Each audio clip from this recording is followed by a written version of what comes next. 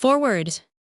In presenting this engaging rogue to my readers, I feel that I owe them, if not an apology, at least an explanation for this attempt at enlisting sympathy in favor of a man who has little to recommend him, save his own unconscious humor.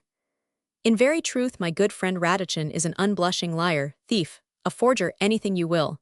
His vanity is past belief. His scruples are non-existent. How he escaped a convict settlement, it is difficult to imagine, and hard to realize that he died, presumably some years after the event recorded in the last chapter of his autobiography, a respected member of the community, honored by that same society which should have raised a punitive hand against him. Yet this I believe to be the case. At any rate, in spite of close research in the police records of the period, I can find no mention of Hector Radichin. Hurle le pupil qui n'a pas de histoire applies therefore to him, and we must take it that fate and his own sorely troubled country dealt lightly with him. Which brings me back to my attempt at an explanation. If fate dealt kindly, why not we? Since time immemorial there have been worse scoundrels unhung than Hector Radichin, and he has the saving grace, which few possess, of unruffled geniality. Buffeted by fate, sometimes starving, always thirsty, he never complains, and there is all through his autobiography what we might call an well attitude about his outlook on life. Because of this, and because his very fatuity makes us smile, I feel that he deserves forgiveness and even a certain amount of recognition. The fragmentary notes, which I have only very slightly modified, came into my hands by a happy chance one dull post-war November morning in Paris, when rain, sleet and the north wind drove me for shelter under the arcades of the Odeon, and a kindly vendor of miscellaneous printed matter and moldy MSS allowed me to rummage amongst a load of old papers, which he was about to consign to the rubbish heap. I imagine that the notes were set down by the actual person to whom the genial Hector Radichin recounted the most conspicuous events of his checkered career, and as I turned over the torn and musty pages, which hung together by scraps of moldy thread, I could not help feeling the humor, and the pathos, of that drabby side of old Paris, which was being revealed to me through the medium of this rogue's adventures. And even as, holding the fragments in my hand, I walked home that morning through the rain, something of that same quaint personality seemed once more to haunt the dank and dreary streets of the once dazzling Ville Lumière. I seemed to see the shabby bottle green coat, the nankeen pantaloons, the down-at-heel shoes of this confidant of kings. I could hear his unctuous, self-satisfied laugh, and sensed his furtive footstep whene'er a gendarme came into view. I saw his ruddy, shiny face beaming at me through the sleet and the rain as, like a veritable squire of dames, he minced his steps upon the boulevard, or, like a reckless smuggler, affronted the grave dangers of mountain fastnesses upon the Juras, and I was quite glad to think that a life so full of unconscious humor had not been cut short upon the gallows. And I thought kindly of him, for he had made me smile. There is nothing fine about him, nothing romantic, nothing in his actions to cause a single thrill to the nerves of the most unsophisticated reader. Therefore, I apologize in that I have not held him up to a just obloquy because of his crimes, and I ask indulgence for his turpitudes because of the laughter which they provoke. Emmuska, Orczy, Paris, 1921. Castles in the Chapter 1. A Roland for his Oliver. My name is Radichin, Hector Radichin, at your service, and I make so bold as to say that not even my worst enemy would think of minimizing the value of my services to the state. For 20 years now have I placed my powers at the disposal of my country. I have served the Republic and was confidential agent to Citizen Robespierre. I have served the Empire and was secret factotum to our great Napoleon. I have served King Louis, with a brief interval of 100 days, for the past 2 years, and I can only repeat that no one in the whole of France has been so useful or so zealous in tracking criminals, nosing out conspiracies, or denouncing traitors as I have been. And yet you see me a poor man to this day. There has been a persistently malignant fate which has worked against me all these years, and would, but for a happy circumstance of which I hope anon to tell you, have left me just as I was, in the matter of fortune, when I first came to Paris, and set up in business as a volunteer police agent at No. 96 Rue Donnou. My apartment in those days consisted of an antechamber, an outer office where, if need be, a dozen clients might sit, waiting their turn to place their troubles, difficulties, anxieties before the acutest brain in France, and an inner room wherein that same acute brain, mine, my dear sir, was wont to ponder and scheme. That apartment was not luxuriously furnished, furniture being very dear in those days, but there were a couple of chairs and a table in the outer office, and a cupboard wherein I kept the frugal repast which served me during the course of a long and laborious day. In the inner office there were more chairs and another table, littered with papers, letters and packets all tied up with pink tape, which cost 3 sous the meter, and bundles of letters from hundreds of clients, from the highest and the lowest in the land. You understand, people who wrote to me and confided in me today as kings and emperors had done in the past. In the antechamber there was a chair bedstead for Theodore to sleep on when I required him to remain in town, and a chair on which he could sit. And of course there was Theodore. Ah, my dear sir, of him I can hardly speak without feeling choked with the magnitude of my emotion. A noble indignation makes me dumb. Theodore, sir, has ever been the cruel thorn that times out of number hath wounded my oversensitive heart. Think of it, I had picked him out of the gutter. No, no, I do not mean this figuratively. I mean that, actually and in the flesh, I took him up by the collar of his tattered coat and dragged him out of the gutter in the Rue Blanche, where he was grubbing for trifles out of the slime and mud. He was frozen, sir, and starved. Yes, starved. In the intervals of picking filth up out of the mud he held out a hand blue with cold to the passers-by, and occasionally picked up a sou. When I found him in that pitiable condition, he had exactly 20 centimes between him and absolute starvation. And I, Sir Hector Radichin, the confidant of 2 kings, 3 autocrats and an emperor, took that man to my bosom, fed him, clothed him, housed him, gave him the post of secretary in my intricate, delicate, immensely important business. And I did this, sir, at a salary which, in comparison with his 20 centimes, must have seemed a princely one to him. His duties were light. He was under no obligation to serve me or to be at his post before 7 o'clock in the morning, and all that he had to do then was to sweep out the 3 rooms, fetch water from the well in the courtyard below, light the fire in the iron stove which stood in my inner office, shell the haricots for his own mess of pottage, and put them to boil. During the day his duties were lighter still. He had to run errands for me, open the door to prospective clients, show them into the outer office, explain to them that his master was engaged on affairs relating to the Kingdom of France, and generally prove himself efficient, useful and loyal, all of which qualities he assured me, my dear sir, he possessed to the fullest degree. And I believed him, sir. I nurtured the scorpion in my oversensitive bosom. I promised him 10% on all the profits of my business, and all the remnants from my own humble repasts. Bread, the skins of luscious sausages, the bones from savory cutlets, the gravy from the tasty carrots and onions. You would have thought that his gratitude would become boundless, that he would almost worship the benefactor who had poured at his feet the full cornucopia of comfort and luxury. Not so. That man, sir, was a snake in the grass, a serpent, a crocodile. Even now that I have entirely severed my connection with that ingrate, I seem to feel the wounds like dagger thrusts, which he dealt me with so callous a hand. But I have done with him, done, I tell you. How could I do otherwise than to send him back to the gutter from whence I should never have dragged him? My goodness, he repaid with an ingratitude so black that you, sir, when you hear the full story of his treachery, will exclaim aghast. Ah, you shall judge. His perfidy commenced less than a week after I had given him my 3rd best pantaloons, and 3 sous to get his hair cut, thus making a man of him.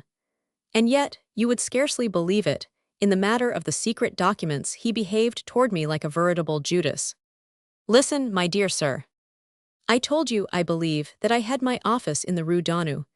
You understand that I had to receive my clients, many of whom were of exalted rank, in a fashionable quarter of Paris. But I actually lodged in Passy, being fond of country pursuits and addicted to fresh air, in a humble hostelry under the sign of the Grey Cat. And here, too, Theodore had a bed. He would walk to the office a couple of hours before I myself started on the way, and I was wont to arrive as soon after 10 o'clock of a morning as I could do conveniently. On this memorable occasion of which I am about to tell you, it was during the autumn of 1815. I had come to the office unusually early, and had just hung my hat and coat in the outer room, and taken my seat at my desk in the inner office, there to collect my thoughts in preparation for the grave events which the day might bring forth, when suddenly an ill-dressed, dour-looking individual entered the room without so much as saying, "By your leave," and, after having pushed Theodore, who stood by like a lout, most unceremoniously to one side. Before I had time to recover from my surprise at this unseemly intrusion, the uncouth individual thrust Theodore roughly out of the room, slammed the door in his face, and having satisfied himself that he was alone with me, and that the door was too solid to allow of successful eavesdropping, he dragged the best chair forward, the one, sir, which I reserve for lady visitors.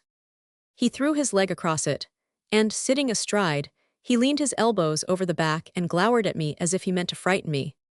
"My name is Charles Soares," he said abruptly, "and I want your assistance in a matter which requires discretion, ingenuity, and alertness. Can I have it?" I was about to make a dignified reply when he literally threw the next words at me. "Name your price, and I will pay it," he said. What could I do, save to raise my shoulders in token that the matter of money was one of supreme indifference to me, and my eyebrows in a manner of doubt that Charles Soares had the means wherewith to repay my valuable services? By way of a rejoinder, he took out from the inner pocket of his coat a greasy letter case, and with his exceedingly grimy fingers extracted therefrom some 20 banknotes, which a hasty glance on my part revealed as representing a couple of 100 francs. "I will give you this as a retaining fee," he said, "if you will undertake the work I want you to do, and I will double the amount when you have carried the work out successfully." 400 francs. It was not lavish, it was perhaps not altogether the price I would have named, but it was very good these hard times. You understand, we were all very poor in France in that year 1815 of which I speak. I am always quite straightforward when I am dealing with a client who means business. I pushed aside the litter of papers in front of me, leaned my elbows upon my desk, rested my chin in my hands, and said briefly, "Charles Soares, I listen." He drew his chair a little closer, and dropped his voice almost to a whisper. "You know the Chancellery of the Ministry of Foreign Affairs?" he asked. "Perfectly," I replied. "You know de Marson's private office? He is chief secretary to de Talleyrand." "No," I said, "but I can find out." "It is on the first floor, immediately facing the service staircase, and at the end of the long passage which leads to the main staircase." "Easy to find then," I remarked. "Quite. At this hour and until 12 o'clock, de Marson will be occupied in copying a document which I desire to possess. At 11 o'clock precisely, there will be a noisy disturbance in the corridor which leads to the main staircase. De Marson, in all probability, will come out of his room to see what the disturbance is about. Will you undertake to be ready at that precise moment to make a dash from the service staircase into the room to seize the document, which no doubt will be lying on the top of the desk, and bring it to an address which I am about to give you?" "It is risky," I mused. "Very," he retorted dryly, "or I'd do it myself and not pay you 400 francs for your trouble." "Trouble," I exclaimed with withering sarcasm. "Trouble you call it. If I am caught, it means penal servitude, New Caledonia perhaps." "Exactly," he said with the same irritating calmness. "And if you succeed, it means 400 francs. Take it or leave it as you please, but be quick about it. I have no time to waste. It is past 9 o'clock already, and if you won't do the work, someone else will."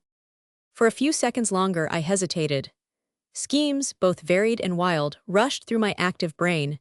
Refuse to take this risk and denounce the plot to the police. Refuse it and run to warn de Marson. Refuse it, and I had little time for reflection. My uncouth client was standing, as it were, with a pistol to my throat, with a pistol and 400 francs. The police might perhaps give me half a louis for my pains, or they might possibly remember an unpleasant little incident in connection with the forgery of some treasury bonds which they have never succeeded in bringing home to me. One never knows. De Marson might throw me a franc, and think himself generous at that. All things considered then, when Charles Soares suddenly said, "Well," with marked impatience, I replied, "Agreed," and within 5 minutes I had 200 francs in my pocket, with the prospect of 200 more during the next 24 hours. I was to have a free hand in conducting my own share of the business, and Charles Soares was to call for the document at my lodgings at Passy on the following morning at 9 o'clock. I flatter myself that I conducted the business with remarkable skill. At precisely 10 minutes to 11, I rang at the Chancellery of the Ministry for Foreign Affairs. I was dressed as a respectable commissionaire, and I carried a letter and a small parcel addressed to de Marson. "First floor," said the concierge curtly, as soon as he had glanced at the superscription on the letter. "Door faces top of the service stairs." I mounted and took my stand some 10 steps below the landing, keeping the door of de Marson's room well in sight. Just as the bells of Notre Dame boomed the hour, I heard what sounded like a furious altercation, somewhere in the corridor just above me. There was much shouting, then one or two cries of murder, followed by others of what is it? And what in the name of is all this infernal row about? Doors were opened and banged, there was a general running and rushing along that corridor, and the next minute the door in front of me was opened also, and a young man came out, pen in hand, and shouting just like everybody else. What the is all this infernal row about? Murder, help, came from the distant end of the corridor, and M. de Marsan, undoubtedly it was he, did what any other young man under the like circumstances would have done. He ran to see what was happening and to lend a hand in it, if need be. I saw his slim figure disappearing down the corridor at the very moment that I slipped into his room. One glance upon the desk sufficed. There lay the large official-looking document, with the royal signature affixed thereto, and close beside it the copy which M. de Marsan had only half finished. The ink on it was still wet. Hesitation, sir, would have been fatal. I did not hesitate, not one instant. 3 seconds had scarcely elapsed before I picked up the document, together with M. de Marsan's half-finished copy of the same, and a few loose sheets of chancellery paper which I thought might be useful. Then I slipped the lot inside my blouse. The bogus letter and parcel I left behind me, and within 2 minutes of my entry into the room, I was descending the service staircase quite unconcernedly, and had gone past the concierge's lodge without being challenged. How thankful I was to breathe once more the pure air of heaven. I had spent an exceedingly agitated 5 minutes, and even now my anxiety was not altogether at rest. I dared not walk too fast lest I attracted attention, and yet I wanted to put the river, the Pont Neuf, and a half-dozen streets between me and the chancellery of the Ministry of Foreign Affairs. No one who has not gone through such an exciting adventure as I have just recorded can conceive what were my feelings of relief and of satisfaction when I at last found myself quietly mounting the stairs, which led to my office on the top floor of number 96 Rue Danu. Now, I had not said anything to Theodore about this affair. It was certainly arranged between us when he entered my service as confidential clerk and doorkeeper that in lieu of wages, which I could not afford to pay him, he would share my meals with me and have a bed at my expense in the same house at Passy where I lodged. Moreover, I would always give him a fair percentage on the profits which I derived from my business.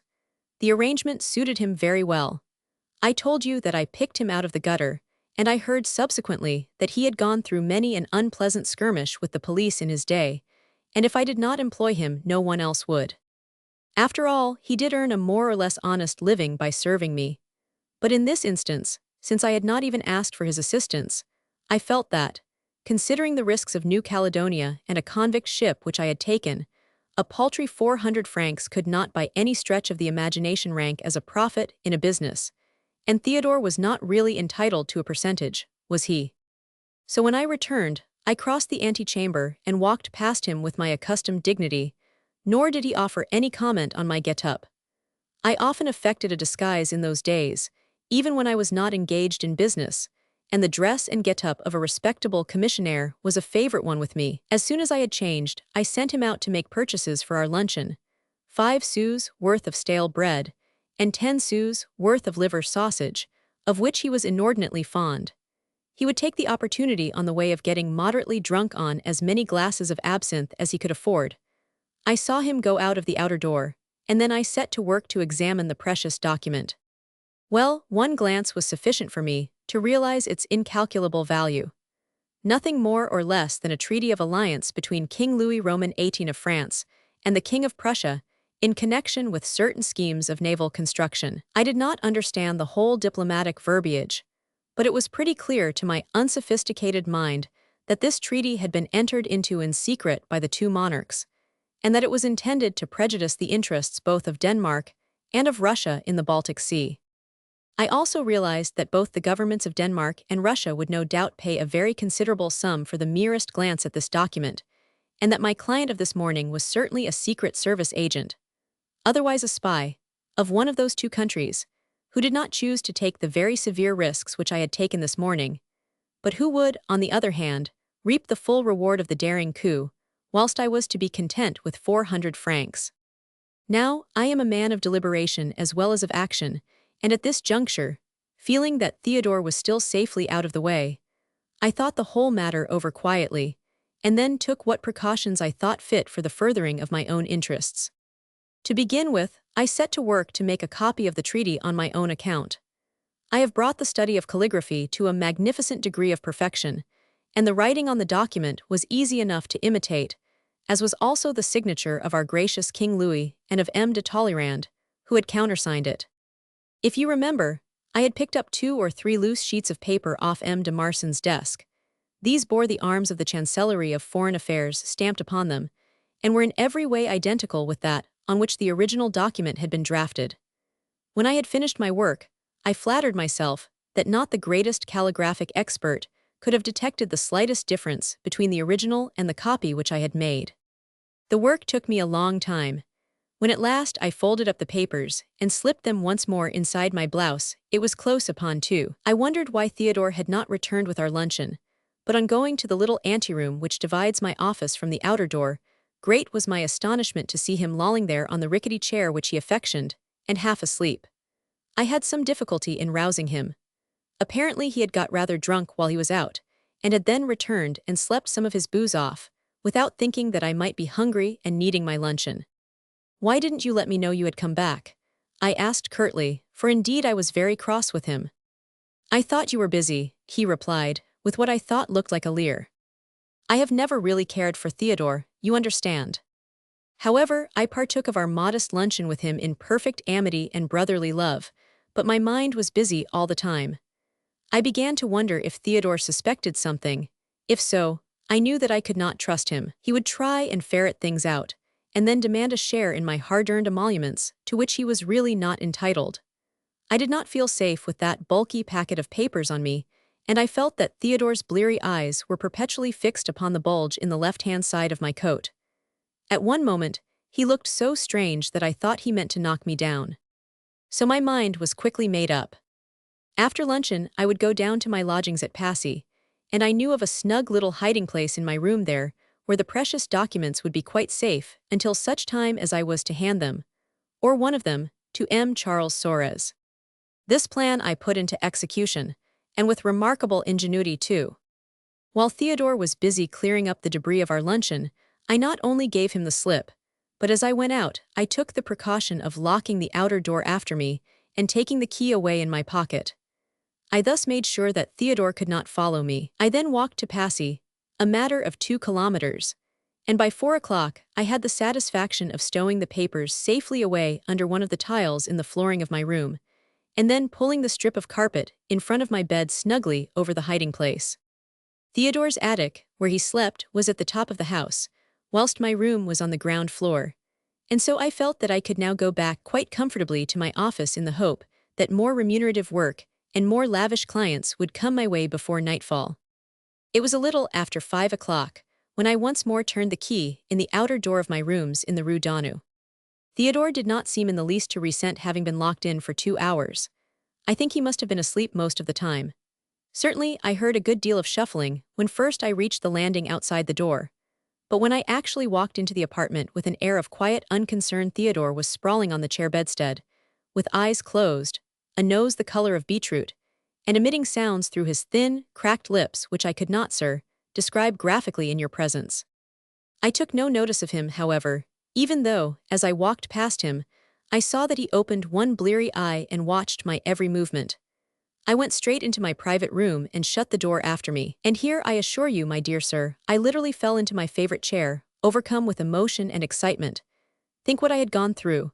The events of the last few hours would have turned any brain less keen, less daring than that of Hector Radichin.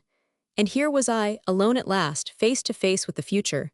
What a future, my dear sir! Fate was smiling on me at last. At last I was destined to reap a rich reward for all the skill, the energy, the devotion, which up to this hour I had placed at the service of my country and my king, or my emperor, as the case might be, without thought of my own advantage.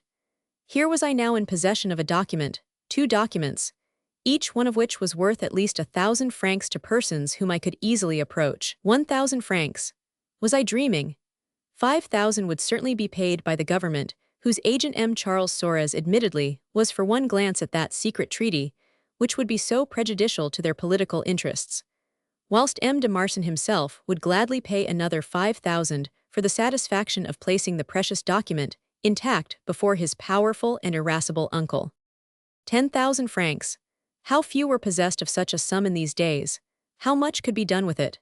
I would not give up business altogether, of course, but with my new capital I would extend it, and there was a certain little house, close to Chantilly, a house with a few acres of kitchen garden and some fruit trees, the possession of which would render me happier than any king. I would marry. Oh yes, I would certainly marry, found a family.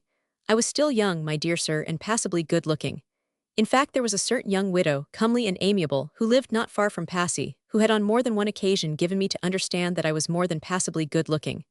I had always been susceptible where the fair sex was concerned, and now, oh now, I could pick and choose. The comely widow had a small fortune of her own, and there were others. Thus I dreamed on for the better part of an hour, until, soon after 6 o'clock, there was a knock at the outer door, and I heard Theodore's shuffling footsteps crossing the small anteroom. There was some muttered conversation, and presently my door was opened, and Theodore's ugly face was thrust into the room. "A lady to see you," he said curtly. Then he dropped his voice, smacked his lips, and winked with one eye. "Very pretty," he whispered, "but has a young man with her whom she calls Arthur. Shall I send them in?" I then and there made up my mind that I would get rid of Theodore now that I could afford to get a proper servant. My business would in future be greatly extended, it would become very important, and I was beginning to detest Theodore. But I said, "Show the lady in," with becoming dignity, and a few moments later a beautiful woman entered my room. I was vaguely conscious that a creature of my own sex walked in behind her, but of him I took no notice. I rose to greet the lady and invited her to sit down, but I had the annoyance of seeing the personage, whom deliberately she called Arthur, coming familiarly forward and leaning over the back of her chair. I hated him. He was short and stout and florid, with an impertinent-looking mustache and hair that was very smooth and oily save for two tight curls, which looked like the horns of a young goat, on each side of the center parting. I hated him cordially, and had to control my feelings not to show him the contempt which I felt for his fatuousness and his air of self-complacency. Fortunately, the beautiful being was the first to address me, and thus I was able to ignore the very presence of the detestable man. "You are M. Radichin, I believe," she said in a voice that was dulcet and adorably tremulous, like the voice of some sweet, shy young thing in the presence of genius and power. "Hector Radichin," I replied calmly. "Entirely at your service, mademoiselle." Then I added with gentle, encouraging kindliness, "Mademoiselle." "My name is Geoffrey," she replied, "Madeline Geoffrey." She raised her eyes, such eyes, my dear sir, of a tender, luscious gray, fringed with lashes and dewy with tears. I met her glance. Something in my own eyes must have spoken with mute eloquence of my distress, for she went on quickly and with a sweet smile. "And this," she said, pointing to her companion, "is my brother, Arthur Geoffrey." An exclamation of joyful surprise broke from my lips, and I beamed and smiled on M. Arthur, begged him to be seated, which he refused, and finally I myself sat down behind my desk. I now looked with unmixed benevolence on both my clients, and then perceived that the lady's exquisite face bore unmistakable signs of recent sorrow. "And now, mademoiselle," I said, as soon as I had taken up a position indicative of attention and of encouragement, "will you deign to tell me how I can have the honor to serve you?" "Monsieur," she began in a voice that trembled with emotion, "I have come to you in the midst of the greatest distress that any human being has ever been called upon to bear. It was by the merest accident that I heard of you. I have been to the police. They cannot, will not, act without I furnish them with certain information which it is not in my power to give them. Then when I was half distraught with despair, a kindly agent there spoke to me of you. He said that you were attached to the police as a voluntary agent, and that they sometimes put work in your way which did not happen to be within their own scope. He also said that sometimes you were successful." "Nearly always, mademoiselle," I broke in firmly and with much dignity. "Once more I beg of you to tell me in what way I may have the honor to serve you." "It is not for herself, monsieur," here interposed M. Arthur, whilst a blush suffused Emile. "Geoffrey's lovely face, that my sister desires to consult you, but for her fiancé M. de Marsan, who is very ill indeed, hovering in fact between life and death. He could not come in person. The matter is one that demands the most profound secrecy." "You may rely on my discretion, monsieur," I murmured, without showing, I flatter myself, the slightest trace of that astonishment which, at mention of M. de Marsan's name, had nearly rendered me speechless. "M. de Marsan came to see me in utmost distress, monsieur," resumed the lovely creature. He had no one in whom he could, or rather dared, confide. He is in the Chancellery for Foreign Affairs. His uncle M. de Talleyrand thinks a great deal of him, and often entrusts him with very delicate work. This morning, he gave M. de Marsan a valuable paper to copy, a paper, monsieur, the importance of which it were impossible to overestimate. The very safety of this country, the honor of our king, are involved in it. I cannot tell you its exact contents, and it is because I would not tell more about it to the police that they would not help me in any way, and referred me to you. How could they, said the chief commissary to me, run after a document the contents of which they did not even know? But you will be satisfied with what I have told you, will you not, my dear M. Radichin? She continued, with a pathetic quiver in her voice and a look of appeal in her eyes which St. Anthony himself could not have resisted, and help me to regain possession of that paper, the final loss of which would cost M. de Marsan his life. To say that my feeling of elation of a while ago had turned to one of supreme beatitude would be to put it very mildly indeed. To think that here was this lovely being in tears before me, and that it lay in my power to dry those tears with a word, and to bring a smile round those perfect lips, literally made my mouth water in anticipation, for I am sure that you will have guessed, just as I did in a moment, that the valuable document of which this adorable being was speaking was snugly hidden away under the flooring of my room in Passy. I hated that unknown de Marsan. I hated this Arthur who leaned so familiarly over her chair, but I had the power to render her a service, beside which their lesser claims on her regard would pale. However, I am not the man to act on impulse, even at a moment like this. I wanted to think the whole matter over first, and, well, I had made up my mind to demand 5,000 francs when I handed the document over to my first client tomorrow morning. At any rate, for the moment I acted, if I may say so, with great circumspection and dignity. I must presume, mademoiselle, I said in my most businesslike manner, that the document you speak of has been stolen. Stolen, monsieur, she assented whilst the tears once more gathered in her eyes. And M. de Marsan now lies at death's door with a terrible attack of brain fever, brought on by shock when he discovered the loss. How and when was it stolen? I asked. Sometime during the morning, she replied. M. de Talleyrand gave the document to M. de Marsan at 9 o'clock, telling him that he wanted the copy by midday. M. de Marsan set to work at once, labored uninterruptedly until about 11 o'clock, when a loud altercation, followed by cries of murder and of help, and proceeding from the corridor outside his door, caused him to run out of the room in order to see what was happening. The altercation turned out to be between two men who had pushed their way into the building by the main staircase, and who became very abusive to the gendarme who ordered them out. The men were not hurt. Nevertheless, they screamed as if they were being murdered. They took to their heels quickly enough, and I don't know what has become of them, but, I concluded blandly, whilst M. de Marsan was out of the room, the precious document was stolen. It was, monsieur, exclaimed Emile, Geoffrey piteously, you will find it for us, will you not? Then she added more calmly, my brother and I are offering 10,000 francs reward for the recovery of the document. I did not fall off my chair, but I closed my eyes. The vision which the lovely lady's words had conjured up dazzled me. Mademoiselle, I said with solemn dignity, I pledge you my word of honor that I will find the document for you and lay it at your feet or die in your service. Give me 20 hours, during which I will move heaven and earth to discover the thief. I will go at once to the Chancellery and collect what evidence I can. I have worked under M. de Robespierre, mademoiselle, under the great Napoleon, and under the illustrious Fouch. I have never been known to fail, once I have set my mind upon a task. In that case you will earn your 10,000 francs, my friend, said the odious Arthur dryly, and my sister and M. de Marsan will still be your debtors. Are there any questions you would like to ask before we go? None, I said loftily, choosing to ignore his sneering manner. If mademoiselle deigns to present herself here tomorrow at 2 o'clock, I will have news to communicate to her. You will admit that I carried off the situation in a becoming manner. Both mademoiselle and Arthur Geoffrey gave me a few more details in connection with the affair. To these details, I listened with well-simulated interest. Of course, they did not know that there were no details in connection with this affair that I did not know already. My heart was actually dancing within my bosom. The future was so entrancing that the present appeared like a dream. The lovely being before me seemed like an angel, an emissary from above come to tell me of the happiness which was in store for me. The house near Chantilly, the little widow, the kitchen garden, the magic words went on hammering in my brain. I longed now to be rid of my visitors, to be alone once more, so as to think out the epilogue of this glorious adventure. 10,000 francs was the reward offered me by this adorable creature. Well then, why should not Charles Soares, on his side, pay me another 10,000 for the same document, which was absolutely undistinguishable from the first?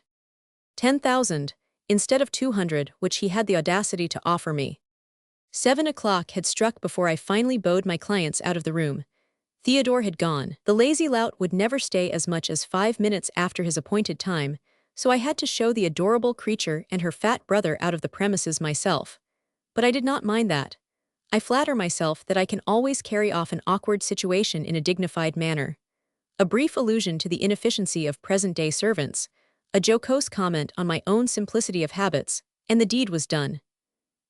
Arthur Geoffroy and Mademoiselle Madeleine, his sister, were halfway down the stairs. A quarter of an hour later I was once more out in the streets of Paris. It was a beautiful, balmy night. I had 200 francs in my pocket, and there was a magnificent prospect of 20,000 francs before me. I could afford some slight extravagance. I had dinner at one of the fashionable restaurants on the quay, and I remained some time out on the terrace sipping my coffee and liqueur, dreaming dreams such as I had never dreamed before. At 10 o'clock I was once more on my way to Passy. When I turned the corner of the street and came in sight of the squalid house where I lodged, I felt like a being from another world. 20,000 francs, a fortune, was waiting for me inside those dingy walls. Yes, 20,000, for by now I had fully made up my mind. I had 2 documents concealed beneath the floor of my bedroom, one so like the other that none could tell them apart. One of these I would restore to the lovely being who had offered me 10,000 francs for it, and the other I would sell to my first, an uncouth client for another 10,000 francs. 400, bah, 10,000 shall you pay for the treaty, my friend of the Danish or Russian Secret Service. 10,000. It is worth that to you. In that happy frame of mind, I reached the front door of my dingy abode. Imagine my surprise on being confronted with 2 agents of police, each with fixed bayonet, who refused to let me pass. "But I lodge here," I said. "Your name?" queried one of the men. "Hector Ratichin," I replied, whereupon they gave me leave to enter. It was very mysterious. My heart beat furiously. Fear for the safety of my precious papers held me in a death-like grip. I ran straight to my room, locked the door after me, and pulled the curtains together in front of the window. Then, with hands that trembled as if with ague, I pulled aside the strip of carpet which concealed the hiding place of what meant a fortune to me. I nearly fainted with joy. The papers were there, quite safely. I took them out and replaced them inside my coat. Then I ran up to see if Theodore was in. I found him in bed. He told me that he had left the office whilst my visitors were still with me, as he felt terribly sick. He had been greatly upset when, about an hour ago, the maid-of-all-work had informed him that the police were in the house, that they would allow no one, except the persons lodging in the house, to enter it, and no one, once in, would be allowed to leave. How long these orders would hold good Theodore did not know. I left him moaning and groaning, and declaring that he felt very ill, and I went in quest of information. The corporal in command of the gendarmes was exceedingly curt with me at first, but after a time, he unbent and condescended to tell me that my landlord had been denounced for permitting a Bonapartiste club to hold its sittings in his house. So far so good. Such denunciations were very frequent these days, and often ended unpleasantly for those concerned, but the affair had obviously nothing to do with me. I felt that I could breathe again, but there was still the matter of the consigne. If no one, save the persons who lodged in the house, would be allowed to enter it, how would Charles Soares contrive to call for the stolen document, and incidentally, to hand me over the 10,000 francs I was hoping for? And if no one, once inside the house, would be allowed to leave it, how could I meet Geoffroy tomorrow at 2 o'clock in my office and receive 10,000 francs from her in exchange for the precious paper? Moreover, the longer the police stayed in this house, and poked their noses about in affairs that concerned hard-working citizens like myself, why, the greater the risk would be of the matter of the stolen document coming to light. It was positively maddening. I never undressed that night, but just lay down on my bed, thinking. The house was very still at times, but at others I could hear the tramp of the police agents up and down the stairs and also outside my window. The latter gave on a small, dilapidated back garden which had a wooden fence at the end of it. Beyond it were some market gardens belonging to a M. Lorraine. It did not take me very long to realize that that way lay my fortune of 20,000 francs, but for the moment I remained very still. My plan was already made. At about midnight, I went to the window and opened it cautiously.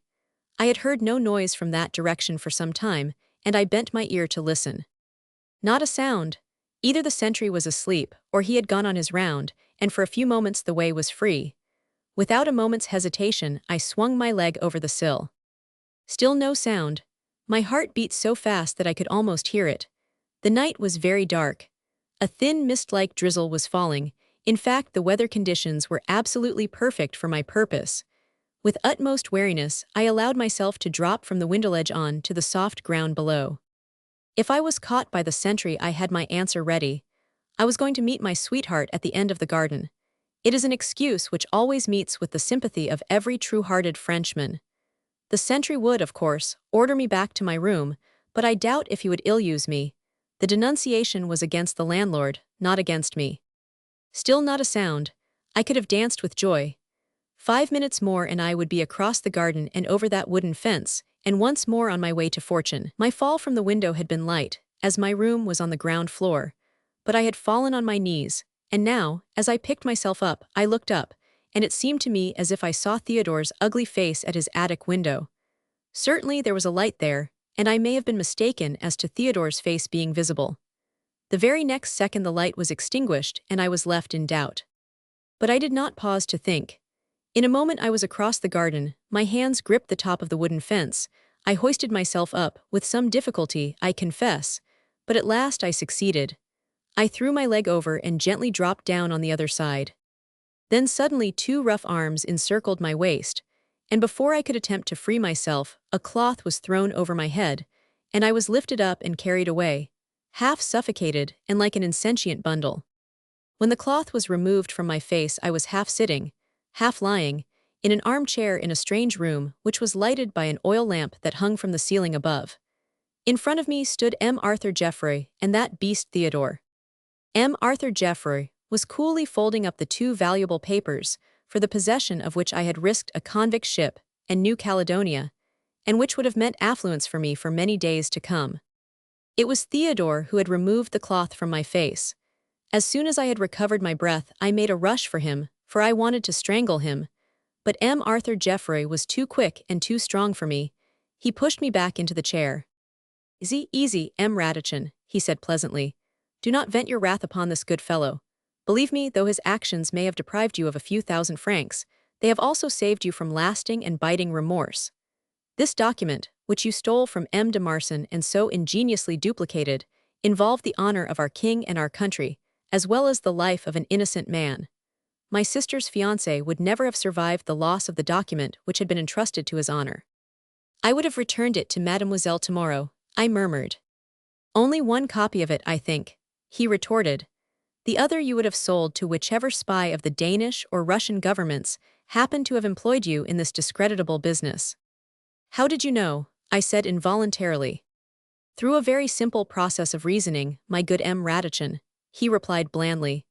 "You are a very clever man, no doubt, but the cleverest of us is at times apt to make a mistake. You made 2, and I profited by them. Firstly, after my sister and I left you this afternoon, you never made the slightest pretense of making inquiries or collecting information about the mysterious theft of the document. I kept an eye on you throughout the evening. You left your office and strolled for a while on the quays. You had an excellent dinner at the Restaurant des Anglais. Then you settled down to your coffee and liqueur. Well, my good M. Radichin, obviously you would have been more active in the matter if you had not known exactly where and when and how to lay your hands upon the document, for the recovery of which my sister had offered you 10,000 francs. I groaned. I had not been quite so circumspect as I ought to have been, but who would have thought? "I have had something to do with police work in my day," continued M. Geoffroy blandly, "though not of late years. But my knowledge of their methods is not altogether rusty, and my powers of observation are not yet dulled. During my sister's visit to you this afternoon, I noticed the blouse and cap of a commissionaire lying in a bundle in a corner of your room. Now, though M. de Marsan has been in a burning fever since he discovered his loss, he kept just sufficient presence of mind, at the moment, to say nothing about that loss to any of the chancellery officials, but to go straight home to his apartments in the Rue Royale and to send for my sister and for me. When we came to him, he was already partly delirious, but he pointed to a parcel and a letter which he had brought away from his office. The parcel proved to be an empty box, and the letter a blank sheet of paper, but the most casual inquiry of the concierge at the chancellery elicited the fact that a commissionaire had brought these things in the course of the morning. That was your second mistake, my good M. Radichin. Not a very grave one, perhaps, but I have been in the police. And somehow, the moment I caught sight of that blouse and cap in your office, I could not help connecting it with the commissionaire who had brought a bogus parcel and letter to my future brother-in-law a few minutes before that mysterious and unexplained altercation took place in the corridor. Again I groaned. I felt as a child in the hands of that horrid creature who seemed to be dissecting all the thoughts which had run riot through my mind these past 20 hours. It was all very simple, my good M. Radichin, now concluded my tormentor still quite amiably. Another time you will have to be more careful, will you not? You will also have to bestow more confidence upon your partner or servant. Directly I had seen that commissionnaire's blouse and cap, I set to work to make friends with M. Theodore. When my sister and I left your office in the Rue Daunou, we found him waiting for us at the bottom of the stairs. 5 francs loosened his tongue. He suspected that you were up to some game in which you did not mean him to have a share. He also told us that you had spent 2 hours in laborious writing, and that you and he both lodged at a dilapidated little inn, called the Grey Cat, in Passy. I think he was rather disappointed that we did not shower more questions, and therefore more emoluments, upon him. Well, after I had denounced this house to the police as a Bonapartiste club, and saw it put under the usual consigne, I bribed the corporal of the gendarmerie in charge of it to let me have Theodore's company for the little job I had in hand, and also to clear the back garden of sentries so as to give you a chance and the desire to escape. All the rest you know. Money will do many things, my good M. Radichin, and you see how simple it all was. It would have been still more simple if the stolen document had not been such an important one, that the very existence of it must be kept a secret even from the police. So I could not have you shadowed and arrested as a thief in the usual manner. However, I have the document and its ingenious copy, which is all that matters. Would to God, he added with a suppressed curse, that I could get hold equally easily of the Secret Service agent to whom you, a Frenchman, were going to sell the honor of your country. Then it was that, though broken in spirit and burning with thoughts of the punishment I would mete out to Theodore, my full faculties returned to me, and I queried abruptly, "What would you give to get him?" 500 francs, he replied without hesitation. "Can you find him?" "Make it 1,000, I retorted, "and you shall have him." "How?" "Will you give me 500 francs now?" I insisted, "and another 500 when you have the man, and I will tell you." "Agreed," he said impatiently. But I was not to be played with by him again. I waited in silence until he had taken a pocketbook from the inside of his coat and counted out 500 francs, which he kept in his hand. "Now," he commanded. "The man," I then announced calmly, "will call on me for the document at my lodgings at the hostelry of the Grey Cat, tomorrow morning at 9 o'clock. "Good," rejoined M. Geoffroy, "we shall be there." He made no demur about giving me the 500 francs, but half my pleasure in receiving them vanished when I saw Theodore's bleary eyes fixed ravenously upon them. "Another 500 francs," M. Geoffroy went on quietly, "will be yours as soon as the spy is in our hands." I did get that further 500 of course, for M. Charles Soares was punctual to the minute, and M. Geoffroy was there with the police to apprehend him. But to think that I might have had 20,000. And I had to give Theodore 50 francs on the transaction, as he threatened me with the police when I talked of giving him the sack. But we were quite good friends again after that until, but you shall judge. Chapter 2, A Fool's Paradise. Ah, my dear sir, I cannot tell you how poor we all were in France in that year of grace 1816. So poor indeed, that a dish of roast pork was looked upon as a feast, and a new gown for the wife an unheard-of luxury. The war had ruined everyone. 22 years, and hopeless humiliation and defeat at the end of it. The emperor handed over to the English, a Bourbon sitting on the throne of France, crowds of foreign soldiers still lording it all over the country, until the country had paid its debts to her foreign invaders, and thousands of our own men still straggling home through Germany and Belgium.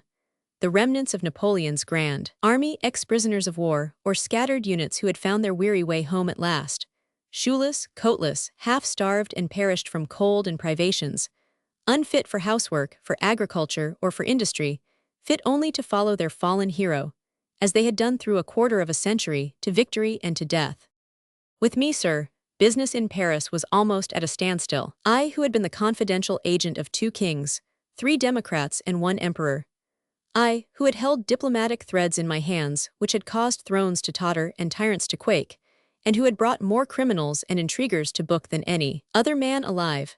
I now sat in my office in the Rue Daunou day after day, with never a client to darken my doors, even whilst crime and political intrigue were more rife in Paris than they had been in the most corrupt days of the Revolution and the Consulate. I told you, I think, that I had forgiven Theodore his abominable treachery in connection with the secret naval treaty, and we were the best of friends. That is, outwardly, of course. Within my inmost heart I felt, sir, that I could never again trust that shameless traitor, that I had in very truth nurtured a serpent in my bosom. But I am proverbially tender-hearted. You will believe me or not, I simply could not turn that vermin out into the street. He deserved it. Oh, even he would have admitted when he was quite sober, which was not often, that I had every right to give him the sack, to send him back to the gutter whence he had come, there to grub once more for scraps of filth, and to stretch a half-frozen hand to the charity of the passers-by. But I did not do it, sir. No, I did not do it. I kept him on at the office as my confidential servant. I gave him all the crumbs that fell from mine own table, and he helped himself to the rest. I made as little difference as I could in my intercourse with him. I continued to treat him almost as an equal. The only difference I did make in our mode of life was that I no longer gave him bed and board at the hostelry where I lodged in Passy, but placed the chair bedstead in the anteroom of the office permanently at his disposal, and allowed him 5 sous a day for his breakfast. But owing to the scarcity of business that now came my way, Theodore had little or nothing to do, and he was in very truth eating his head off, and with that, grumble all the time, threatening to leave me, if you please, to leave my service for more remunerative occupation. As if anyone else would dream of employing such an out-at-elbows mudlark. A jailbird, sir, if you'll believe me. Thus the spring of 1816 came along. Spring, sir, with its beauty and its promises, and the thoughts of love which come eternally in the minds of those who have not yet wholly done with youth. Love, sir. I dreamed of it on those long, weary afternoons in April, after I had consumed my scanty repast, and whilst Theodore in the anteroom was snoring like a hog. At even, when tired out and thirsty, I would sit for a while outside a humble café on the outer boulevards. I watched the amorous couples wander past me on their way to happiness. At night I could not sleep, and bitter were my thoughts, my revilings against a cruel fate that had condemned me, a man with so sensitive a heart and so generous a nature, to the sorrows of perpetual solitude. That, sir, was my mood, when on a never-to-be-forgotten afternoon toward the end of April, I sat mooning disconsolately in my private room, and a timid rat-tat at the outer door of the apartment roused Theodore from his brutish slumbers.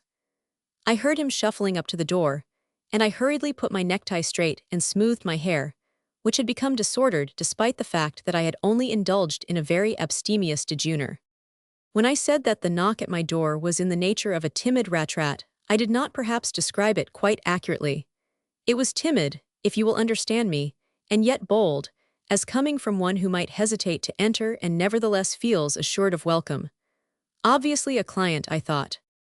Effectively, sir, the next moment my eyes were gladdened by the sight of a lovely woman, beautifully dressed, young, charming, smiling, but to hide her anxiety, trustful, and certainly wealthy. The moment she stepped into the room I knew that she was wealthy.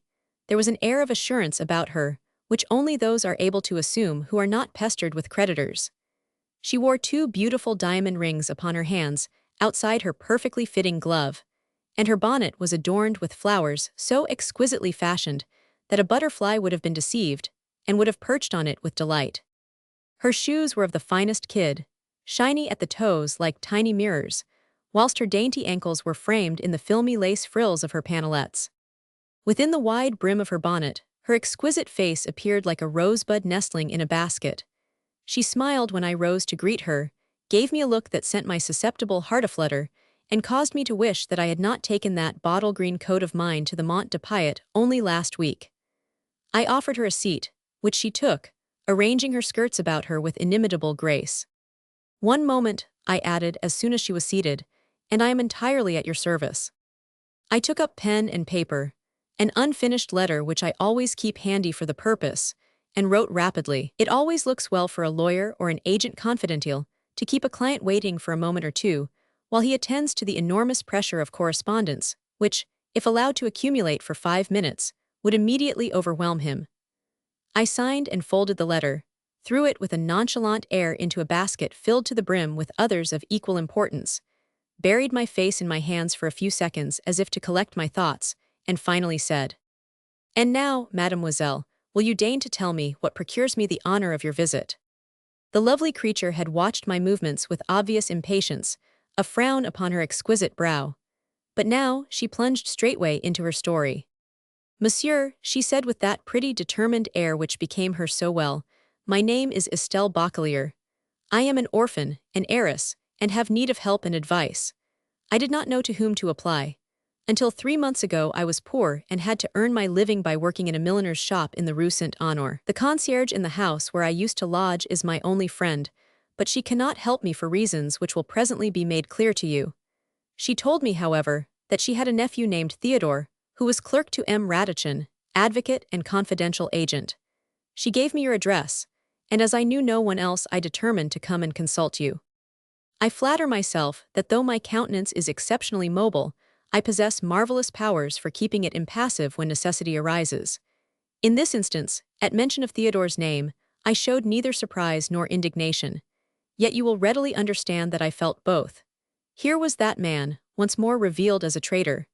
Theodore had an aunt of whom he had never as much as breathed a word. He had an aunt, and that aunt a concierge, ipso facto, if I may so express it, a woman of some substance, who, no doubt, would often have been only too pleased to extend hospitality to the man who had so signally befriended her nephew. A woman, sir, who was undoubtedly possessed of savings which both reason and gratitude would cause her to invest in an old-established and substantial business run by a trustworthy and capable man. Such, for instance, as the bureau of a confidential agent in a good quarter of Paris, which, with the help of a little capital, could be rendered highly lucrative and beneficial to all those concerned. I determined then and there to give Theodore a piece of my mind and to insist upon an introduction to his aunt. After which, I begged the beautiful creature to proceed. "My father, monsieur," she continued, "died 3 months ago in England, whither he had emigrated when I was a mere child, leaving my poor mother to struggle along for a livelihood as best she could. My mother died last year, monsieur, and I have had a hard life, and now it seems that my father made a fortune in England and left it all to me." I was greatly interested in her story. "The first intimation I had of it, monsieur, was 3 months ago, when I had a letter from an English lawyer in London telling me that my father, Jean-Paul Bachelier, that was his name, monsieur, had died out there and made a will leaving all his money, about 100,000 francs, to me." "Yes, yes," I murmured, for my throat felt parched and my eyes dim. "100,000 francs, ye gods." "It seems," she proceeded demurely, "that my father put it in his will that the English lawyers were to pay me the interest on the money until I married or reached the age of 21. Then the whole of the money was to be handed over to me. I had to steady myself against the table or I would have fallen over backwards. This godlike creature, to whom the sum of 100,000 francs was to be paid over when she married, had come to me for help and advice. The thought sent my brain reeling. I am so imaginative. "Proceed, mademoiselle, I pray you," I contrived to say with dignified calm. "Well, monsieur, as I don't know a word of English, I took the letter to Mr. Farewell, who is the English traveler for Madame Cécile, the milliner for whom I worked. He is a kind, affable gentleman and was most helpful to me. He was, as a matter of fact, just going over to England the very next day. He offered to go and see the English lawyers for me, and to bring me back all particulars of my dear father's death and of my unexpected fortune." "And," said I, for she had paused a moment, "did Mr. Farewell go to England on your behalf?" "Yes, monsieur. He went and returned about a fortnight later. He had seen the English lawyers, who confirmed all the good news which was contained in their letter.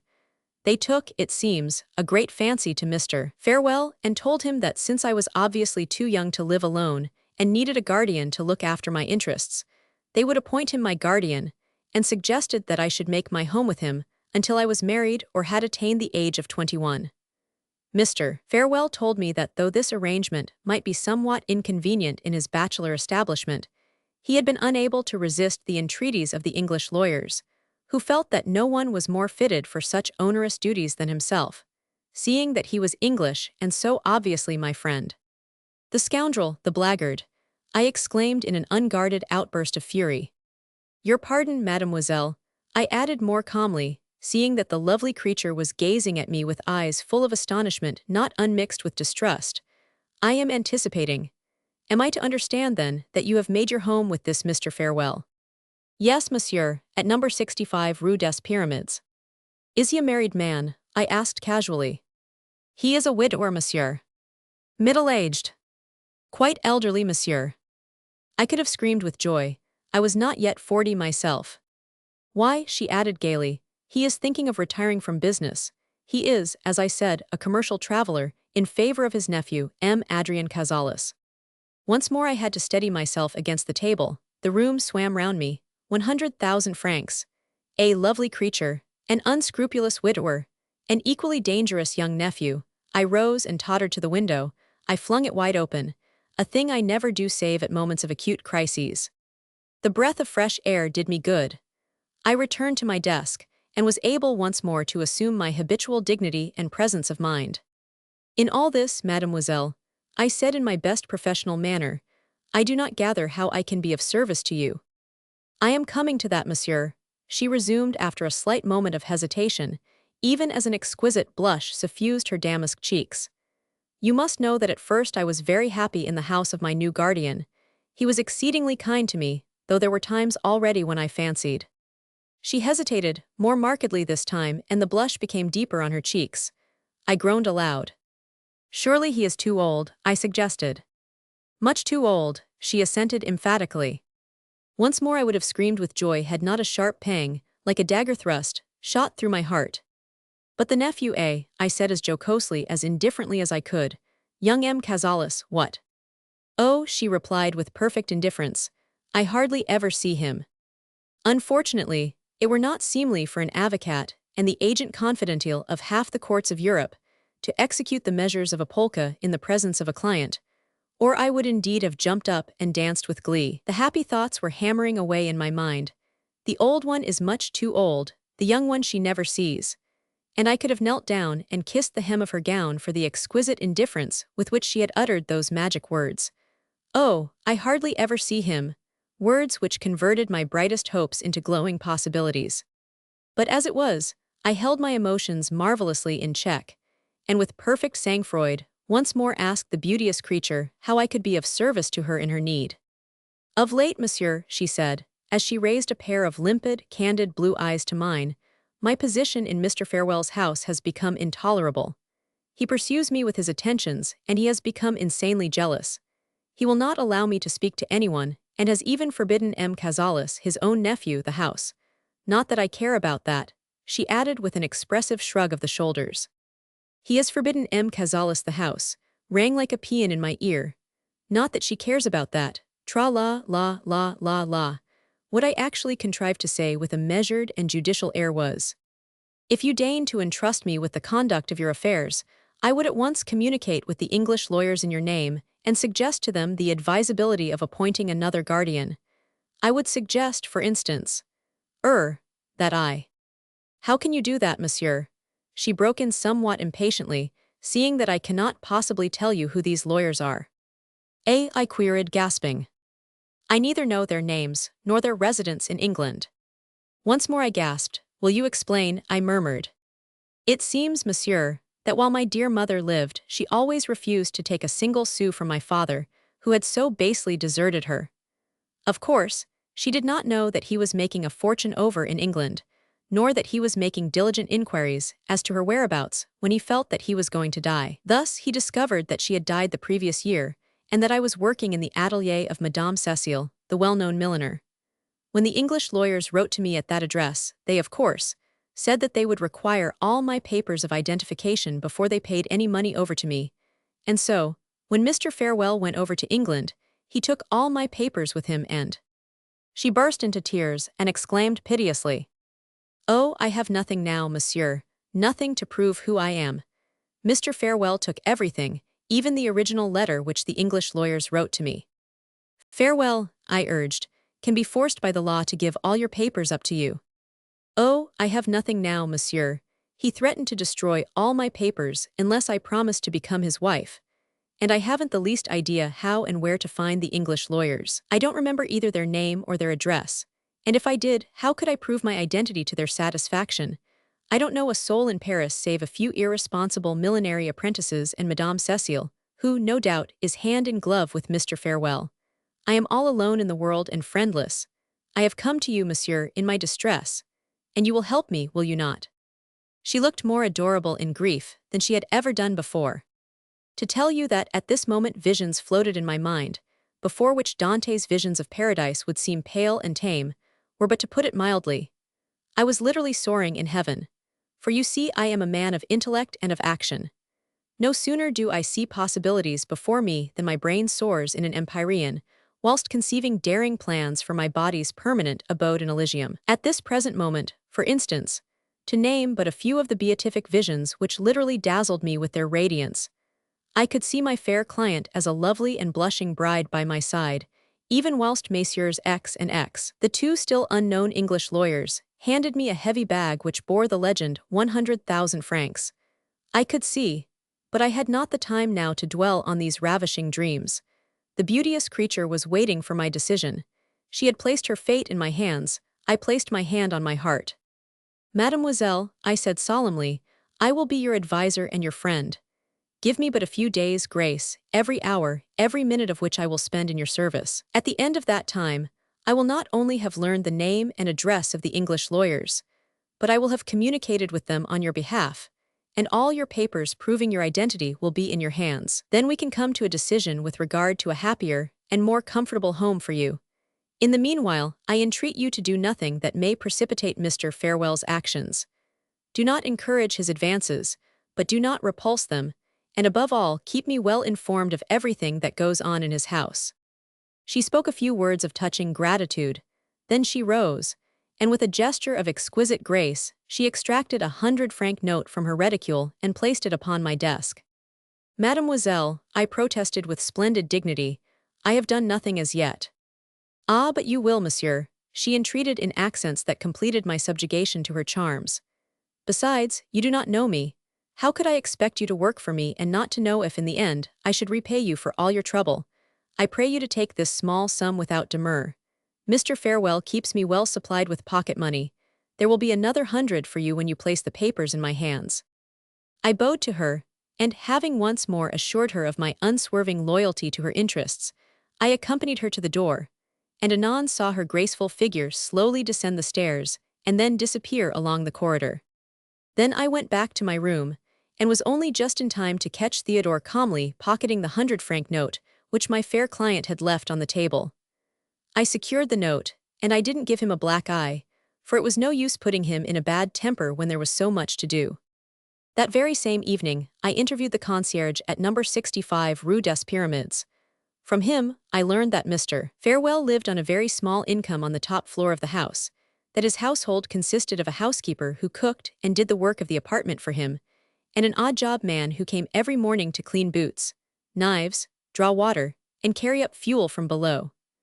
I also learned that there was a good deal of gossip in the house, and at the presence in Mr. Farewell's bachelor establishment of a young and beautiful girl, whom he tried to keep a virtual prisoner under his eye. The next morning, dressed in a shabby blouse, alpaca cap, and trousers frayed out round the ankles, I, Hector Radichin, the confidant of kings, was lounging under the porte-cochere of number 65 Rue des Pyramids. I was watching the movements of a man, similarly attired to myself, as he crossed and recrossed the courtyard to draw water from the well or to fetch wood from one of the sheds, and then disappeared up the main staircase. A casual, tactful inquiry of the concierge assured me that that man was indeed in the employ of Mr. Farewell. I waited as patiently and inconspicuously as I could, and at 10 o'clock, I saw that my man had obviously finished his work for the morning and had finally come down the stairs ready to go home. I followed him. I will not speak of the long halt in the Cabaret du Chien Noir, where he spent an hour and a half in the company of his friends, playing dominoes and drinking eau de vie whilst I had perforce to cool my heels outside. Suffice it to say that I did follow him to his house just behind the fish market, and that half an hour later, tired out but triumphant, having knocked at his door, I was admitted into the squalid room which he occupied. He surveyed me with obvious mistrust, but I soon reassured him. "My friend Mr. Farewell has recommended you to me," I said with my usual affability. I was telling him just a while ago that I needed a man to look after my office in the Rue d'Anu of a morning, and he told me that in you I would find just the man I wanted. "He," grunted the fellow, very sullenly I thought. "I work for Farewell in the mornings, why should he recommend me to you? Am I not giving satisfaction?" "Perfect satisfaction," I rejoined urbanely. "That is just the point. Mr. Farewell desires to do you a good turn, seeing that I offered to pay you 20 sous for your morning's work, instead of the 10 which you are getting from him." I saw his eyes glisten at mention of the 20 sous. "I'd best go and tell him then that I am taking on your work," he said, and his tone was no longer sullen now. "Quite unnecessary," I rejoined. "I arranged everything with Mr. Farewell before I came to you. He has already found someone else to do his work, and I shall want you to be at my office by 7 o'clock tomorrow morning. And," I added, for I am always cautious and judicious, and I now placed a piece of silver in his hand, "here are the first 20 sous on account."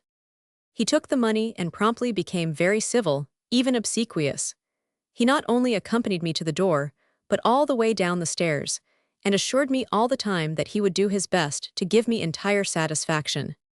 I left my address with him, and sure enough, he turned up at the office the next morning at 7 o'clock precisely. Theodore had had my orders to direct him in his work, and I was left free to enact the second scene of the moving drama in which I was determined to play the hero, and to ring down the curtain to the sound of the wedding bells. I took on the work of odd-job man at 65 Rue des Pyramids. Yes, even I, who had sat in the private room of an emperor discussing the destinies of Europe. But with a beautiful bride and 100,000 francs, as my goal I would have worked in a coal mine, or on the galleys for such a guerdon. The task, I must tell you, was terribly irksome to a man of my sensibilities, endowed with an active mind and a vivid imagination. The dreary monotony of fetching water and fuel from below and polishing the boots of that arch-scoundrel Farewell would have made a less stout spirit quail. I had, of course, seen through the scoundrel's game at once. He had rendered Estelle quite helpless by keeping all her papers of identification and by withholding from her all the letters which, no doubt, the English lawyers wrote to her from time to time. Thus she was entirely in his power. But thank heaven, only momentarily, for I, Hector Radichin, Argoside, was on the watch. Now and then the monotony of my existence and the hardship of my task were relieved by a brief glimpse of Estelle, or a smile of understanding from her lips. Now and then she would contrive to murmur, as she brushed past me while I was polishing the scoundrel's study floor, "Any luck yet?" And this quiet understanding between us gave me courage to go on with my task. After 3 days, I had conclusively made up my mind that Mr. Farewell kept his valuable papers in the drawer of the bureau in the study. After that, I always kept a lump of wax ready for use in my pocket. On the 5th day I was very nearly caught trying to take an impression of the lock of the bureau drawer. On the 7th, I succeeded, and took the impression over to a locksmith I knew of, and gave him an order to have a key made to fit it immediately. On the 9th day I had the key. Then commenced a series of disappointments, and of unprofitable days, which would have daunted one less bold and less determined.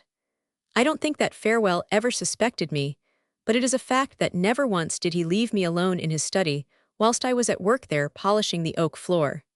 And in the meanwhile, I could see how he was pursuing my beautiful Estelle with his unwelcome attentions. At times I feared that he meant to abduct her. His was a powerful personality, and she seemed like a little bird fighting against the fascination of a serpent. Latterly, too, an air of discouragement seemed to dwell upon her lovely face. I was half distraught with anxiety, and once or twice, whilst I knelt upon the hard floor, scrubbing and polishing as if my life depended on it, whilst he, the unscrupulous scoundrel, sat calmly at his desk, reading or writing, I used to feel as if the next moment I must attack him with my scrubbing brush and knock him down senseless whilst I ransacked his drawers. My horror of anything approaching violence saved me from so foolish a step. Then it was that in the hour of my blackest despair a flash of genius pierced through the darkness of my misery. For some days now Madame Dupont, Farewell's housekeeper, had been exceedingly affable to me. Every morning now, when I came to work, there was a cup of hot coffee waiting for me, and when I left, a small parcel of something appetizing for me to take away. "Hallo," I said to myself one day, when, over a cup of coffee, I caught sight of her small, piggy eyes leering at me with an unmistakable expression of admiration. Does salvation lie where I least expected it? For the moment I did nothing more than wink at the fat old thing, but the next morning I had my arm round her waist, 1.25 meters, sir, where it was tied in the middle, and had imprinted a kiss upon her glossy cheek. What that love-making cost me I cannot attempt to describe. Once Estelle came into the kitchen, when I was staggering under a load of 100 kilos sitting on my knee. The reproachful glance which she cast at me filled my soul with unspeakable sorrow. But I was working for her dear sake, working that I might win her in the end. A week later Mr. Farewell was absent from home for the evening. Estelle had retired to her room, and I was a welcome visitor in the kitchen, where Madame Dupont had laid out a regular feast for me. I had brought a couple of bottles of champagne with me, and, what with the unaccustomed drink and the ogling and love-making to which I treated her, 100 kilos of foolish womanhood was soon hopelessly addled and incapable. I managed to drag her to the sofa, where she remained quite still, with a beatific smile upon her podgy face, her eyes swimming in happy tears. I had not a moment to lose. The very next minute I was in the study, and with a steady hand was opening the drawers of the bureau and turning over the letters and papers which I found therein. Suddenly, an exclamation of triumph escaped my lips. I held a packet in my hand on which was written in a clear hand, "The papers of Estelle Bachelier." A brief examination of the packet sufficed. It consisted of a number of letters written in English, which language I only partially understand, but they all bore the same signature, John Pike and Sons, solicitors, and the address was at the top, 168 Cornhill, London. It also contained my Estelle's birth certificate, her mother's marriage certificate, and her police registration card. I was wrapped in the contemplation of my own ingenuity in having thus brilliantly attained my goal, when a stealthy noise in the next room roused me from my trance and brought up vividly to my mind the awful risks which I was running at this moment. I turned like an animal at bay to see Estelle's beautiful face peeping at me through the half-open door. "Hist," she whispered, "have you got the papers?" I waved the packet triumphantly. She, excited and adorable, stepped briskly into the room. "Let me see," she murmured excitedly. But I, emboldened by success, cried gaily, "Not till I have received compensation for all that I have done and endured." Compensation! In the shape of a kiss. Oh, I won't say that she threw herself in my arms then and there. No, no, she demurred. All young girls, it seems, demur under the circumstances. But she was adorable, coy and tender in turns, pouting and coaxing, and playing like a kitten till she had taken the papers from me, and with a woman's natural curiosity, had turned the English letters over and over, even though she could not read a word of them. Then, sir, in the midst of her innocent frolic, and at the very moment when I was on the point of snatching the kiss which she had so tantalizingly denied me, we heard the opening and closing of the front door.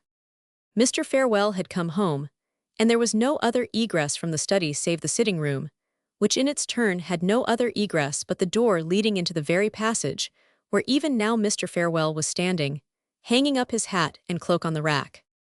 We stood hand in hand, Estelle and I fronting the door through which Mr. Farewell would presently appear. "Tonight we fly together," I declared. "Where to?" she whispered. "Can you go to the woman at your former lodgings?" "Yes."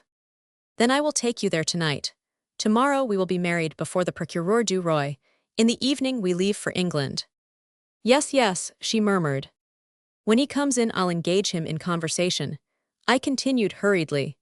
"You make a dash for the door and run downstairs as fast as you can. I'll follow as quickly as may be and meet you under the porte-cochere." She had only just time to nod assent when the door which gave on the sitting-room was pushed open, and Farewell, unconscious at first of our presence, stepped quietly into the room. "Estelle," he cried, more puzzled than angry when he suddenly caught sight of us both, "what are you doing here with that lout?" I was trembling with excitement, not fear of course, though Farewell was a powerful-looking man, a head taller than I was. I stepped boldly forward, covering the adored one with my body. "The lout," I said with calm dignity, "has frustrated the machinations of a knave. Tomorrow I go to England in order to place Mademoiselle Estelle Bachelier under the protection of her legal guardians, Messrs. Pike and Sons, solicitors of London."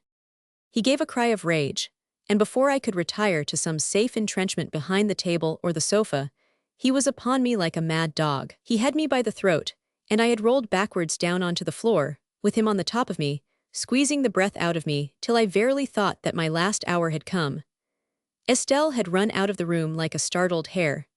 This, of course, was in accordance with my instructions to her, but I could not help wishing then that she had been less obedient and somewhat more helpful. As it was, I was beginning to feel a mere worm in the grip of that savage scoundrel, whose face I could perceive just above me, distorted with passion, whilst hoarse ejaculations escaped his trembling lips. "You meddlesome fool, you oaf, you toad, this for your interference," he added as he gave me a vigorous punch on the head. I felt my senses reeling. My head was swimming, my eyes no longer could see distinctly. It seemed as if an unbearable pressure upon my chest would finally squeeze the last breath out of my body. I was trying to remember the prayers I used to murmur at my mother's knee, for verily I thought that I was dying, when suddenly, through my fading senses, came the sound of a long, hoarse cry, whilst the floor was shaken as with an earthquake. The next moment the pressure on my chest seemed to relax. I could hear Farewell's voice uttering language such as it would be impossible for me to put on record, and through it all hoarse and convulsive cries of, "You shan't hurt him, you limb of Satan, you." Gradually strength returned to me. I could see as well as hear, and what I saw filled me with wonder and with pride. Wonder at Mame Dupont's pluck. Pride in that her love for me had given such power to her mighty arms. Aroused from her slumbers by the sound of the scuffle, she had run to the study, only to find me in deadly peril of my life.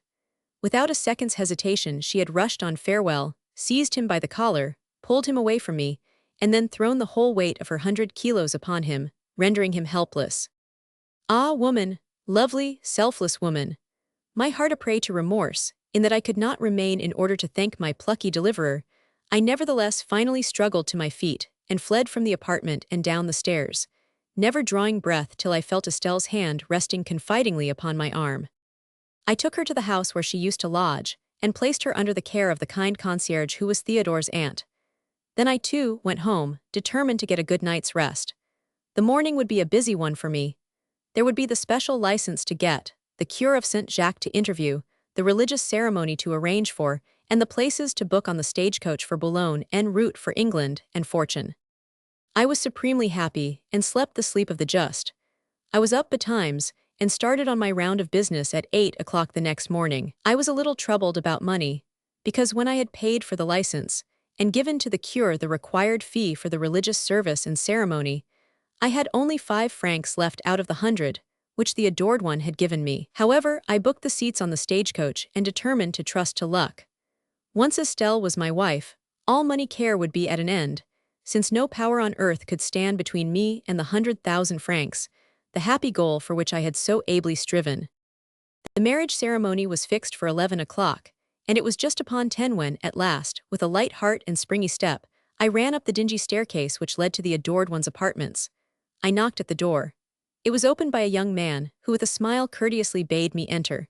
I felt a little bewildered and slightly annoyed. My Estelle should not receive visits from young men at this hour. I pushed past the intruder in the passage and walked boldly into the room beyond. Estelle was sitting upon the sofa, her eyes bright, her mouth smiling, a dimple in each cheek. I approached her with outstretched arms, but she paid no heed to me, and turned to the young man who had followed me into the room. "Adrien," she said, "this is kind M. Radichin, who at risk of his life obtained for us all my papers of identification, and also the valuable name and address of the English lawyers. Monsieur," added the young man as he extended his hand to me, "Estelle, and I will remain eternally your debtors." I struck at the hand which he had so impudently held out to me, and turned to Estelle with my usual dignified calm, but with wrath expressed in every line of my face. "Estelle," I said, "what is the meaning of this?"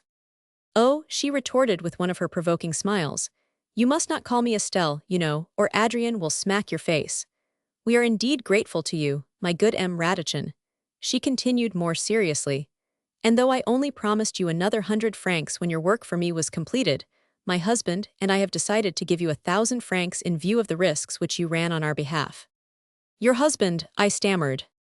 I was married to M. Adrian Cazalis a month ago, she said, but we had perforce to keep our marriage a secret because Mr. Farewell once vowed to me that unless I became his wife he would destroy all my papers of identification. And then, even if I ever succeeded in discovering who were the English lawyers who had charge of my father's money, I could never prove it to them that I and no one else was entitled to it. But for you, dear M. Radichin, added the cruel and shameless one, I should indeed never have succeeded. In the midst of this overwhelming cataclysm, I am proud to say that I retained mastery over my rage, and contrived to say with perfect calm, "But why have deceived me, mademoiselle? Why have kept your marriage a secret from me? Was I not toiling and working and risking my life for you? And would you have worked quite so enthusiastically for me," queried the false one archly, "if I had told you everything?" I groaned. Perhaps she was right, I don't know. I took the 1,000 francs and never saw M. and Mme. Cazalis again. But I met Mame Dupont by accident soon after. She has left Mr. Farewell's service. She still weighs 100 kilos. I often call on her of an evening. Ah well. Chapter 3, On the Brink. You would have thought that, after the shameful way in which Theodore treated me in the matter of the secret treaty, that I would then and there have turned him out of doors, sent him back to grub for scraps out of the gutter, and hardened my heart once and for all against that snake in the grass whom I had nurtured in my bosom. But as no doubt you have remarked ere this, I have been burdened by nature with an oversensitive heart. It is a burden, my dear sir, and though I have suffered inexpressibly under it, I nevertheless agree with the English poet George Crabbe, whose works I have read with a great deal of pleasure and profit in the original tongue, and who avers in one of his inimitable tales that it is better to love amiss than nothing to have loved. Not that I loved Theodore, you understand, but he and I had shared so many ups and downs together of late that I was loath to think of him as reduced to begging his bread in the streets.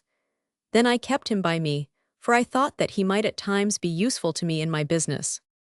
I kept him to my hurt, as you will presently see. In those days, I am now speaking of the time immediately following the restoration of our beloved King Louis Roman XVIII to the throne of his forebears, Parisian society was, as it were, divided into two distinct categories: those who had become impoverished by the Revolution and the wars of the Empire, and those who had made their fortunes thereby. Among the former was M. le Marquis de Firmin-Latour, a handsome young officer of cavalry, and among the latter was one Maurice Mosenstein, a usurer of the Jewish persuasion, whose wealth was reputed in millions, and who had a handsome daughter biblically named Rachel, who a year ago had become Madame la Marquise de Firmin-Latour. From the first moment that this brilliant young couple appeared upon the firmament of Parisian society, I took a keen interest in all their doings.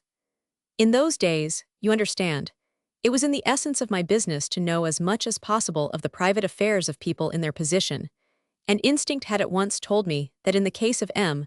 le Marquis de Firmin-Latour such knowledge might prove very remunerative. Thus I very soon found out that M. le Marquis had not a single louis of his own to bless himself with, and that it was Papa Mosenstein's millions that kept up the young people's magnificent establishment in the Rue de Gramont. I also found out that Mme. la Marquise was some dozen years older than Monsieur, and that she had been a widow when she married him. There were rumors that her first marriage had not been a happy one.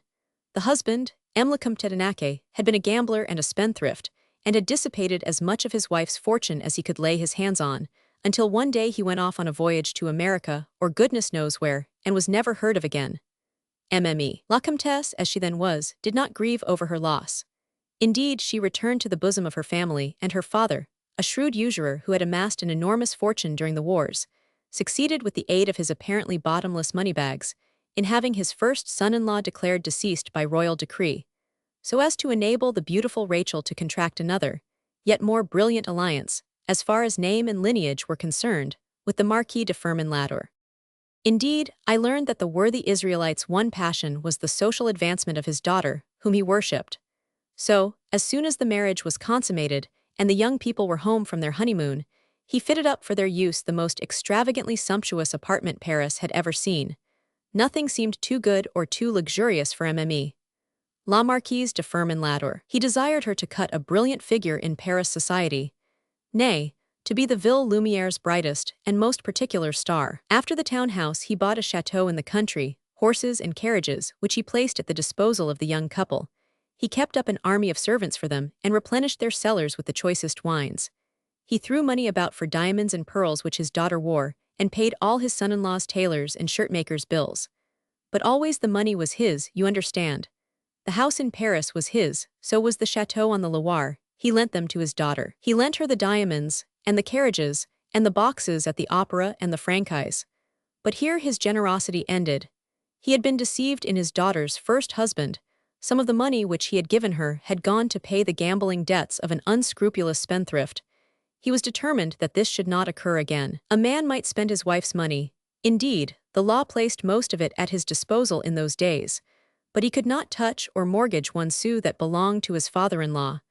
And, strangely enough, La Marquise de Firminlater acquiesced and aided her father in his determination. Whether it was the Jewish blood in her, or merely obedience to old Mosenstein's whim, it were impossible to say.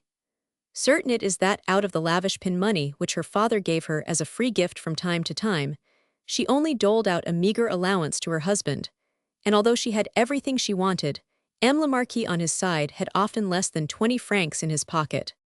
A very humiliating position, you will admit, sir, for a dashing young cavalry officer. Often have I seen him gnawing his fingernails with rage when, at the end of a copious dinner in one of the fashionable restaurants, where I myself was engaged in a business capacity to keep an eye on possibly light-fingered customers, it would be La Marquise who paid the bill, even gave the pourboire to the waiter. At such times my heart would be filled with pity for his misfortunes, and in my own proud and lofty independence, I felt that I did not envy him his wife's millions. Of course, he borrowed from every usurer in the city for as long as they would lend him any money. But now he was up to his eyes in debt, and there was not a Jew inside France who would have lent him 100 francs.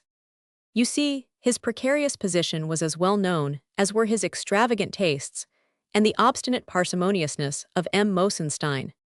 But such men as La Marquise de Firminlater, you understand, sir, are destined by nature first, and by fortuitous circumstances afterwards, to become the clients of men of ability like myself. I knew that sooner or later the elegant young soldier would be forced to seek the advice of someone wiser than himself, for indeed his present situation could not last much longer. It would soon be sink with him, for he could no longer swim. And I was determined that when that time came, he should turn to me, as the drowning man turns to the straw. So where La Marquise went in public I went when possible. I was biding my time, and wisely too, as you will judge. Then one day our eyes met. Not in a fashionable restaurant, I may tell you, but in a discreet one situated on the slopes of Montmartre.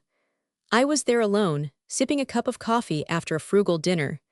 I had drifted in there chiefly because I had quite accidentally caught sight of La Marquise de Firminlater, walking arm in arm up the Rue Lepic with a lady who was both youthful and charming, a well-known dancer at the opera. Presently I saw him turn into that discreet little restaurant, where, in very truth, it was not likely that La Marquise would follow him.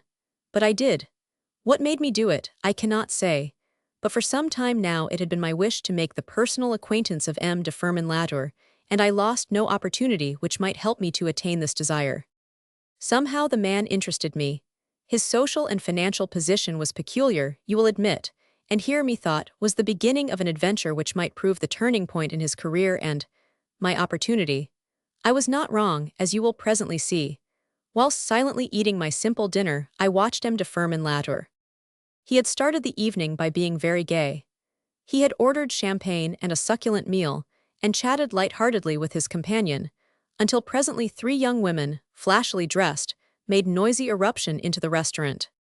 de Firminlater's friend hailed them, introduced them to him, and soon he was host, not to 1 lady but to 4, and instead of 2 dinners he had to order 5, and more champagne, and then dessert, peaches, strawberries, bonbons, liqueurs, flowers, and what not, until I could see that the bill which presently he would be called upon to pay would amount to far more than his quarterly allowance from La Marquise, far more, presumably, than he had in his pocket at the present moment. My brain works with marvelous rapidity, as you know. Already I had made up my mind to see the little comedy through to the end, and I watched with a good deal of interest, and some pity, the clouds of anxiety gathering over de Firminlater's brow. The dinner party lasted some considerable time, then the inevitable cataclysm occurred. The ladies were busy chattering and rouging their lips when the bill was presented. They affected to see and hear nothing, It is a way ladies have when dinner has to be paid for, but I saw and heard everything. The waiter stood by, silent and obsequious at first, whilst Le Marquis hunted through all his pockets. Then there was some whispered colloquy, and the waiter's attitude lost something of its correct dignity. After that the proprietor was called, and the whispered colloquy degenerated into altercation, whilst the ladies, not at all unaware of the situation, giggled amongst themselves. Finally, Le Marquis offered a promissory note, which was refused. Then it was that our eyes met. De Firmin had flushed to the roots of his hair. His situation was indeed desperate, and my opportunity had come. With consummate sang-froid, I advanced towards the agitated group composed of Le Marquis, the proprietor, and the head waiter. I glanced at the bill, the cause of all this turmoil, which reposed on a metal salver in the head waiter's hand, and with a brief, "If Le Marquis will allow me," I produced my pocketbook. The bill was for 900 francs. At first Le Marquis thought that I was about to pay it, and so did the proprietor of the establishment, who made a movement as if he would lie down on the floor and lick my boots. But not so. To begin with, I did not happen to possess 900 francs, and if I did, I should not have been fool enough to lend them to this young scapegrace. No, what I did was to extract from my notebook a card, one of a series which I always keep by me in case of an emergency like the present one. It bore the legend, Comte Hercule de Montche, Secrétaire particulier de Le Duc d'Otrante, and below it the address, Palais du Commissariat de Police, 12 Quai d'Orsay. This card I presented with a graceful flourish of the arm to the proprietor of the establishment, whilst I said with that lofty self-assurance which is one of my finest attributes, and which I have never seen equaled, Le Marquis is my friend. I will be guarantee for this trifling amount. The proprietor and head waiter stammered excuses. Private secretary of le Duc d'Otrante, think of it. It is not often that such personages deign to frequent the restaurants of Montmartre. Le Marquis, on the other hand, looked completely bewildered, whilst I, taking advantage of the situation, seized him familiarly by the arm, and leading him toward the door, I said with condescending urbanity, "One word with you, my dear Marquis. It is so long since we have met." I bowed to the ladies. "Mesdames," I said, and was gratified to see that they followed my dramatic exit with eyes of appreciation and of wonder. The proprietor himself offered me my hat, and a moment or two later de Firmin and I were out together in the Rue Lepic. "My dear Comte," he said as soon as he had recovered his breath, "how can I thank you?" "Not now, monsieur, not now," I replied. "You have only just time to make your way as quickly as you can back to your palace in the Rue de Grammont before our friend, the proprietor, discovers the several mistakes which he has made in the past few minutes, and vents his wrath upon your fair guests." "You are right," he rejoined lightly, "but I will have the pleasure to call on you tomorrow at the Palais du Commissariat." "Do no such thing, Monsieur le Marquis," I retorted with a pleasant laugh. "You would not find me there." "But," he stammered. "But," I broke in with my wonted businesslike and persuasive manner, "if you think that I have conducted this delicate affair for you with tact and discretion, then, in your own interest, I should advise you to call on me at my private office, number 96 Rue d'Anu. Hector Radichin, at your service." He appeared more bewildered than ever. "Rue d'Anu," he murmured. "Radichin." "Private inquiry and confidential agent," I rejoined. "My brains are at your service should you desire to extricate yourself from the humiliating financial position in which it has been my good luck to find you, and yours to meet with me." With that I left him, sir, to walk away or stay as he pleased. As for me, I went quickly down the street. I felt that the situation was absolutely perfect. To have spoken another word might have spoilt it. Moreover, there was no knowing how soon the proprietor of that humble hostelry would begin to have doubts as to the identity of the private secretary of le Duc d'Otrante. So I was best out of the way. The very next day le Marquis de Firmin called upon me at my office in the Rue d'Anu. Theodore let him in, and the first thing that struck me about him was his curt, haughty manner and the look of disdain wherewith he regarded the humble appointments of my business premises. He himself was magnificently dressed, I may tell you. His bottle-green coat was of the finest cloth and the most perfect cut I had ever seen. His kerseymere pantaloons fitted him without a wrinkle. He wore gloves, he carried a muff of priceless zibeline, and in his cravat there was a diamond the size of a broad bean. He also carried a Malacca cane, which he deposited upon my desk, and a gold-rimmed spyglass which, with a gesture of supreme affectation, he raised to his eye. "Now, M. Hector Radichin," he said abruptly, "perhaps you will be good enough to explain." I had risen when he entered, but now I sat down again and coolly pointed to the best chair in the room. "Will you give yourself the trouble to sit down, M. le Marquis?" I riposted blandly. He called me names, rude names, but I took no notice of that, and he sat down. "Now," he said once more. "What is it you desire to know, M. le Marquis?" I queried. "Why you interfered in my affairs last night." "Do you complain?" I asked. "No," he admitted reluctantly, "but I don't understand your object." "My object was to serve you then," I rejoined quietly, "and later." "What do you mean by later?" "Today," I replied. "Tomorrow, whenever your present position becomes absolutely unendurable." "It is that now," he said with a savage oath. "I thought as much," was my curt comment. "And do you mean to assert," he went on more earnestly, "that you can find a way out of it?" "If you desire it, yes," I said. "How?" He drew his chair nearer to my desk, and I leaned forward, with my elbows on the table, the fingertips of one hand in contact with those of the other. "Let us begin by reviewing the situation, shall we, monsieur?" I began. "If you wish," he said curtly. "You are a gentleman of refined, not to say luxurious tastes, who finds himself absolutely without means to gratify them. Is that so?" He nodded.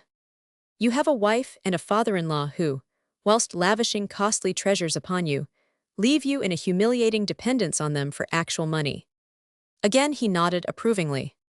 "Human nature," I continued with gentle indulgence, "being what it is, you pine after what you do not possess, namely money.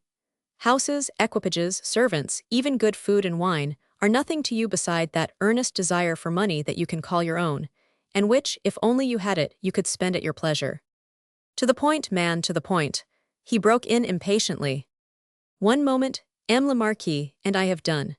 But first of all, with your permission, shall we also review the assets in your life which we will have to use in order to arrive at the gratification of your earnest wish?" "Assets, what do you mean?" "The means to our end. You want money, we must find the means to get it for you." "I begin to understand," he said, and drew his chair another inch or two closer to me. "Firstly, M. le Marquis," I resumed, and now my voice had become earnest and incisive. "Firstly, you have a wife, then you have a father-in-law whose wealth is beyond the dreams of humble people like myself, and whose one great passion in life is the social position of the daughter whom he worships. Now," I added, and with the tip of my little finger I touched the sleeve of my aristocratic client, "here at once is your first asset. Get at the money bags of Papa by threatening the social position of his daughter."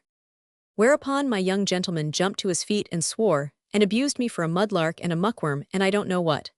He seized his malacca cane and threatened me with it, and asked me how the devil I dared thus to speak of Emmuska.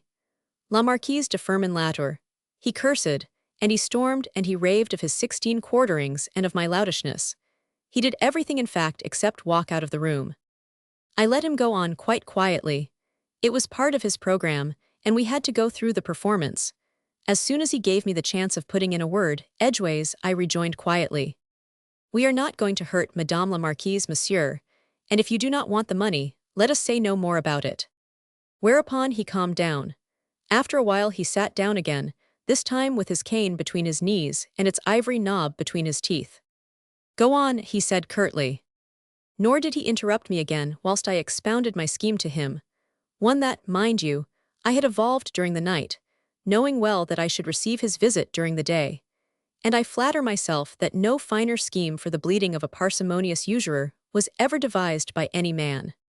If it succeeded, and there was no reason why it should not, M. de Firmin Latour would pocket a cool 500,000, whilst I, sir, the brain that had devised the whole scheme, pronounced myself satisfied with the paltry emolument of 100,000 francs, out of which, remember, I should have to give Theodore a considerable sum.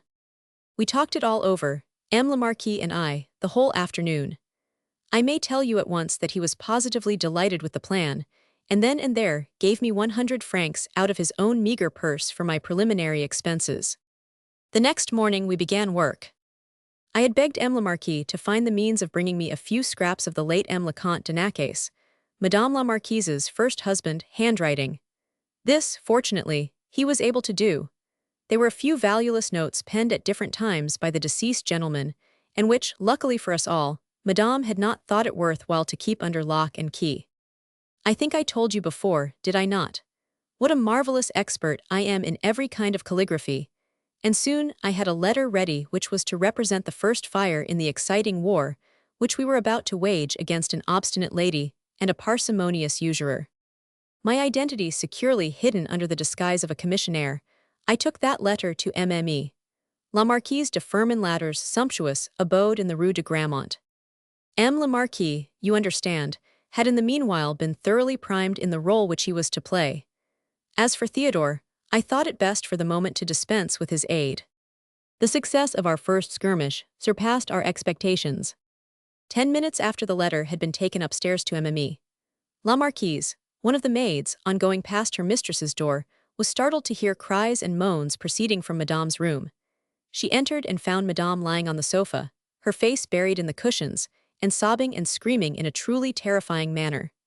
The maid applied the usual restoratives, and after a while Madame became more calm and at once very curtly ordered the maid out of the room. M. Le Marquis, on being apprised of this mysterious happening, was much distressed. He hurried to his wife's apartments, and was as gentle and loving with her as he had been in the early days of their honeymoon.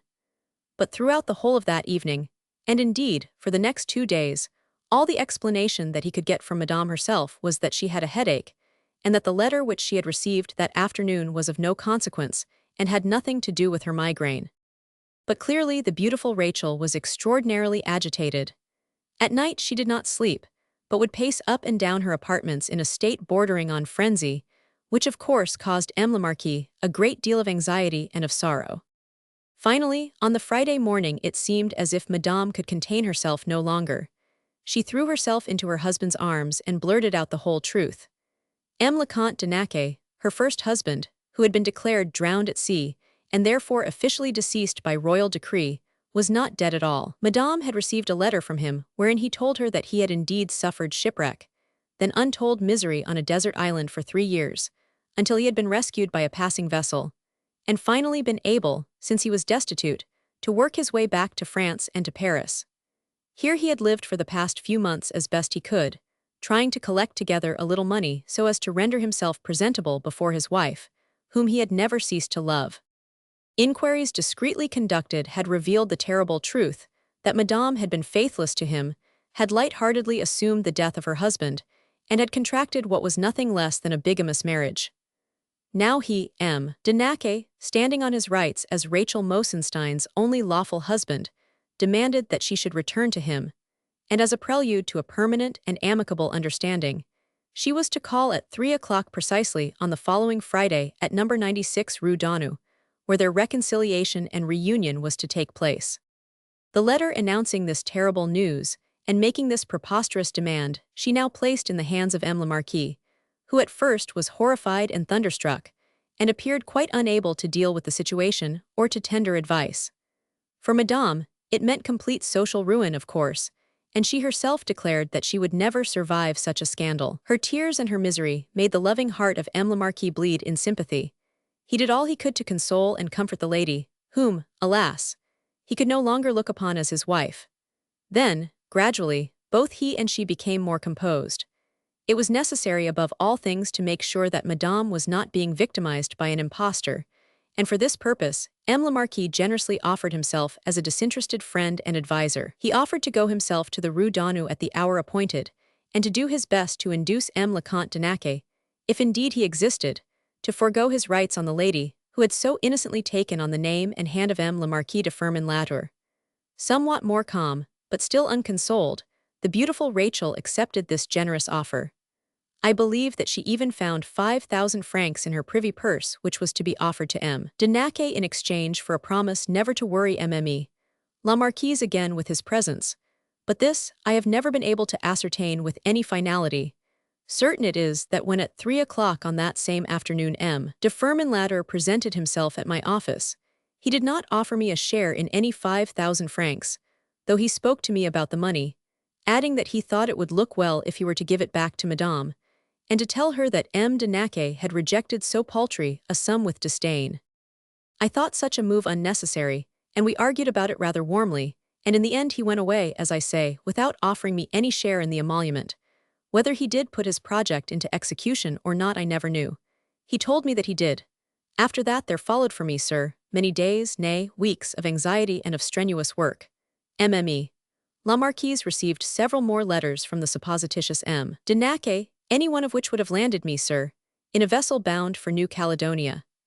The discarded husband became more and more insistent as time went on, and finally sent an ultimatum to Madame saying that he was tired of perpetual interviews with M. le Marquis de Firmin-Latour, whose right to interfere in the matter he now wholly denied, and that he was quite determined to claim his lawful wife before the whole world.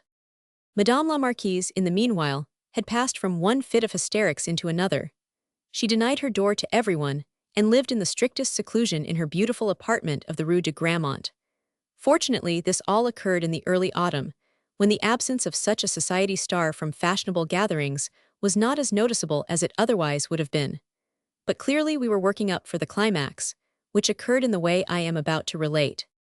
Ah, my dear sir, when after all these years I think of my adventure with that abominable marquis, righteous and noble indignation almost strikes me dumb.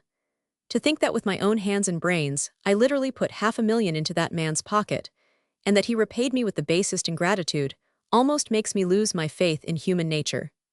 Theodore, of course, I could punish, and did so adequately, and where my chastisement failed, fate herself put the finishing touch. But M. de Firmin-Latour. However, you shall judge for yourself. As I told you, we now made ready for the climax, and that climax, sir, I can only describe as positively gorgeous. We began by presuming that MME. La Marquise had now grown tired of incessant demands for interviews and small doles of money, and that she would be willing to offer a considerable sum to her first and only lawful husband in exchange for a firm guarantee that he would never trouble her again as long as she lived. We fixed the sum at £500,000, and the guarantee was to take the form of a deed duly executed by a notary of repute and signed by the supposititious Comte de Decay. A letter embodying the demand and offering the guarantee was thereupon duly sent to MME. La Marquise, and she, after the usual attack of hysterics, duly confided the matter to M. de Firmin-Latour. The consultation between husband and wife on the deplorable subject was touching in the extreme, and I will give that abominable Marquis credit for playing his role in a masterly manner. At first he declared to his dear Rachel that he did not know what to suggest, for in truth, she had nothing like $500,000 on which she could lay her hands. To speak of this awful pending scandal to Papa Mosenstein was not to be thought of. He was capable of repudiating the daughter altogether, who was bringing such obloquy upon herself, and would henceforth be of no use to him as a society star. As for himself in this terrible emergency, he, of course, had less than nothing, or his entire fortune would be placed, if he had one, at the feet of his beloved Rachel. To think that he was on the point of losing her was more than he could bear, and the idea that she would soon become the talk of every gossip monger in society, and mayhap be put in prison for bigamy, well-nigh drove him crazy. What could be done in this awful perplexity, he for one could not think, unless indeed his dear Rachel were willing to part with some of her jewelry. But no, he could not think of allowing her to make such a sacrifice.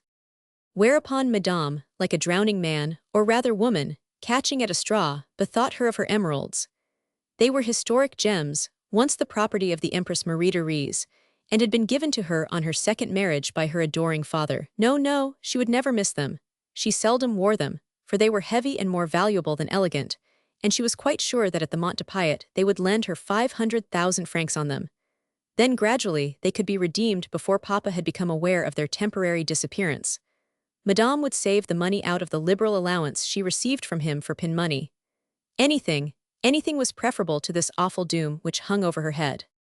But even so M. le Marquis demurred. The thought of his proud and fashionable Rachel going to the Mont de Piet to pawn her own jewels was not to be thought of.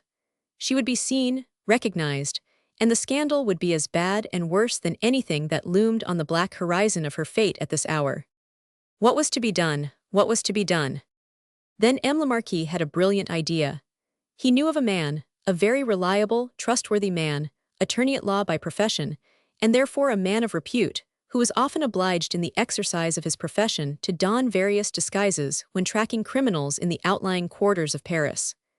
M. le Marquis putting all pride and dignity nobly aside in the interests of his adored Rachel, would borrow one of these disguises and himself go to the Mont de Piet with the emeralds, obtain the 500,000 francs, and remit them to the man whom he hated most in all the world, in exchange for the aforementioned guarantee. Madame la Marquise, overcome with gratitude, threw herself, in the midst of a flood of tears, into the arms of the man whom she no longer dared to call her husband, and so the matter was settled for the moment. Le Marquis undertook to have the deed of guarantee drafted by the same notary of repute whom he knew, and if Madame approved of it, the emeralds would then be converted into money, and the interview with le Comte de Naquet fixed for Wednesday, October 10th, at some convenient place, subsequently to be determined on, in all probability at the bureau of that same ubiquitous attorney at law, Hector Radichin, at 96 Rue Donnon. All was going on excellently well, as you observe. I duly drafted the deed, and de Firmin showed it to Madame for her approval. It was so simply and so comprehensively worded that she expressed herself thoroughly satisfied with it, whereupon le Marquis asked her to write to her shameful persecutor in order to fix the date, an hour for the exchange of the money against the deed duly signed and witnessed. Le Marquis had always been the intermediary for her letters, you understand, and for the small sums of money which she had sent from time to time to the factitious de Naquet. Now, he was to be entrusted with the final negotiations which, though at a heavy cost, would bring security and happiness once more in the sumptuous palace of the Rue de Grammont. Then it was that the first little hitch occurred. La Marquise, whether prompted thereto by a faint breath of suspicion or merely by natural curiosity, altered her mind about the appointment. She decided that le Marquis, having pledged the emeralds, should bring the money to her, and she herself would go to the bureau of Hector Radichin in the Rue Donnou, there to meet de Naquet, whom she had not seen for 7 years, but who had once been very dear to her, and herself fling in his face the 500,000 francs, the price of his silence and of her peace of mind. At once, as you perceive, the situation became delicate.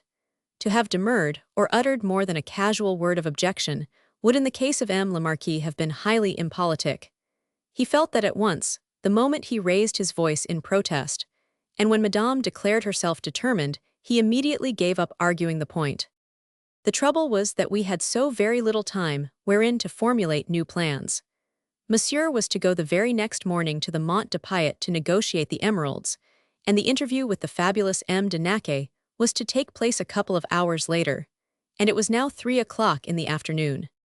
As soon as de Firmin was able to leave his wife, he came round to my office. He appeared completely at his wits' end, not knowing what to do. If my wife, he said, insists on a personal interview with de Naquet, who does not exist, our entire scheme falls to the ground. Nay, worse, for I shall be driven to concoct some impossible explanation for the non-appearance of that worthy, and heaven only knows if I shall succeed in wholly allaying my wife's suspicions. Ah, he added with a sigh, it is doubly hard to have seen fortune so near one's reach, and then to see it dashed away at one fell swoop by the relentless hand of fate. Not one word, you observe, of gratitude to me, or of recognition of the subtle mind that had planned and devised the whole scheme. But, sir, it is at the hour of supreme crises like the present one that Hector Radichin's genius soars up to the empyrean. It became great, sir, nothing short of great, and even the marvelous schemes of the Italian Machiavelli paled before the ingenuity which I now displayed. Half an hour's reflection had sufficed. I had made my plans, and I had measured the full length of the terrible risks which I ran. Among these New Caledonia was the least. But I chose to take the risks, sir. My genius could not stoop to measuring the costs of its flight. While de Firmin alternately raved and lamented, I had already planned and contrived. As I say, we had very little time, a few hours wherein to render ourselves worthy of fortune's smiles. And this is what I planned. You tell me that you were not in Paris during the year 1816 of which I speak. If you had been, you would surely recollect the sensation caused throughout the entire city by the disappearance of le Marquis de Firmin one of the most dashing young officers in society and one of its acknowledged leaders. It was the 10th day of October. Le Marquis had breakfasted in the company of Madame at 9 o'clock. A couple of hours later he went out, saying he would be home for dejeuner. Madame clearly expected him, for his place was laid, and she ordered the dejeuner to be kept back over an hour in anticipation of his return. But he did not come. The afternoon wore on, and he did not come. Madame sat down at 2 o'clock to dejeuner alone. She told the majordomo that M. le Marquis was detained in town and might not be home for some time.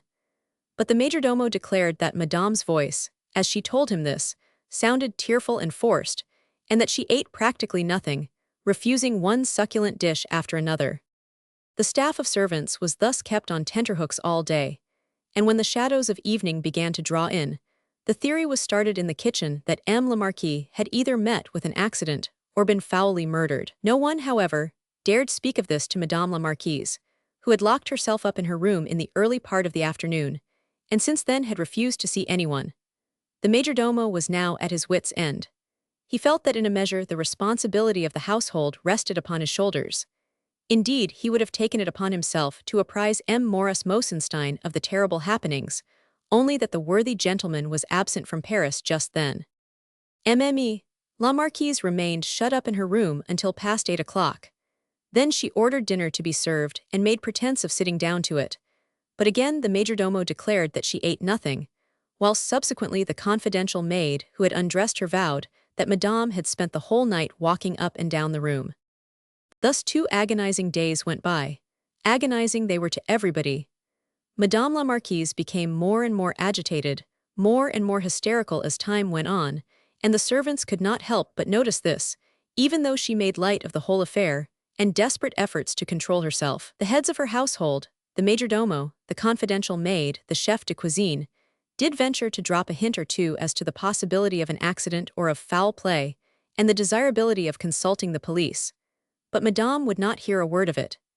She became very angry at the suggestion, and declared that she was perfectly well aware of M. le Marquis' whereabouts, that he was well and would return home almost immediately.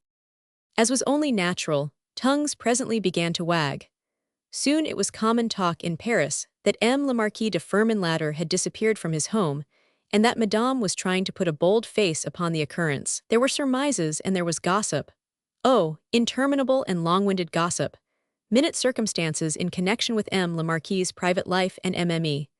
La Marquise's affairs were freely discussed in the cafés, the clubs and restaurants, and as no one knew the facts of the case, surmises soon became very wild. On the 3rd day of M. le Marquis' disappearance, Papa Mosenstein returned to Paris from Vichy, where he had just completed his annual cure. He arrived at Rue de Grammont at 3 o'clock in the afternoon, demanded to see Mme. La Marquise at once, and then remained closeted with her in her apartment for over an hour. After which he sent for the inspector of police of the section, with the result that that very same evening M. le Marquis de Firminlater was found locked up in an humble apartment on the top floor of a house in the Rue Daunou, not 10 minutes' walk from his own house.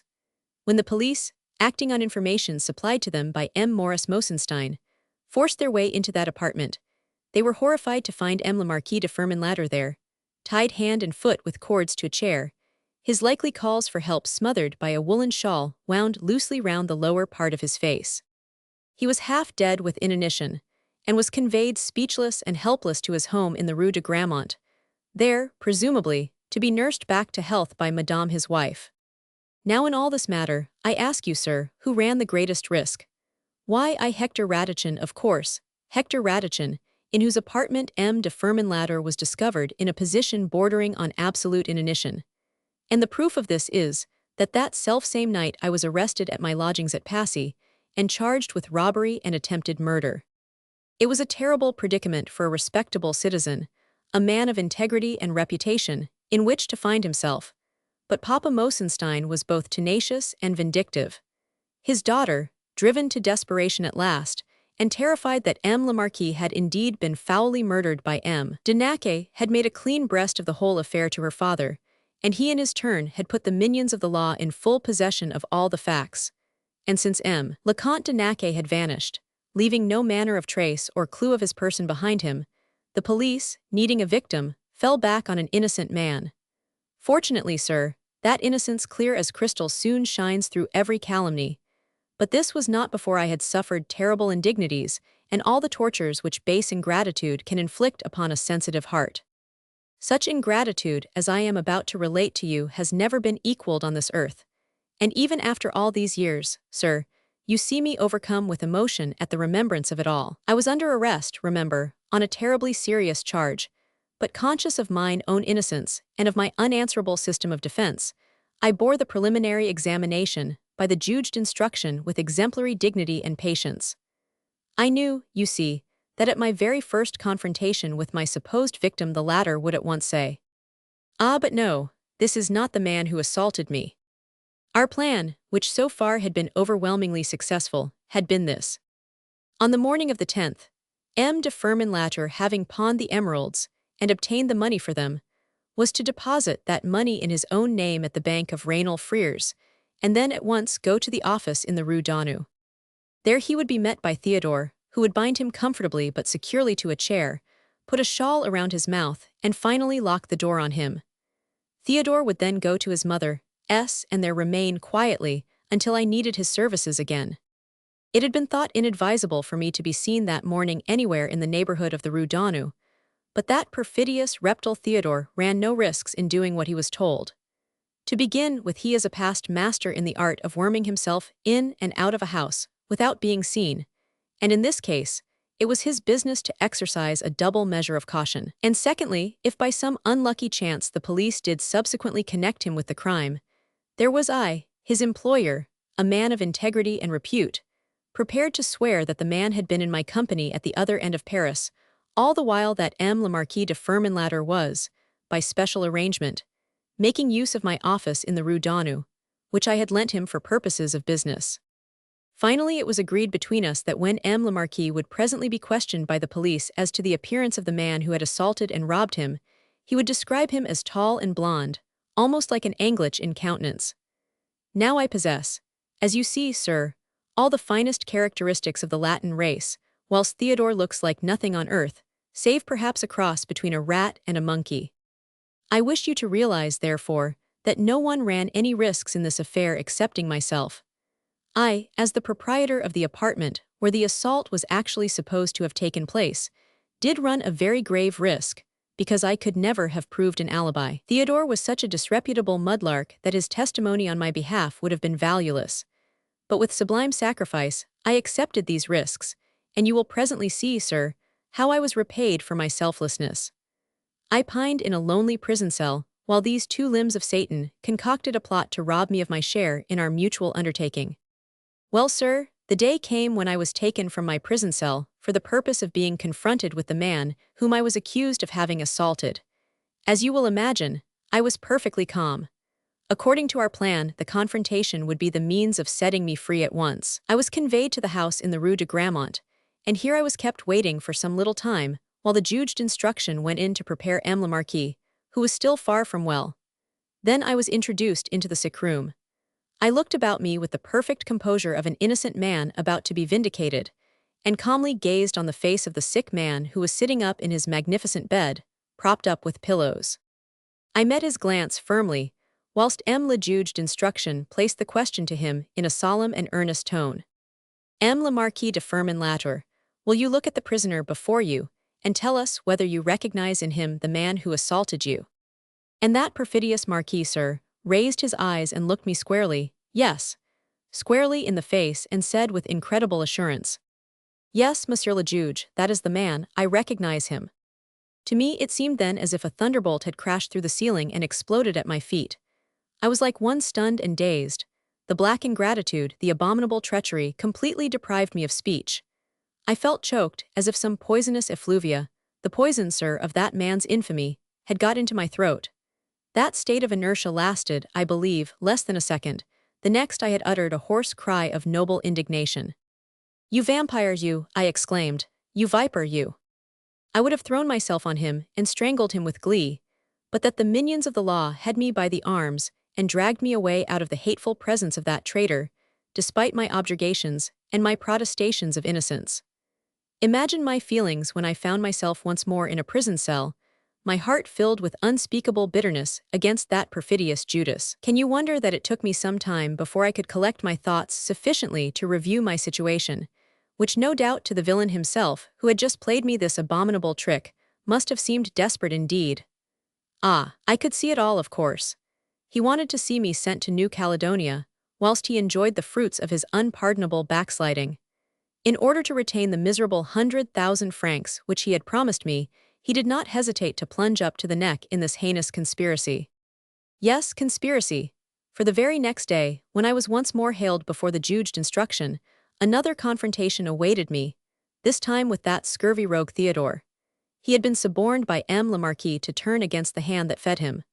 What price he was paid for this Judas trick I shall never know, and all that I do know is that he actually swore before the judged instruction that M. le Marquis de Firmin-Ladder called at my office in the late forenoon of the 10th of October, that I then ordered him, Theodore, to go out to get his dinner first, and then to go all the way over to Neuilly with a message to someone who turned out to be non-existent. He went on to assert that when he returned at 6 o'clock in the afternoon, he found the office door locked, and I, his employer, presumably gone.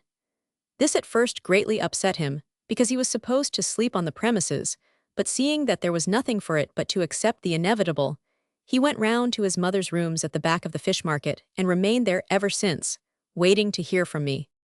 That, sir, was the tissue of lies which that jailbird had concocted for my undoing, knowing well that I could not disprove them, because it had been my task on that eventful morning to keep an eye on M. le Marquis whilst he went to the Mont de Piet first, and then to Raynal Freres, the bankers where he deposited the money.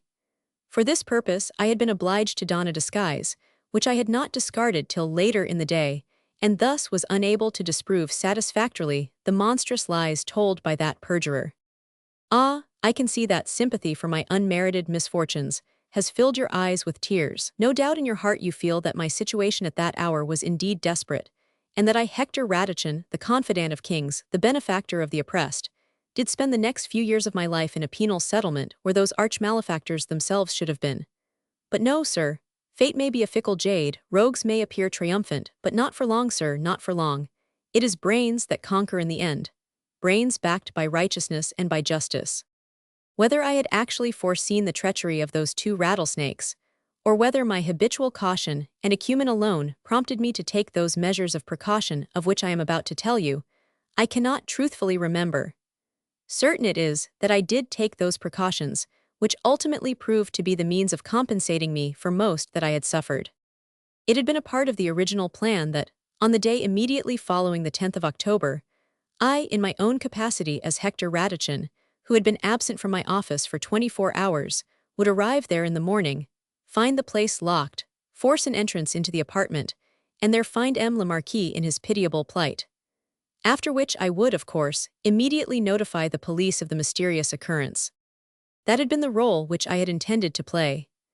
M. le Marquis approved of it, and had professed himself quite willing to endure a 24 hours martyrdom for the sake of 500,000 francs. But, as I have just had the honor to tell you, something which I will not attempt to explain prompted me at the last moment to modify my plan in one little respect. I thought it too soon to go back to the Rue Daunou within 24 hours of our well-contrived coup, and I did not altogether care for the idea of going myself to the police in order to explain to them that I had found a man gagged and bound in my office. The less one has to do with these minions of the law the better. Mind you, I had envisaged the possibility of being accused of assault and robbery, but I did not wish to take, as it were, the very first steps myself in that direction. You might call this a matter of sentiment or of prudence, as you wish. So I waited until the evening of the second day before I got the key from Theodore. Then, before the concierge at 96 Rue Daunou had closed the porte-cochere for the night, I slipped into the house unobserved, ran up the stairs to my office and entered the apartment. I struck a light and made my way to the inner room where the wretched Marquis hung in the chair like a bundle of rags. I called to him, but he made no movement. As I had anticipated, he had fainted for want of food. Of course, I was very sorry for him, for his plight was pitiable, but he was playing for high stakes, and a little starvation does no man any harm. In his case there was 500,000 at the end of his brief martyrdom, which could, at worst, only last another 24 hours. I reckon that Mme. La Marquise could not keep the secret of her husband's possible whereabouts longer than that, and in any event I was determined that, despite all risks, I would go myself to the police on the following day. In the meanwhile, since I was here and since M. La Marquise was unconscious, I proceeded then and there to take the precaution which prudence had dictated, and without which, seeing this man's treachery and Theodore's villainy, I should undoubtedly have ended my days as a convict. What I did was to search M. La Marquise's pockets for anything that might subsequently prove useful to me. I had no definite idea in the matter, you understand, but I had vague notions of finding the banker's receipt for the 500,000 francs. Well, I did not find that, but I did find the receipt from the Mont de Piet for a parure of emeralds on which 500,000 francs had been lent. This I carefully put away in my waistcoat pocket, but as there was nothing else I wished to do just then, I extinguished the light and made my way cautiously out of the apartment and out of the house. No one had seen me enter or go out, and M. le Marquis had not stirred while I went through his pockets. That, sir, was the precaution which I had taken in order to safeguard myself against the machinations of traitors. And see how right I was. See how hopeless would have been my plight at this hour when Theodore, too, turned against me like the veritable viper that he was. I never really knew when, and under what conditions, the infamous bargain was struck, which was intended to deprive me of my honor and of my liberty, nor do I know what emolument Theodore was to receive for his treachery. Presumably, the two miscreants arranged it all some time during that memorable morning of the 10th, even whilst I was risking my life in their service. As for M. de Firmin-Latour, that worker of iniquity who, in order to save a paltry 100,000 francs from the hoard which I had helped him to acquire, did not hesitate to commit such an abominable crime, he did not long remain in the enjoyment of his wealth or of his peace of mind.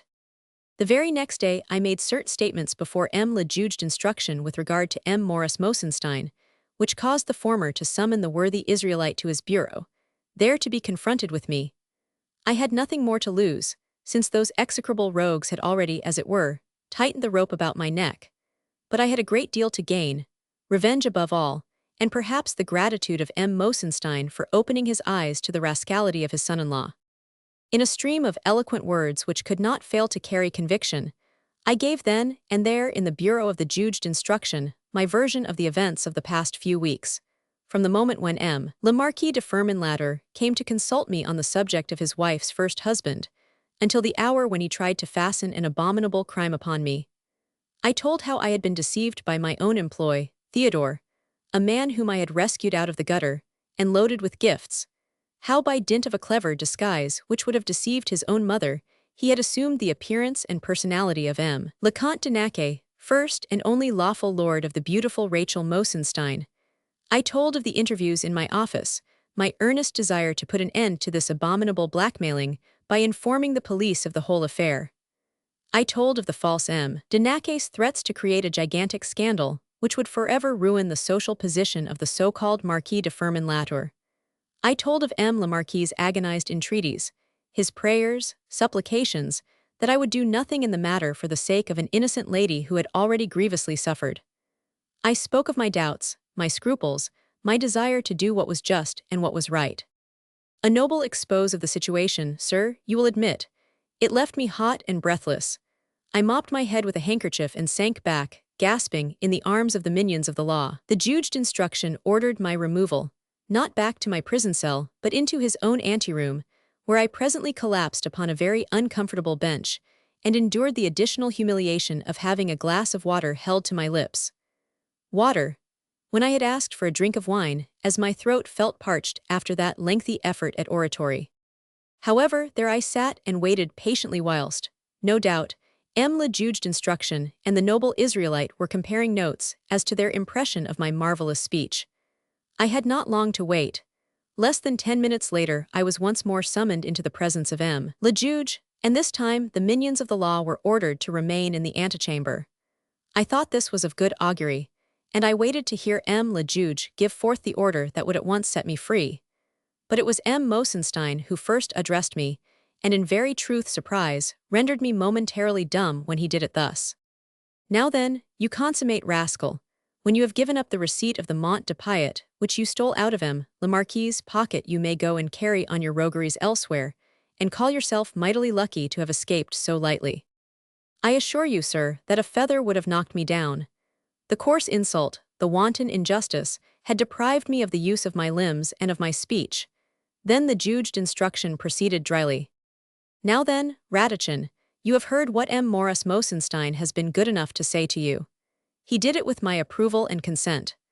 I am prepared to give an ordonnance de non-lieu in your favor, which will have the effect of at once setting you free, if you will restore to this gentleman here the Mont de Piet receipt which you appear to have stolen.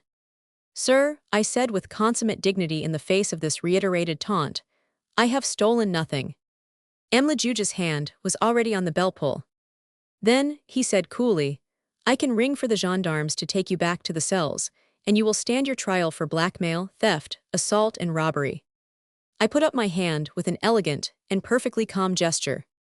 Your pardon, M. le Juge, I said with the gentle resignation of undeserved martyrdom.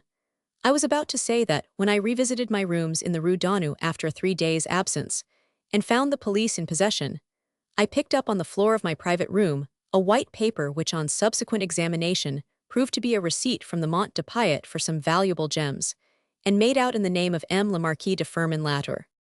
What have you done with it, you abominable knave? The irascible old usurer rejoined roughly, and I regret to say that he grasped his Malacca cane with ominous violence. But I was not to be thus easily intimidated. Ah voilà, M. le Juge, I said with a shrug of the shoulders. I have mislaid it, I do not know where it is.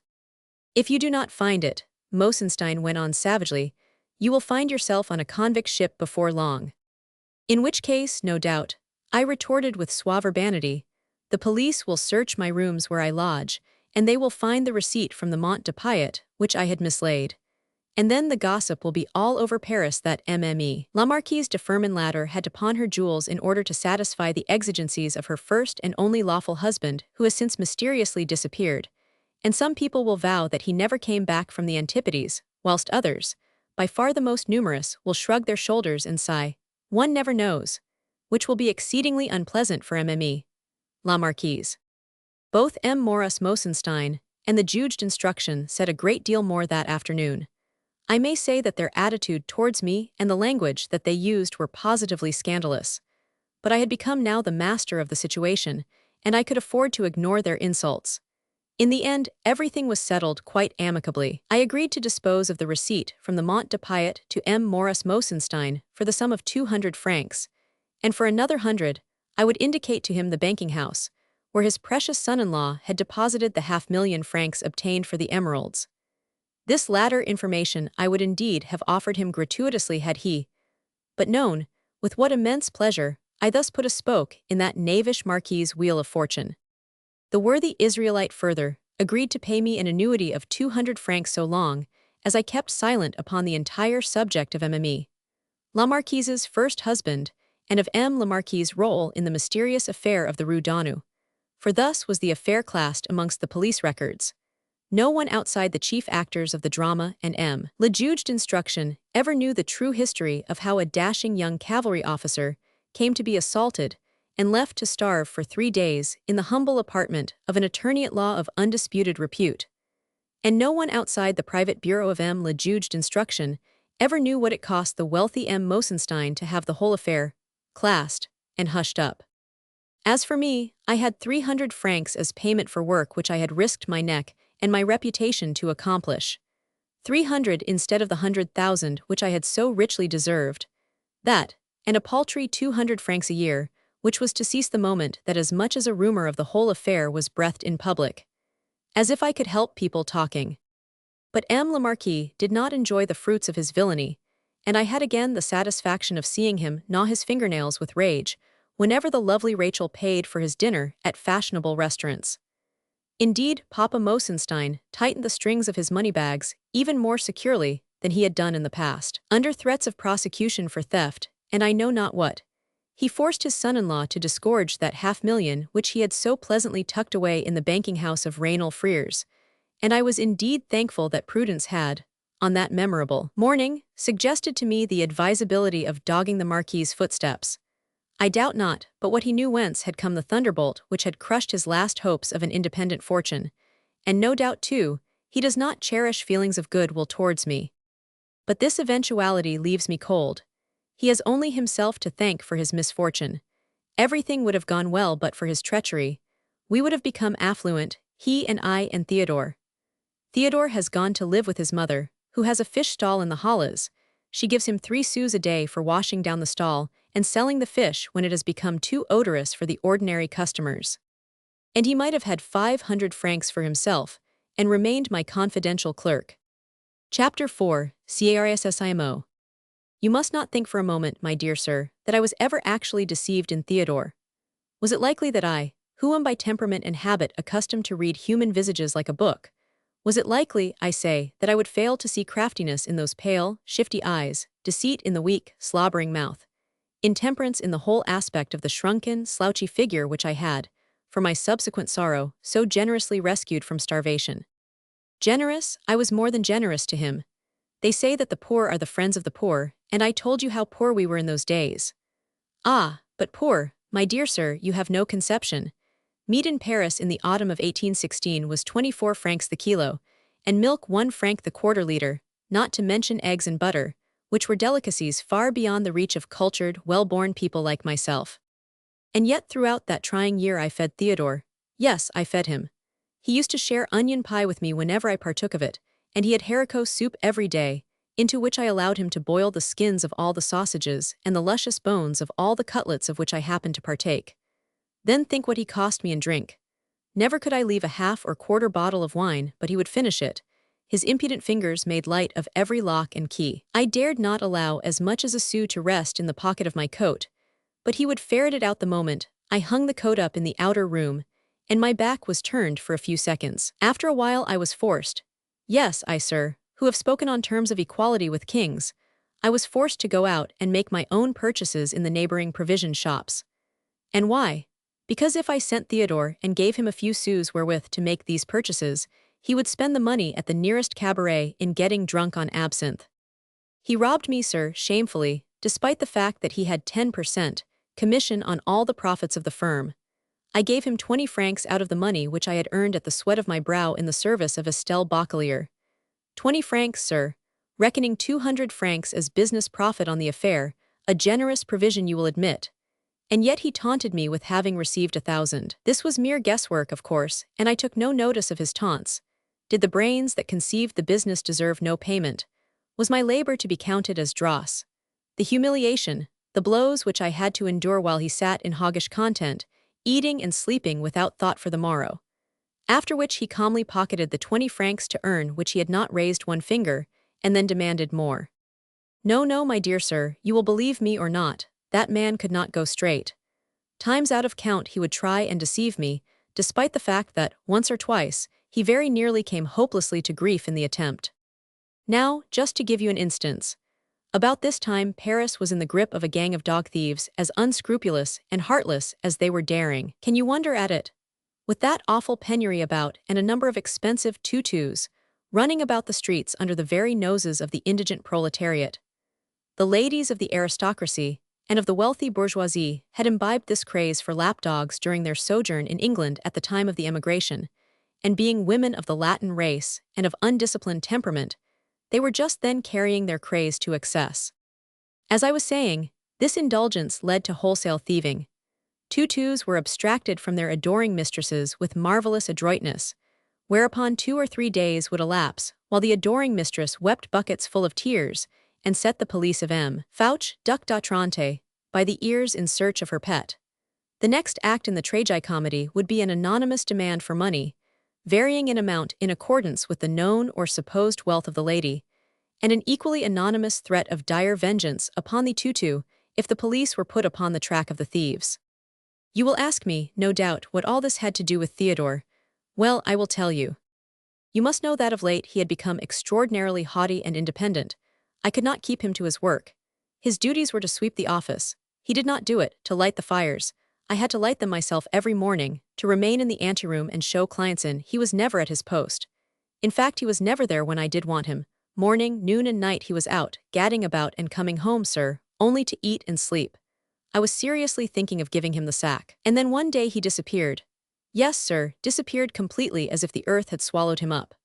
One morning, it was in the beginning of December and the cold was biting, I arrived at the office and found that his chairbed which stood in the antechamber had not been slept in fact that it had not been made up overnight. In the cupboard I found the remnants of an onion pie, half a sausage, and a quarter of a liter of wine, which proved conclusively that he had not been in to supper. At first I was not greatly disturbed in my mind. I had found out quite recently that Theodore had some sort of a squalid home of his own somewhere behind the fish market, together with an old and wholly disreputable mother who plied him with drink, whenever he spent an evening with her, and either he or she had a franc in their pocket. Still, after these bouts spent in the bosom of his family, he usually returned to sleep them off at my expense in my office. I had unfortunately very little to do that day, so in the late afternoon, not having seen anything of Theodore all day, I turned my steps toward the house behind the fish market, where lived the mother of that ungrateful wretch. The woman's surprise when I inquired after her precious son was undoubtedly genuine. Her lamentations and crocodile tears certainly were not. She reeked of alcohol, and the one room which she inhabited was indescribably filthy. I offered her half a franc if she gave me authentic news of Theodore, knowing well that for that sum she would have sold him to the devil. But very obviously she knew nothing of his whereabouts, and I soon made haste to shake the dirt of her abode from my heels. I had become vaguely anxious. I wondered if he had been murdered somewhere down a back street, and if I should miss him very much. I did not think that I would. Moreover, no one could have any object in murdering Theodore. In his own stupid way he was harmless enough, and he certainly was not possessed of anything worth stealing. I myself was not overfond of the man, but I should not have bothered to murder him. Still, I was undoubtedly anxious, and slept but little that night thinking of the wretch. When the following morning I arrived at my office and still could see no trace of him, I had serious thoughts of putting the law in motion on his behalf. Just then, however, an incident occurred which drove all thoughts of such an insignificant personage as Theodore from my mind. I had just finished tidying up the office when there came a peremptory ring at the outer door, repeated at intervals of 20 seconds or so. It meant giving a hasty glance all round to see that no fragments of onion pie or of cheap claret lingered in unsuspected places, and it meant my going myself to open the door to my impatient visitor. I did it, sir, and then at the door I stood transfixed. I had seen many beautiful women in my day, great ladies of the court, brilliant ladies of the consulate, the directorate and the empire, but never in my life had I seen such an exquisite and resplendent apparition as the one which now sailed through the antechamber of my humble abode. Sir, Hector Radichin's heart has ever been susceptible to the charms of beauty in distress. This lovely being, sir, who now at my invitation entered my office and sank with perfect grace into the armchair, was in obvious distress. Tears hung on the fringe of her dark lashes, and the gossamer-like handkerchief which she held in her dainty hand was nothing but a wet rag. She gave herself exactly 2 minutes wherein to compose herself, after which she dried her eyes and turned the full artillery of her bewitching glance upon me. "Monsieur Radichin," she began, even before I had taken my accustomed place at my desk and assumed that engaging smile which inspires confidence even in the most timorous. "Monsieur Radichin, they tell me that you are so clever, and oh, I am in such trouble." "Madame," I rejoined with noble simplicity, "you may trust me to do the impossible in order to be of service to you." "Admirably put, you will admit. I have always been counted a master of appropriate diction, and I had been quick enough to note the plain band of gold which encircled the third finger of her dainty left hand, flanked though it was by a multiplicity of diamond, pearl, and other jeweled rings. "You are kind, Monsieur Radichin," resumed the beauteous creature more calmly, "but indeed you will require all the ingenuity of your resourceful brain in order to help me in this matter. I am struggling in the grip of a relentless fate which, if you do not help me, will leave me broken-hearted." "Command me, madame," I riposted quietly. From out the daintiest of reticules, the fair lady now extracted a very greasy and very dirty bit of paper, and handed it to me with the brief request, "Read this, I pray you, my good M. Radichin." I took the paper. It was a clumsily worded, ill-written, ill-spelt demand for 5,000 francs, failing which sum the thing which madame had lost would forthwith be destroyed. I looked up, puzzled, at my fair client. "My darling Carissimo, my dear M. Radichin," she said in reply to my mute query. "Carissimo," I stammered, yet further intrigued. "My darling pet, a valuable creature, the companion of my lonely hours," she rejoined, once more bursting into tears. "If I lose him, my heart will inevitably break." I understood at last. "Madame has lost her dog?" I asked. She nodded. "It has been stolen by one of those expert dog thieves, who then levy blackmail on the unfortunate owner." Again she nodded in assent. I read the dirty, almost illegible scrawl through more carefully this time. It was a clumsy notification addressed to MME. La Comtesse de Knoll de Saint-Pris, to the effect that her tutu was for the moment safe, and would be restored to the arms of his fond mistress, provided the sum of 5,000 francs was deposited in the hands of the bearer of the missive. Minute directions were then given as to where and how the money was to be deposited. MME. La Comtesse de Knoll was, on the third day from this at 6 o'clock in the evening precisely, to go in person and alone to the angle of the Rue Guénégaud and the Rue Mazarine, at the rear of the Institut. There 2 men would meet her, one of whom would have Carissimo in his arms, to the other she must hand over the money, whereupon the pet would at once be handed back to her. But if she failed to keep this appointment, or if in the meanwhile she made the slightest attempt to trace the writer of the missive, or to lay a trap for his capture by the police, Carissimo would at once meet with a summary death. These were the usual tactics of experienced dog thieves, only that in this case the demand was certainly exorbitant.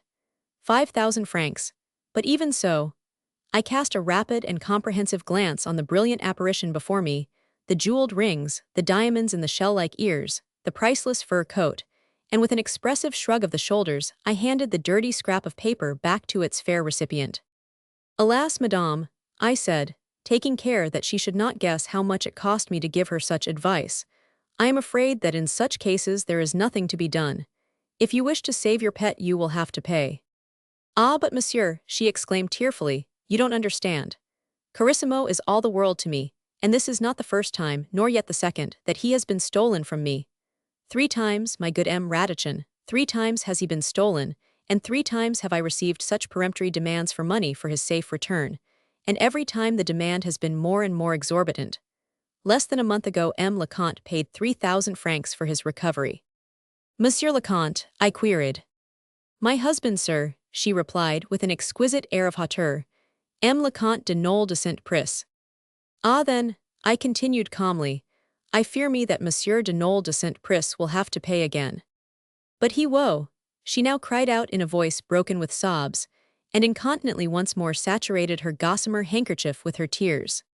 "Then I see nothing for it, madame," I rejoined, much against my will with a slight touch of impatience, "I see nothing for it but that yourself." "Ah, but monsieur," she retorted with a sigh that would have melted a heart of stone, "that is just my difficulty. I cannot pay." "Madame," I protested. "Oh, if I had money of my own," she continued, with an adorable gesture of impatience, "I would not worry. Mais voilà, I have not a silver franc of my own to bless myself with. M. le Comte is over-generous. He pays all my bills without a murmur. He pays my dressmaker, my furrier. He loads me with gifts and dispenses charity on a lavish scale in my name. I have horses, carriages, servants, everything I can possibly want and more, but I never have more than a few hundred francs to dispose of. Up to now I have never for a moment felt the want of money. Today, when Carissimo is being lost to me, I feel the entire horror of my position." "But surely, madame," I urged, "M. le Comte." "No, monsieur," she replied. "M. le Comte has flatly refused this time to pay these abominable thieves for the recovery of Carissimo. He upbraids himself for having yielded to their demands on the 3 previous occasions. He calls these demands blackmailing, and vows that to give them money again is to encourage them in their nefarious practices. Oh, he has been cruel to me, cruel. For the first time in my life, monsieur, my husband has made me unhappy, and if I lose my darling now, I shall indeed be broken-hearted." I was silent for a moment or two. I was beginning to wonder what part I should be expected to play in the tragedy, which was being unfolded before me by this lovely and impecunious creature. "Madame la Comtesse," I suggested tentatively after a while, "your jewelry, you must have a vast number which you seldom wear. 5,000 francs is soon made up." "You see, sir, my hopes of a really good remunerative business had by now dwindled down to vanishing point. All that was left of them was a vague idea that the beautiful Comtesse would perhaps employ me as an intermediary for the sale of some of her jewelry, in which case. But already, her next words disillusioned me even on that point. "No, monsieur," she said. "What would be the use?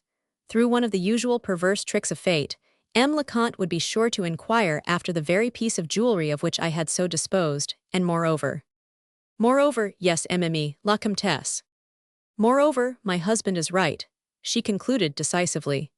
"If I give in to those thieves today and pay them 5,000 francs, they would only set to work to steal Carissimo again and demand 10,000 francs from me another time." I was silent. What could I say? her argument was indeed unanswerable. "No, my good Radichin," she said very determinedly after a while. "I have quite decided that you must confound those thieves. They have given me 3 days' grace, as you see in their abominable letter. If after 3 days the money is not forthcoming, and if in the meanwhile I dare to set a trap for them or in any way communicate with the police, my darling Carissimo will be killed and my heart be broken." "Madame la Comtesse," I entreated, for of a truth I could not bear to see her cry again. "You must bring Carissimo back to me, Radichin," she continued peremptorily, "before those awful 3 days have elapsed." "I swear that I will," I rejoined solemnly, but I must admit that I did it entirely on the spur of the moment, for of a truth I saw no prospect whatever of being able to accomplish what she desired. "Without my paying a single louis to those execrable thieves," the exquisite creature went on peremptorily. "It shall be done, Madame la Comtesse. And let me tell you," she now added, with the sweetest and archest of smiles, "that if you succeed in this, le Comte de Nole de Saint-Pris will gladly pay you the 5,000 francs which he refuses to give to those miscreants." 5,000 francs, a mist swam before my eyes. "Mais, Madame la Comtesse," I stammered. "Oh," she added, with an adorable uptilting of her little chin, "I am not promising what I cannot fulfill. Le Comte de Nole only said this morning, apropos of dog thieves, that he would gladly give 10,000 francs to anyone who succeeded in ridding society of such pests." I could have knelt down on the hard floor, sir, and— "Well then, madame," was my ready rejoinder, "why not 10,000 francs to me?" She bit her coral lips, but she also smiled. I could see that my personality and my manners had greatly impressed her. "I will only be responsible for the first 5,000, she said lightly. "But, for the rest, I can confidently assure you that you will not find a miser in le Comte de Nole de Saint-Pris." I could have knelt down on the hard floor, sir, and kissed her exquisitely shod feet. 5,000 francs certain, perhaps 10. A fortune, sir, in those days, one that would keep me in comfort, nay, affluence, until something else turned up. I was swimming in the Empyrean and only came rudely to earth when I recollected that I should have to give Theodore something for his share of the business. Fortunately that for the moment he was comfortably out of the way. Thoughts that perhaps he had been murdered after all once more coursed through my brain. Not unpleasantly, I'll admit. I would not have raised a finger to hurt the fellow, even though he had treated me with the basest ingratitude and treachery. But if someone else took the trouble to remove him, why indeed should I quarrel with fate? Back I came swiftly to the happy present. The lovely creature was showing me a beautifully painted miniature of Carissimo, a King Charles spaniel of no common type. This she suggested that I should keep by me for the present for purposes of identification. After this, we had to go into the details of the circumstances under which she had lost her pet. She had been for a walk with him, it seems, along the Quai Voltaire, and was returning home by the side of the river, when suddenly a number of workmen in blouses and peaked caps came trooping out of a side street and obstructed her progress. She had Carissimo on the lead, and she at once admitted to me that at first she never thought of connecting this pushing and jostling rabble with any possible theft. She held her ground for a while, facing the crowd. For a few moments she was right in the midst of it, and just then she felt the dog straining at the lead. She turned round at once with the intention of picking him up, when to her horror she saw that there was only a bundle of something weighty at the end of the lead, and that the dog had disappeared. The whole incident occurred, the lovely creature declared, within the space of 30 seconds. The next instant the crowd had scattered in several directions, the men running and laughing as they went. La Comtesse was left standing alone on the quay. Not a passerby in sight, and the only gendarme visible a long way down the quay had his back turned toward her. Nevertheless she ran and hied him, and presently he turned, and realizing that something was amiss, he too ran to meet her. He listened to her story, swore lustily, but shrugged his shoulders in token that the tale did not surprise him, and that but little could be done. Nevertheless, he at once summoned those of his colleagues who were on duty in the neighborhood, and one of them went off immediately to notify the theft at the nearest commissariat of police.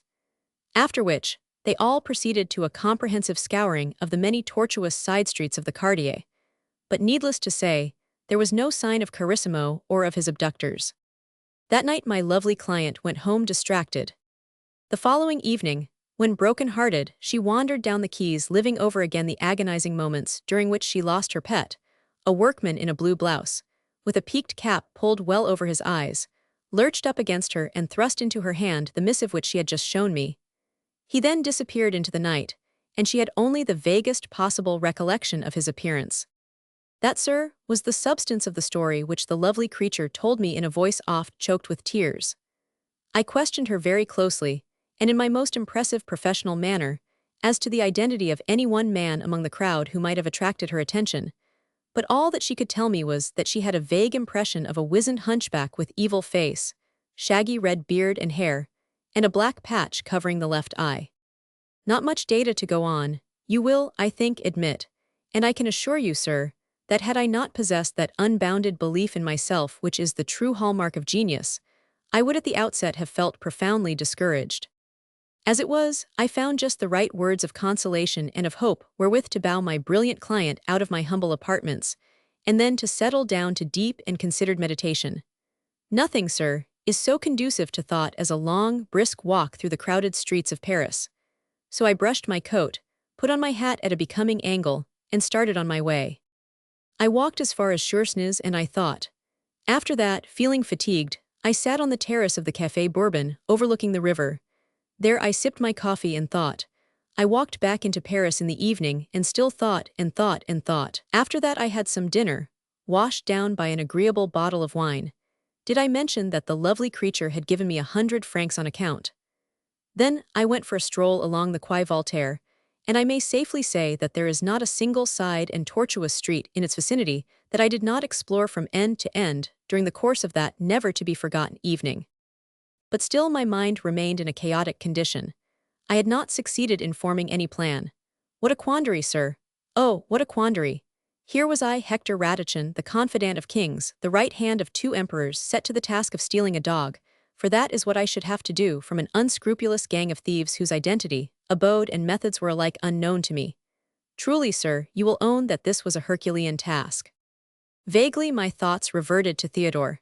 He might have been of good counsel, for he knew more about thieves than I did, but the ungrateful wretch was out of the way on the one occasion when he might have been of use to me, who had done so much for him. Indeed, my reason told me that I need not trouble my head about Theodore. He had vanished. That he would come back presently was, of course, an indubitable fact. People like Theodore never vanish completely. He would come back and demand I know not what, his share, perhaps, in a business which was so promising even if it was still so vague. 5,000 francs, a round sum. If I gave Theodore 500, the sum would at once appear meager, unimportant. 4,500 francs. It did not even sound well to my mind. So I took care that Theodore vanished from my mental vision as completely as he had done for the last 2 days from my ken, and as there was nothing more that could be done that evening, I turned my weary footsteps toward my lodgings at Passy. All that night, sir, I lay wakeful and tossing in my bed, alternately fuming and rejecting plans for the attainment of that golden goal, the recovery of Mme. de Nolle's pet dog, and the whole of the next day I spent in vain quest. I visited every haunt of ill fame known to me within the city. I walked about with a pistol in my belt, a hunk of bread and cheese in my pocket, and slowly growing despair in my heart. In the evening, Mme. La Comtesse de Nolle called for news of Carissimo, and I could give her none.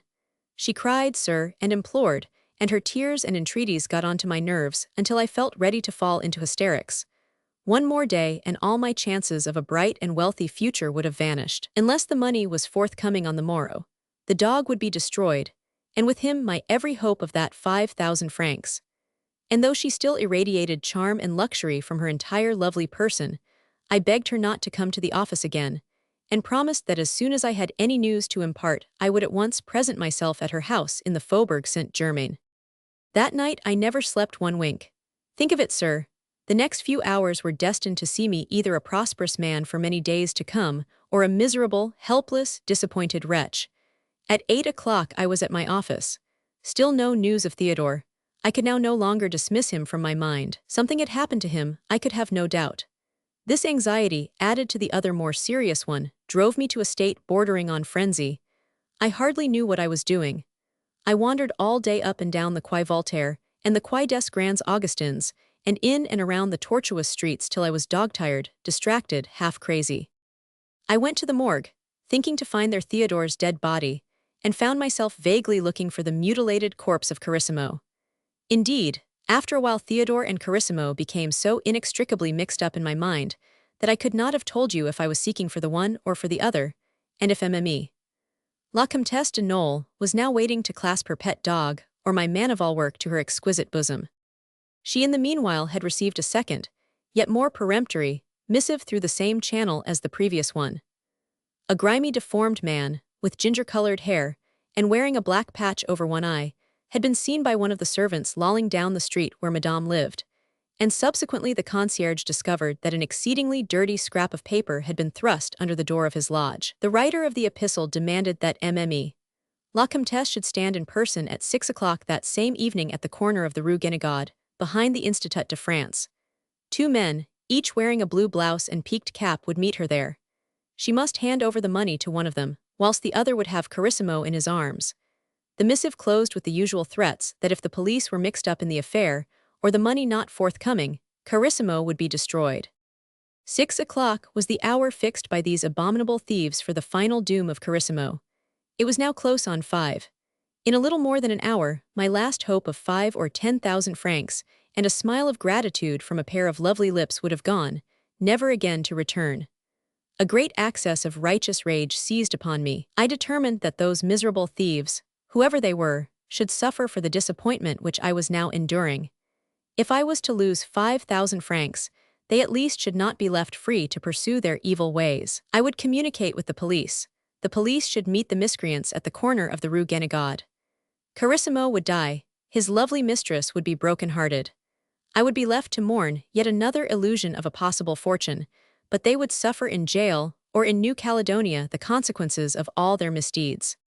Fortified by this resolution, I turned my weary footsteps in the direction of the gendarmerie, where I intended to lodge my denunciation of those abominable thieves and blackmailers. The night was dark, the streets ill-lighted, the air bitterly cold. A thin drizzle, half rain, half snow, was descending, chilling me to the bone. I was walking rapidly along the riverbank with my coat collar pulled up to my ears, and still instinctively peering up every narrow street which debouches on the quay. Then suddenly I spied Theodore. He was coming down the Rue Beaune, slouching along with head bent in his usual way. He appeared to be carrying something, not exactly heavy, but cumbersome, under his left arm. Within the next few minutes he would have been face to face with me, for I had come to a halt at the angle of the street, determined to have it out with the rascal then and there in spite of the cold, and in spite of my anxiety about Carissimo. All of a sudden he raised his head and saw me, and in a second he turned on his heel and began to run up the street in the direction whence he had come. At once I gave chase. I ran after him, and then, sir, he came for a second within the circle of light projected by a street lanthorn. But in that 1 second I had seen that which turned my frozen blood into liquid lava, a tail, sir. A dog's tail, fluffy and curly, projecting from beneath that recreant's left arm. A dog, sir, a dog, Carissimo, the darling of MME. La Comtesse de Knoll's heart. Carissimo, the recovery of whom would mean 5,000 francs into my pocket. Carissimo, I knew it. For me there existed but one dog in all the world, one dog and one spawn of the devil, one arch-traitor, one limb of Satan. Theodore. How he had come by Carissimo I had not time to conjecture. I called to him. I called his accursed name, using appellations which fell far short of those which he deserved. But the louder I called the faster he ran, and I, breathless, panting, ran after him, determined to run him to earth, fearful lest I should lose him in the darkness of the night.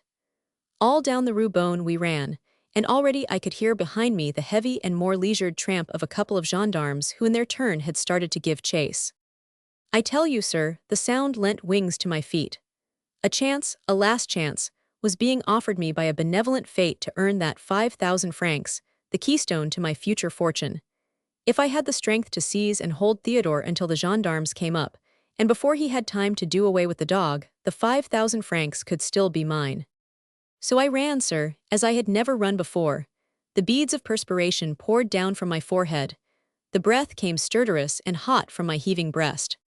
Then suddenly Theodore disappeared. Disappeared, sir, as if the earth had swallowed him up.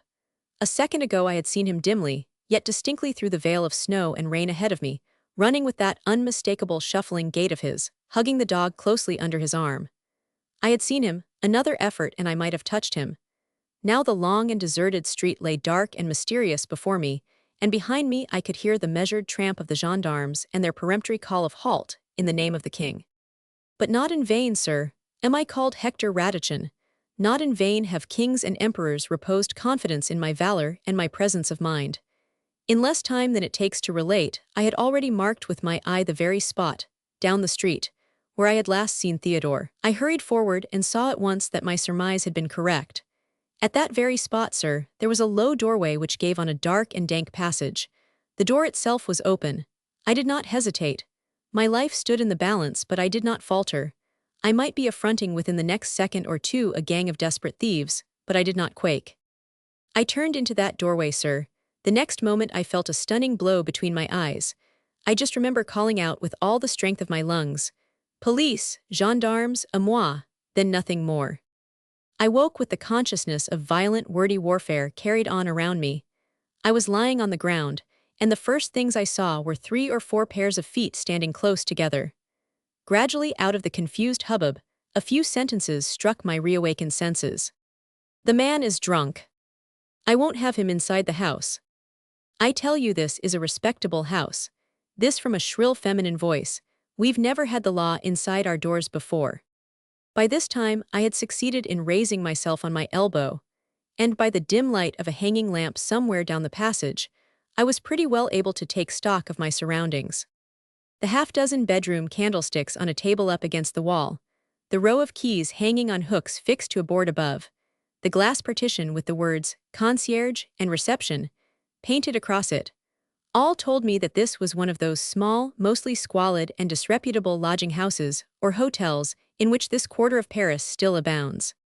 The 2 gendarmes who had been running after me were arguing the matter of my presence here with the proprietor of the place, and with the concierge.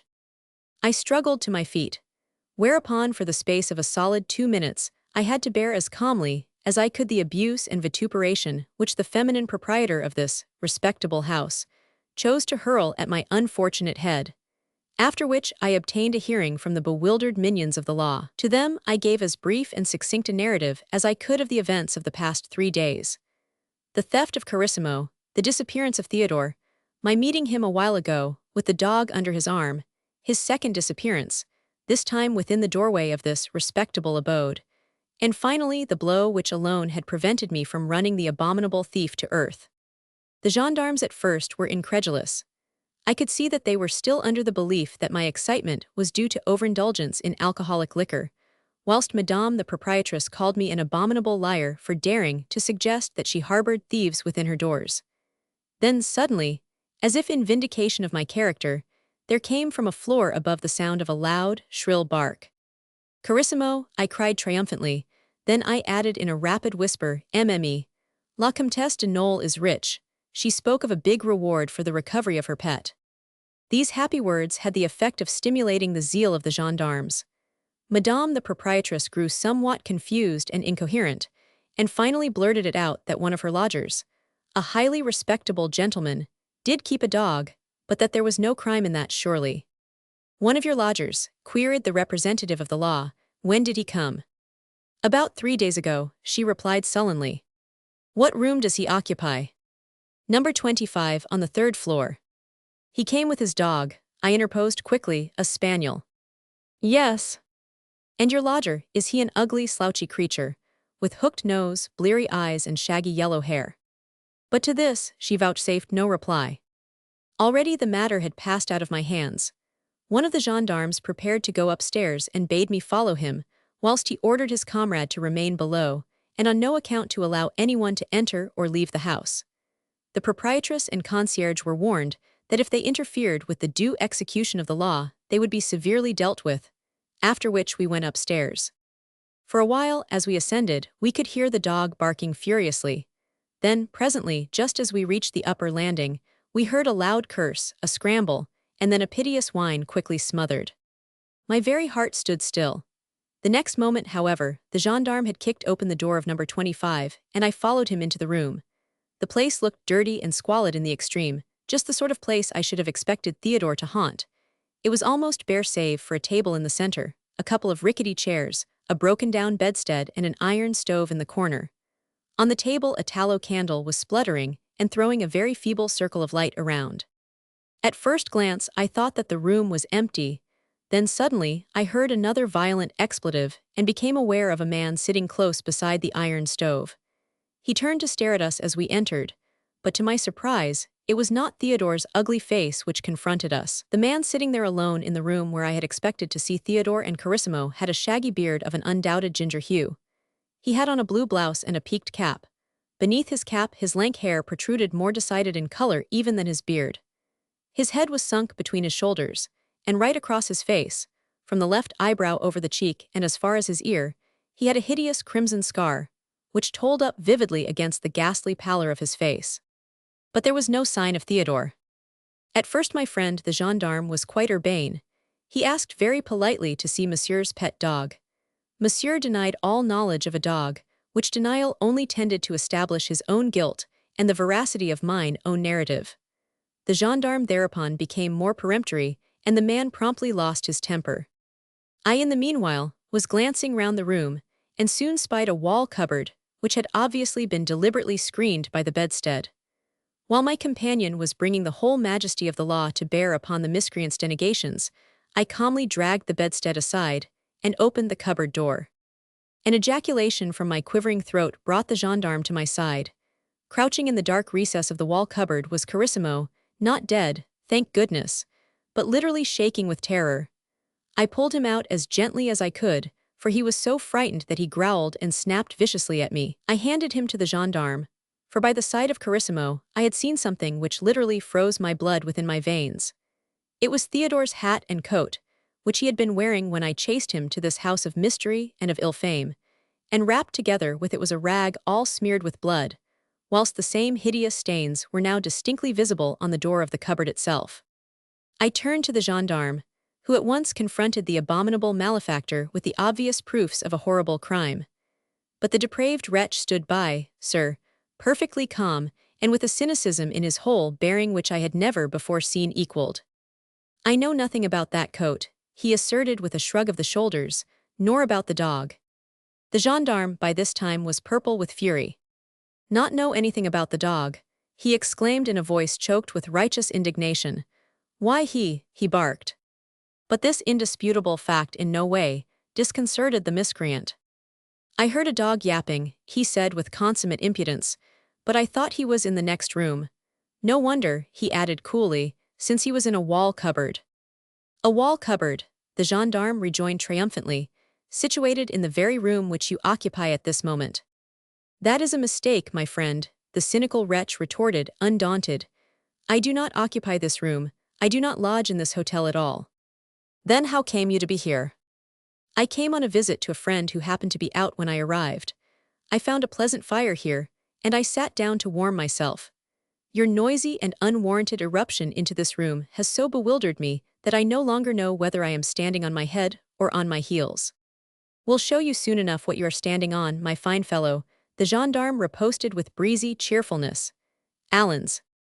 I must say that the pampered minion of the law arose splendidly to the occasion. He seized the miscreant by the arm and took him downstairs, there to confront him with the proprietress of the establishment, while I, with marvelous presence of mind, took possession of Carissimo and hid him as best I could beneath my coat. In the hall below a surprise and a disappointment were in store for me.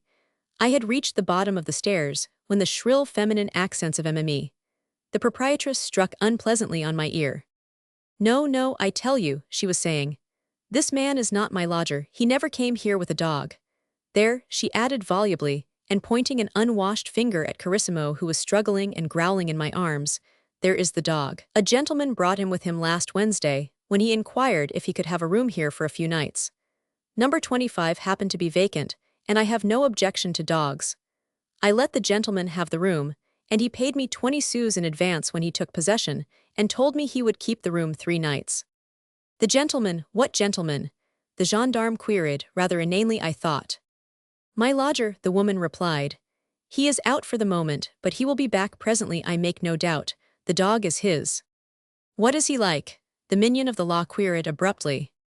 "Who, the dog?" she retorted impudently. "No, no, your lodger." Once more the unwashed finger went up and pointed straight at me. He described him well enough just now, thin and slouchy in his ways. He has lank, yellow hair, a nose perpetually crimson with the cold no doubt, and pale, watery eyes. Theodore, I exclaimed mentally. Bewildered, the gendarme pointed to his prisoner. But this man, he queried. Why, the proprietress replied. I have seen monsieur twice, or was it 3 times? He would visit number 25 now and then.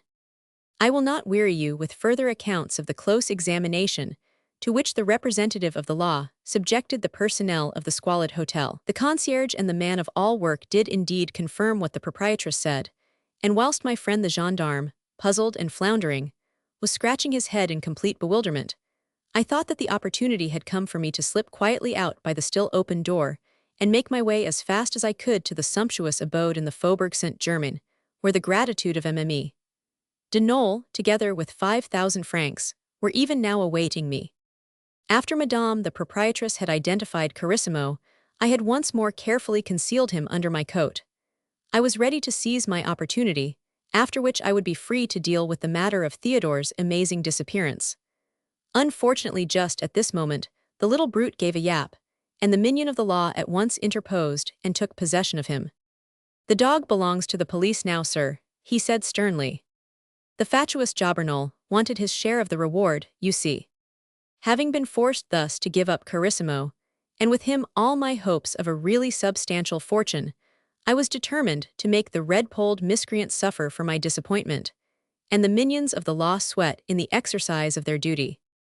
I demanded Theodore, my friend, my comrade, my right hand. I had seen him not 10 minutes ago, carrying in his arms this very dog, whom I had subsequently found inside a wall cupboard beside a blood-stained coat. Where was Theodore? Pointing an avenging finger at the red-headed reprobate, I boldly accused him of having murdered my friend with a view to robbing him of the reward offered for the recovery of the dog. This brought a new train of thought into the wooden pates of the gendarmes. A quartet of them had by this time assembled within the respectable precincts of the Hôtel des Cadets. One of them, senior to the others, at once dispatched a younger comrade to the nearest commissary of police for advice and assistance. Then he ordered us all into the room pompously labeled reception, and there proceeded once more to interrogate us all, making copious notes in his leather-bound book all the time, whilst I, moaning and lamenting the loss of my faithful friend and man of all work, loudly demanded the punishment of his assassin. Theodore's coat, his hat, the blood-stained rag, had all been brought down from number 25 and laid out upon the table ready for the inspection of the commissary of police. That gentleman arrived with 2 private agents, armed with full powers, and wrapped in the magnificent imperturbability of the law. The gendarme had already put him au fait of the events, and as soon as he was seated behind the table upon which reposed the pieces de conviction, he in his turn proceeded to interrogate the ginger-pated miscreant. But strive how he might, the commissary elicited no further information from him than that which we all already possessed. The man gave his name as Aristide Nicolet. He had no fixed abode. He had come to visit his friend who lodged in number 25 in the Hôtel des Cadets. Not finding him at home, he had sat by the fire and had waited for him. He knew absolutely nothing of the dog and absolutely nothing of the whereabouts of Theodore. We'll soon see about that, asserted the commissary. He ordered a perquisition of every room and every corner of the hotel, Madame the proprietress loudly lamenting that she and her respectable house would henceforth be disgraced forever. But the thieves, whoever they were clever. Not a trace of any illicit practice was found on the premises, and not a trace of Theodore. Had he indeed been murdered? The thought now had taken root in my mind. For the moment, I had even forgotten Carissimo and my vanished 5,000 francs. Well, sir, Aristide Nicolet was marched off to the depot, still protesting his innocence. The next day he was confronted with Mme. La Comtesse de Nolé, who could not say more than that he might have formed part of the gang who had jostled her on the Quai Voltaire, whilst the servant who had taken the missive from him failed to recognize him. Carissimo was restored to the arms of his loving mistress, but the reward for his recovery had to be shared between the police and myself, 3,000 francs going to the police who apprehended the thief, and 2,000 to me, who had put them on the track. It was not a fortune, sir, but I had to be satisfied. But in the meanwhile, the disappearance of Theodore had remained an unfathomable mystery. No amount of questionings and cross-questionings, no amount of confrontations and perquisitions had brought any new matter to light. Aristide Nicolet persisted in his statements, as did the proprietress and the concierge of the Hotel des Cadets in theirs. Theodore had undoubtedly occupied room number 25 in the hotel during the 3 days, while I was racking my brain as to what had become of him. I equally undoubtedly saw him for a few moments running up the Rue Beaune, with Carissimo's tail projecting beneath his coat. Then he entered the open doorway of the hotel, and henceforth his whereabouts remained a baffling mystery. Beyond his coat and hat, the stained rag and the dog himself, there was not the faintest indication of what became of him after that. The concierge vowed that he did not enter the hotel. Aristide Nicolet vowed that he did not enter number 25. But then the dog was in the cupboard, and so were the hat and coat.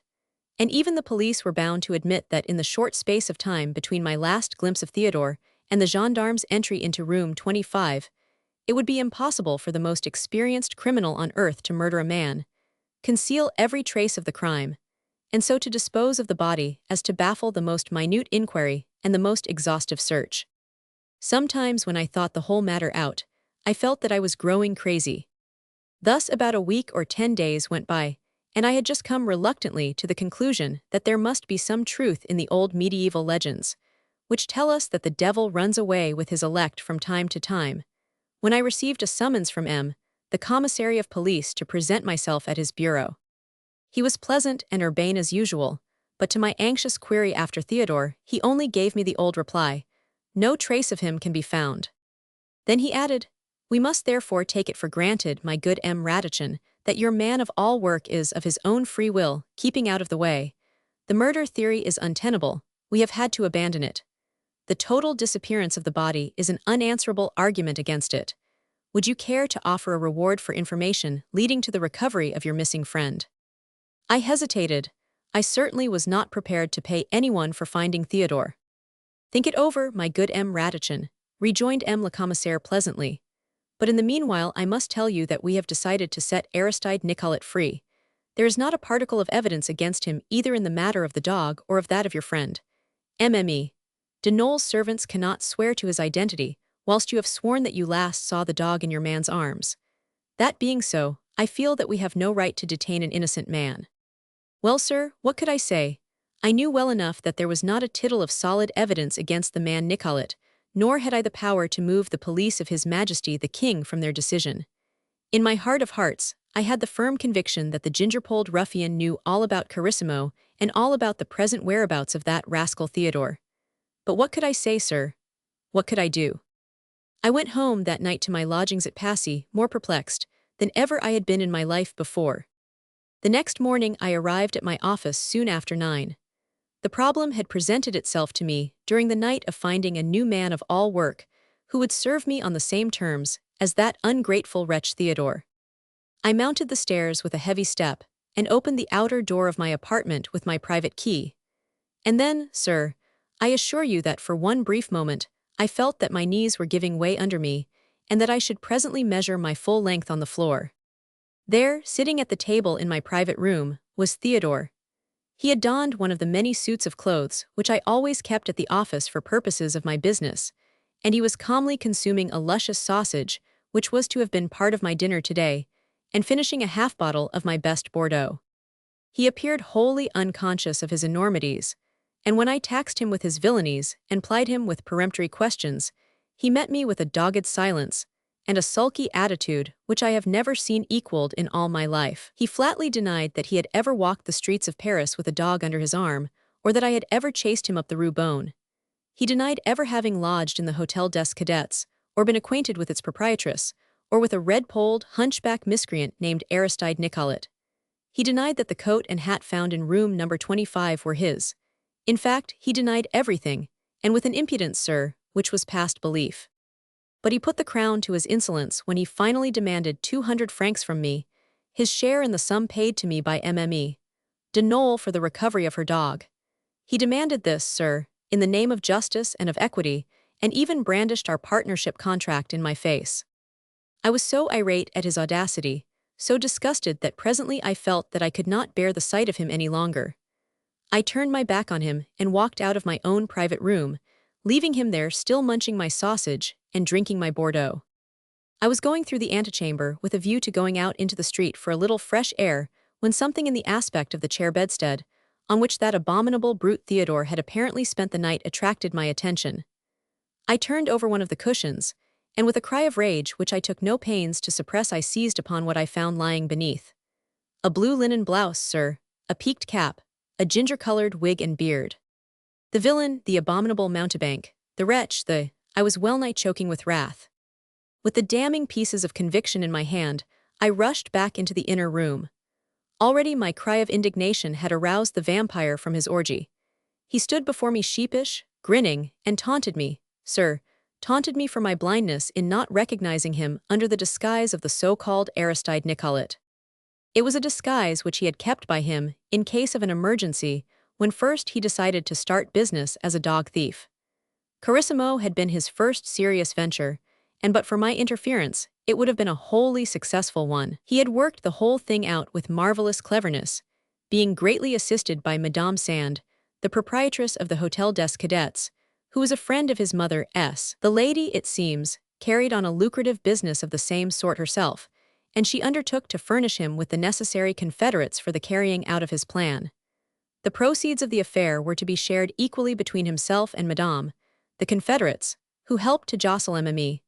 De Nolé, whilst her dog was being stolen, were to receive 5 francs each for their trouble. When he met me at the corner of the Rue Beaune, he was on his way to the Rue Guénégaud, hoping to exchange Carissimo for 5,000 francs. When he met me, however, he felt that the best thing to do for the moment was to seek safety in flight. He had only just time to run back to the hotel to warn Mimi Sand of my approach and beg her to detain me at any cost. Then he flew up the stairs, changed into his disguise, Carissimo barking all the time furiously. Whilst he was trying to pacify the dog, the latter bit him severely in the arm, drawing a good deal of blood. The crimson scar across his face was a last happy inspiration which put the finishing touch to his disguise and to the hoodwinking of the police and of me. He had only just time to staunch the blood from his arm and to thrust his own clothes and Carissimo into the wall cupboard when the gendarme and I burst in upon him. I could only gasp. For one brief moment, the thought rushed through my mind that I would denounce him to the police for. But that was just the trouble. Of what could I accuse him? Of murdering himself or of stealing Mimi De Nolé's dog? The commissary would hardly listen to such a tale, and it would make me seem ridiculous. So I gave Theodore the soundest thrashing he ever had in his life, and 50 francs to keep his mouth shut. But did I not tell you that he was a monster of ingratitude? Chapter 5. The Toys. You are right, sir. I very seldom speak of my halcyon days, those days when the greatest monarch the world has ever known honored me with his intimacy and confidence. I had my office in the Rue Saint-Roch then, at the top of a house just by the church, and not a stone's throw from the palace, and I can tell you, sir, that in those days ministers of state, foreign ambassadors, and members of His Majesty's household were up and down my staircase at all hours of the day. I had not yet met Theodore then, and fate was wont to smile on me. As for le Duc d'Otrante, Minister of Police, he would send to me or for me whenever an intricate case required special acumen, resourcefulness, and secrecy. Thus in the matter of the English files, have I told you of it before? No. Well then, you shall hear. Those were the days, sir, when the Emperor's Berlin decrees were going to sweep the world clear of English commerce and of English enterprise. It was not a case of paying heavy duty on English goods, or a still heavier fine if you smuggled. It was total prohibition, and hanging if you were caught bringing so much as a meter of Bradford cloth or half a dozen Sheffield files into the country. But you know how it is, sir. The more strict the law, the more ready are certain lawless human creatures to break it. Never was smuggling so rife as it was in those days. I am speaking now of 1810 or 11. Never was it so daring or smugglers so reckless. Le Duc d'Otrante had his hands full, I can tell you. It had become a matter for the secret police. The Coast Guard or customs officials were no longer able to deal with it. Then one day Hippolyte Leroux came to see me. I knew the man well, a keen sleuth-hound if ever there was one, and well did he deserve his name, for he was as red as a fox. Radichin, he said to me, without preamble, as soon as he had seated himself opposite to me, and I had placed half a bottle of good Bordeaux and a couple of glasses on the table. I want your help in the matter of these English files. We have done all that we can in our department. M. Leduc has doubled the customs personnel on the Swiss frontier. The Coast Guard is both keen and efficient, and yet we know that at the present moment, there are thousands of English files used in this country, even inside His Majesty's own armament works. M. Leduc d'Otrante is determined to put an end to the scandal. He has offered a big reward for information, which will lead to the conviction of one or more of the chief culprits, and I am determined to get that reward, with your help, if you will give it. What is the reward? I asked simply. 5,000 francs, he replied. Your knowledge of English and Italian is what caused me to offer you a share in this splendid enterprise. It's no good lying to me, Leroux. I broke in quietly, if we are going to work amicably together. He swore. The reward is 10,000 francs. I made the shot at a venture, knowing my man well. I swear that it is not, he asserted hotly. Swear again, I retorted, for I'll not deal with you for less than 5,000. He did swear again and protested loudly, but I was firm. Have another glass of wine, I said. After which he gave in. The affair was bound to be risky. Smugglers of English goods were determined and desperate men who were playing for high stakes and risking their necks on the board. In all matters of smuggling, a knowledge of foreign languages was an invaluable asset. I spoke Italian well and knew some English. I knew my worth. We both drank a glass of cognac and sealed our bond then and there. After which Leroux drew his chair closer to my desk. Listen then, he said. You know the firm of Fournier Freres in the Rue Colbert. By name, of course. Cutlers and surgical instrument makers by appointment to His Majesty. What about them? M. Leduc has had his eyes on them for some time. Fournier Freres, I ejaculated. Impossible, a more reputable firm does not exist in France. I know, he rejoined impatiently. And yet it is a curious fact that M. Aristide Fournier, the junior partner, has lately bought for himself a house at St. Claude. At St. Claude, I ejaculated. Yes, he responded dryly, very near to Gex what? I shrugged my shoulders, for indeed the circumstances did appear somewhat strange. Do you know Gex, my dear sir? Ah, it is a curious and romantic spot. It has possibilities, both natural and political, which appear to have been expressly devised for the benefit of the smuggling fraternity. Nestling in the midst of the Jura Mountains, it is outside the customs zone of the empire, so you see the possibilities, do you not? Gex soon became the picturesque warehouse of every conceivable kind of contraband goods. On one side of it there was the Swiss frontier, and the Swiss government was always willing to close one eye in the matter of customs provided its palm was sufficiently greased by the light-fingered gentry. No difficulty, therefore, as you see, in getting contraband goods, even English ones, as far as Gex. Here they could be kept hidden until a fitting opportunity occurred for smuggling them into France, opportunities for which the Jura, with their narrow defiles and difficult mountain paths, afforded magnificent scope. St. Claude, of which Leroux had just spoken as the place where M. Aristide Fournier had recently bought himself a house, is in France, only a few kilometers from the neutral zone of Gex. It seemed a strange spot to choose for a wealthy and fashionable member of Parisian bourgeois society, I was bound to admit. But, I mused, one cannot go to Gex without a permit from the police. Not by road, Leroux assented. But you will own that there are means available to men who are young and vigorous like M. Fournier, who moreover, I understand, is an accomplished mountaineer. You know Gex, of course. I had crossed the Jura once, in my youth, but was not very intimately familiar with the district. Leroux had a carefully drawn-out map of it in his pocket. This he laid out before me. These two roads, he began, tracing the windings of a couple of thin red lines on the map with the point of his finger, are the only two made ones that lead in and out of the district. Here is the Valserine, he went on, pointing to a blue line, which flows from north to south, and both the roads wind over bridges that span the river close to our frontier. The French customs stations are on our side of those bridges. But besides those two roads, the frontier can, of course, be crossed by one or other of the innumerable mountain tracks, which are only accessible to pedestrians or mules. That is where our customs officials are powerless, for the tracks are precipitous and offer unlimited cover to those who know every inch of the ground. Several of them lead directly into St. Claude, at some considerable distance from the customs stations, and it is these tracks which are being used by M. Aristide Fournier for the felonious purpose of trading with the enemy. On this I would stake my life. But I mean to be even with him, and if I get the help which I require from you, I am convinced that I can lay him by the heels. I am your man, I concluded simply. Very well, he resumed. Are you prepared to journey with me to Jex? When do you start? Today. I shall be ready. He gave a deep sigh of satisfaction.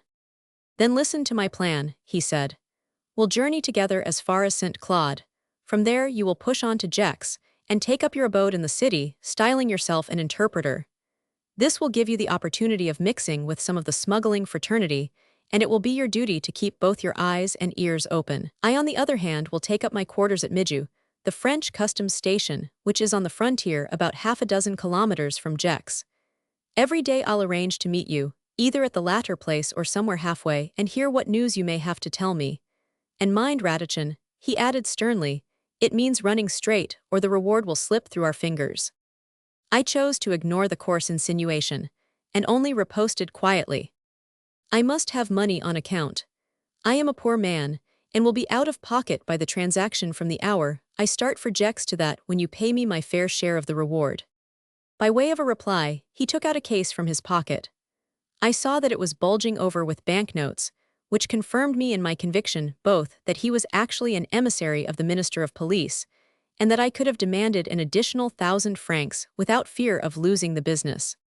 I'll give you 500 on account, he said, as he licked his ugly thumb preparatory to counting out the money before me. Make it 1,000, I retorted, and call it additional, not on account. He tried to argue. I am not keen on the business, I said with calm dignity, so if you think that I am asking too much, there are others, no doubt, who would do the work for less. It was a bold move, but it succeeded. Leroux laughed and shrugged his shoulders. Then he counted out 100-franc notes and laid them out upon the desk. But before I could touch them, he laid his large bony hands over the lot, and looking me straight between the eyes, he said with earnest significance, English files are worth as much as 20 francs apiece in the market. I know. Fournier Freres would not take the risks which they are doing for a consignment of less than 10,000. I doubt if they would, I rejoined blandly. It will be your business to find out how, and when the smugglers propose to get their next consignment over the frontier. Exactly. And to communicate any information you may have obtained to me. And to keep an eye on the valuable cargo, of course, I concluded. Yes, he said roughly, an eye. But hands off, understand, my good Radichin, or there'll be trouble. He did not wait to hear my indignant protest.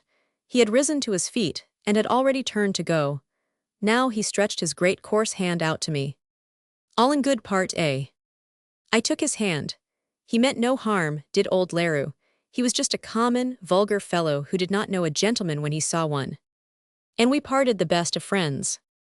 A week later I was at Jex. At St. Claude I had parted from Leroux, and then hired a chaise to take me to my destination. It was a matter of 15 kilometers by road over the frontier of the customs zone, and through the most superb scenery I had ever seen in my life. We drove through narrow gorges, on each side of which the mountain heights rose rugged and precipitous to incalculable altitudes above. From time to time, only did I get peeps of almost imperceptible tracks along the declivities, tracks on which it seemed as if goats alone could obtain a footing. Once, hundreds of feet above me, I spied a couple of mules descending what seemed like a sheer perpendicular path down the mountainside. The animals appeared to be heavily laden, and I marveled what forbidden goods lay hidden within their packs, and whether in the days that were to come I too should be called upon to risk my life on those declivities, following in the footsteps of the reckless and desperate criminals, whom it was my duty to pursue. I confess that at the thought, and with those pictures of grim nature before me, I felt an unpleasant shiver coursing down my spine. Nothing of importance occurred during the first fortnight of my sojourn at Jex. I was installed in moderately comfortable, furnished rooms in the heart of the city, close to the church and market square. In one of my front windows, situated on the ground floor, I had placed a card bearing the inscription, Aristide Barrett, Interpreter, and below, Anglais Allemand Italien. I had even had a few clients, conversations between the local police and some poor wretches caught in the act of smuggling a few yards of Swiss silk or a couple of cream cheeses over the French frontier, and sent back to Jex to be dealt with by the local authorities. Leroux had found lodgings at Midju, and twice daily he walked over to Jex to consult with me. We met, mornings and evenings, at the cafe restaurant of the Crane Chauve, an obscure little tavern situated on the outskirts of the city. He was waxing impatient at what he called my supineness, for indeed so far I had had nothing to report. There was no sign of M. Aristide Fournier. No one in Gex appeared to know anything about him, though the proprietor of the principal hotel in the town did recollect having had a visitor of that name once or twice during the past year. But of course, during this early stage of my stay in the town, it was impossible for me to believe anything that I was told. I had not yet succeeded in winning the confidence of the inhabitants, and it was soon pretty evident to me that the whole countryside was engaged in the perilous industry of smuggling. Everyone from the mayor downwards did a bit of a deal now and again in contraband goods. In ordinary cases, it only meant fines if one was caught, or perhaps imprisonment for repeated offenses. But 4 or 5 days after my arrival at Gex, I saw 3 fellows handed over to the police of the department. They had been caught in the act of trying to ford the Valserine with half a dozen pack mules laden with English cloth. They were hanged at St. Claude 2 days later. I can assure you, sir, that the news of this summary administration of justice sent another cold shiver down my spine, and I marveled if indeed Leroux's surmises were correct, and if a respectable tradesman like Aristide Fournier would take such terrible risks even for the sake of heavy gains. I had been in Gex just a fortnight when the weather, which hitherto had been splendid, turned to squalls and storms. We were then in the 2nd week of September. A torrential rain had fallen the whole of one day, during which I had only been out in order to meet Leroux, as usual, at the Café du Crane Chauve. I had just come home from our evening meeting. It was then 10 o'clock, and I was preparing to go comfortably to bed, when I was startled by a violent ring at the front door bell. I had only just time to wonder if this belated visitor desired to see me or my worthy landlady, Mme. Bournon, when her heavy footsteps resounded along the passage. The next moment I heard my name spoken peremptorily by a harsh voice, and Mme. Bournon's reply that M. Aristide Barrett was indeed within. A few seconds later she ushered my nocturnal visitor into my room. He was wrapped in a dark mantle from head to foot, and he wore a wide-brimmed hat pulled right over his eyes. He did not remove either as he addressed me without further preamble. "You are an interpreter, sir?" he queried, speaking very rapidly and in sharp, commanding tones. "At your service," I replied. "My name is Ernest Bertie. I want you to come with me at once to my house. I require your services as intermediary between myself and some men who have come to see me on business. These men whom I wish you to see are Russians," he added, I fancied as an afterthought, "but they speak English fluently." I suppose that I looked just as I felt, somewhat dubious owing to the lateness of the hour and the darkness of the night, not to speak of the abominable weather, for he continued with marked impatience. "It is imperative that you should come at once. Though my house is at some little distance from here, I have a chaise outside which will also bring you back, and," he added significantly, "I will pay you whatever you demand." "It is very late," I demurred, "the weather." "Your fee, man," he broke in roughly, "and let's get on." 500 francs, I said at a venture. "Come," was his curt reply, "I will give you the money as we drive along." I wished I had made it 1,000. Apparently my services were worth a great deal to him. However, I picked up my mantle and my hat, and within a few seconds was ready to go. I shouted up to Mme. Bournon that I would not be home for a couple of hours, but that as I had my key, I need not disturb her when I returned. Once outside the door, I almost regretted my ready acquiescence in this nocturnal adventure. The rain was beating down unmercifully, and at first I saw no sign of a vehicle. But in answer to my visitor's sharp command, I followed him down the street as far as the market square, at the corner of which I spied the dim outline of a carriage and a couple of horses. Without wasting too many words, Ernest Bertie bundled me into the carriage, and very soon we were on the way. The night was impenetrably dark, and the chaise more than ordinarily rickety. I had but little opportunity to ascertain which way we were going. A small lanthorn fixed opposite to me in the interior of the carriage, and flickering incessantly before my eyes, made it still more impossible for me to see anything outside the narrow window. My companion sat beside me, silent and absorbed. After a while, I ventured to ask him which way we were driving. "Through the town," he replied curtly. "My house is just outside Divonne." Now, Divonne is, as I knew, quite close to the Swiss frontier. It is a matter of 7 or 8 kilometers, an hour's drive at the very least in this supremely uncomfortable vehicle.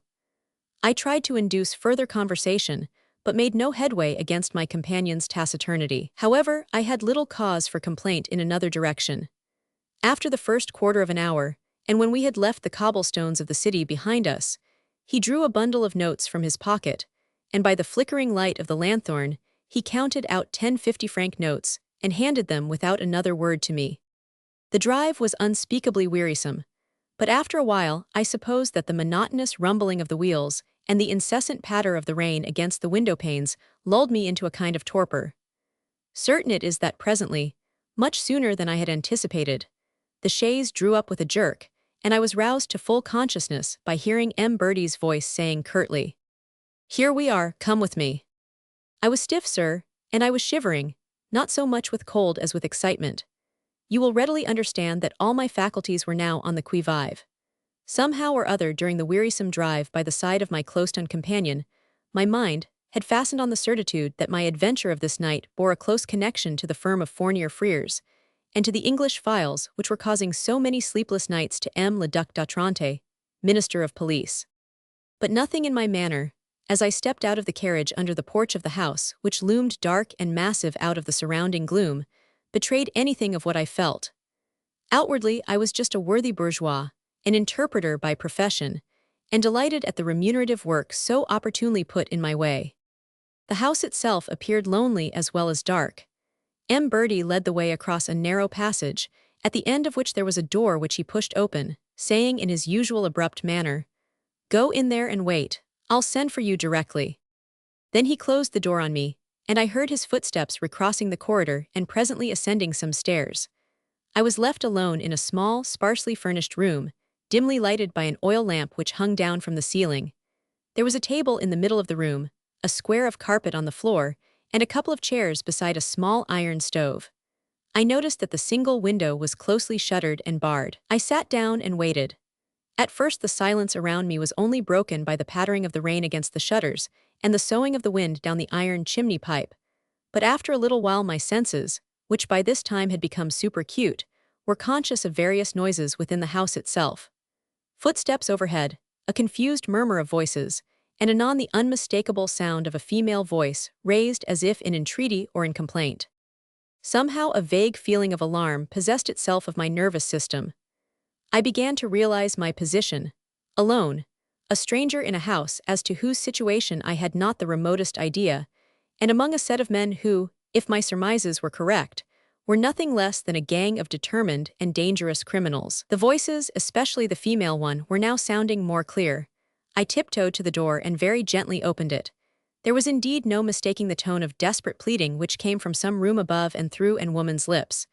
I even caught the words, oh don't, not again," repeated at intervals with pitiable insistence. Mastering my not unnatural anxiety, I opened the door a little farther and slipped out into the passage, all my instincts of chivalry towards beauty in distress aroused by those piteous cries. Forgetful of every possible danger and of all prudence, I had already darted down the corridor, determined to do my duty as a gentleman as soon as I had ascertained whence had come those cries of anguish, when I heard the frou-frou of skirts and a rapid patter of small feet down the stairs. The next moment, a radiant vision, all white muslin, fair curls and the scent of violets, descended on me from above. A soft hand closed over mine and drew me, unresisting, back into the room from whence I had just come.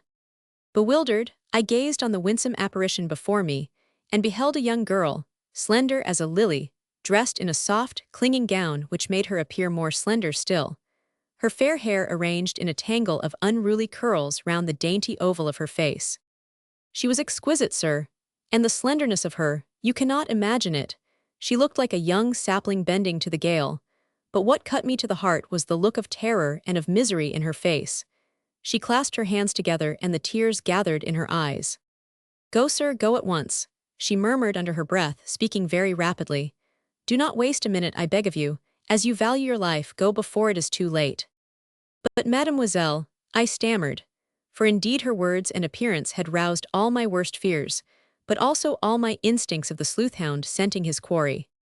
"Don't argue, I beg of you," continued the lovely creature, who indeed seemed the prey of overwhelming emotions, fear, horror, pity. When he comes back, do not let him find you here. I'll explain, I'll know what to say, only I entreat you go. Sir, I have many faults, but cowardice does not happen to be one of them, and the more the angel pleaded, the more determined was I to see this business through. I was, of course, quite convinced by now that I was on the track of M. Aristide Fournier and the English files, and I was not going to let 5,000 francs and the gratitude of the Minister of Police slip through my fingers so easily. Mademoiselle, I rejoined as calmly as I could, let me assure you that though your anxiety for me is like manna to a starving man, I have no fears for my own safety. I have come here in the capacity of a humble interpreter. I certainly am not worth putting out of the way. Moreover, I have been paid for my services, and these I will render to my employer to the best of my capabilities. Ah, but you don't know, she retorted, not departing one jot from her attitude of terror and of entreaty, you don't understand. This house, monsieur, she added in a hoarse whisper, is nothing but a den of criminals wherein no honest man or woman is safe. Pardon, mademoiselle, I riposted as lightly and as gallantly as I could. I see before me the living proof that angels, at any rate, dwell therein. Alas, sir, she rejoined with a heartrending sigh, if you mean me, I am only to be pitied. My dear mother and I are naught but slaves to the will of my brother, who uses us as tools for his nefarious ends. But, I stammered, horrified beyond speech at the vista of villainy which her words had opened up before me. My mother, sir, she said simply, is old and ailing. She is dying of anguish at sight of her son's misdeeds. I could not leave her, yet I would give my life to see her free from that miscreant's clutches. My whole soul was stirred to its depths by the intensity of passion, which rang through this delicate creature's words. What weird and awesome mystery of iniquity and of crime lay hid, I wondered, between these walls. In what tragedy had I thus accidentally become involved, while fulfilling my prosaic duty in the interest of His Majesty's exchequer? As in a flash it suddenly came to me that perhaps I could serve both this lovely creature and the emperor better by going out of the house now, and lying hidden all the night through somewhere in its vicinity, until in daylight I could locate its exact situation. Then I could communicate with Leroux at once, and procure the apprehension of this birdie, or Fournier, who apparently was a desperate criminal. Already a bold plan was taking shape in my brain, and with my mind's eye I had measured the distance which separated me from the front door in safety, when, in the distance, I heard heavy footsteps slowly descending the stairs. I looked at my lovely companion, and saw her eyes gradually dilating with increased horror. She gave a smothered cry, pressed her handkerchief to her lips, then she murmured hoarsely, "Too late," and fled precipitately from the room, leaving me a prey to mingled emotions such as I had never experienced before. A moment or two later Ernest Bertie, or whatever his real name may have been, entered the room. Whether he had encountered his exquisite sister on the corridor or the stairs, I could not tell. His face, in the dim light of the hanging lamp, looked impenetrable and sinister. "This way, Barrett," he said curtly. Just for one brief moment, the thought occurred to me to throw myself upon him with my whole weight, which was considerable, and make a wild dash for the front door. But it was more than probable that I should be intercepted and brought back, after which no doubt I would be an object of suspicion to these rascals, and my life would not be worth an hour's purchase. With the young girl's warnings ringing in my ears, I felt that my one chance of safety and of circumventing these criminals lay in my seeming ingenuousness and complete guilelessness. I assumed a perfect professional manner and followed my companion up the stairs. He ushered me into a room just above the one where I had been waiting up to now. 3 men dressed in rough clothes were sitting at a table on which stood a couple of tankards and 4 empty pewter mugs. My employer offered me a glass of ale, which I declined. Then we got to work. At the first words which Bertie uttered, I knew that all my surmises had been correct. Whether he himself was Aristide Fournier, or another partner of that firm, or some other rascal engaged in nefarious doings, I could not know. Certain it was that through the medium of cipher words and phrases which he thought were unintelligible to me, and which he ordered me to interpret into English, he was giving directions to the 3 men with regard to the conveying of contraband cargo over the frontier. There was much talk of toys and babies. The latter were to take a walk in the mountains and to avoid the thorns. The toys were to be securely fastened and well protected against water. It was obviously a case of mules and of the goods, the thorns being the customs officials. By the time that we had finished, I was absolutely convinced in my mind that the cargo was one of English files or razors, for it was evidently extraordinarily valuable and not at all bulky, seeing that 2 babies were to carry all the toys for a considerable distance. The men, too, were obviously English. I tried the few words of Russian that I knew on them, and their faces remained perfectly blank. Yes, indeed, I was on the track of M. Aristide Fournier, and of one of the most important hauls of enemy goods which had ever been made in France. Not only that, I had also before me one of the most brutish criminals it had ever been my misfortune to come across. A bully, a fiend of cruelty. In very truth, my fertile brain was seething with plans for eventually laying that abominable ruffian by the heels. Hanging would be a merciful punishment for such a miscreant. Yes, indeed, 5,000 francs, a goodly sum in those days, sir, was practically assured me. But over and above mere lucre, there was the certainty that in a few days' time I should see the light of gratitude shining out of a pair of lustrous blue eyes, and a winning smile chasing away the look of fear and of sorrow from the sweetest face I had seen for many a day.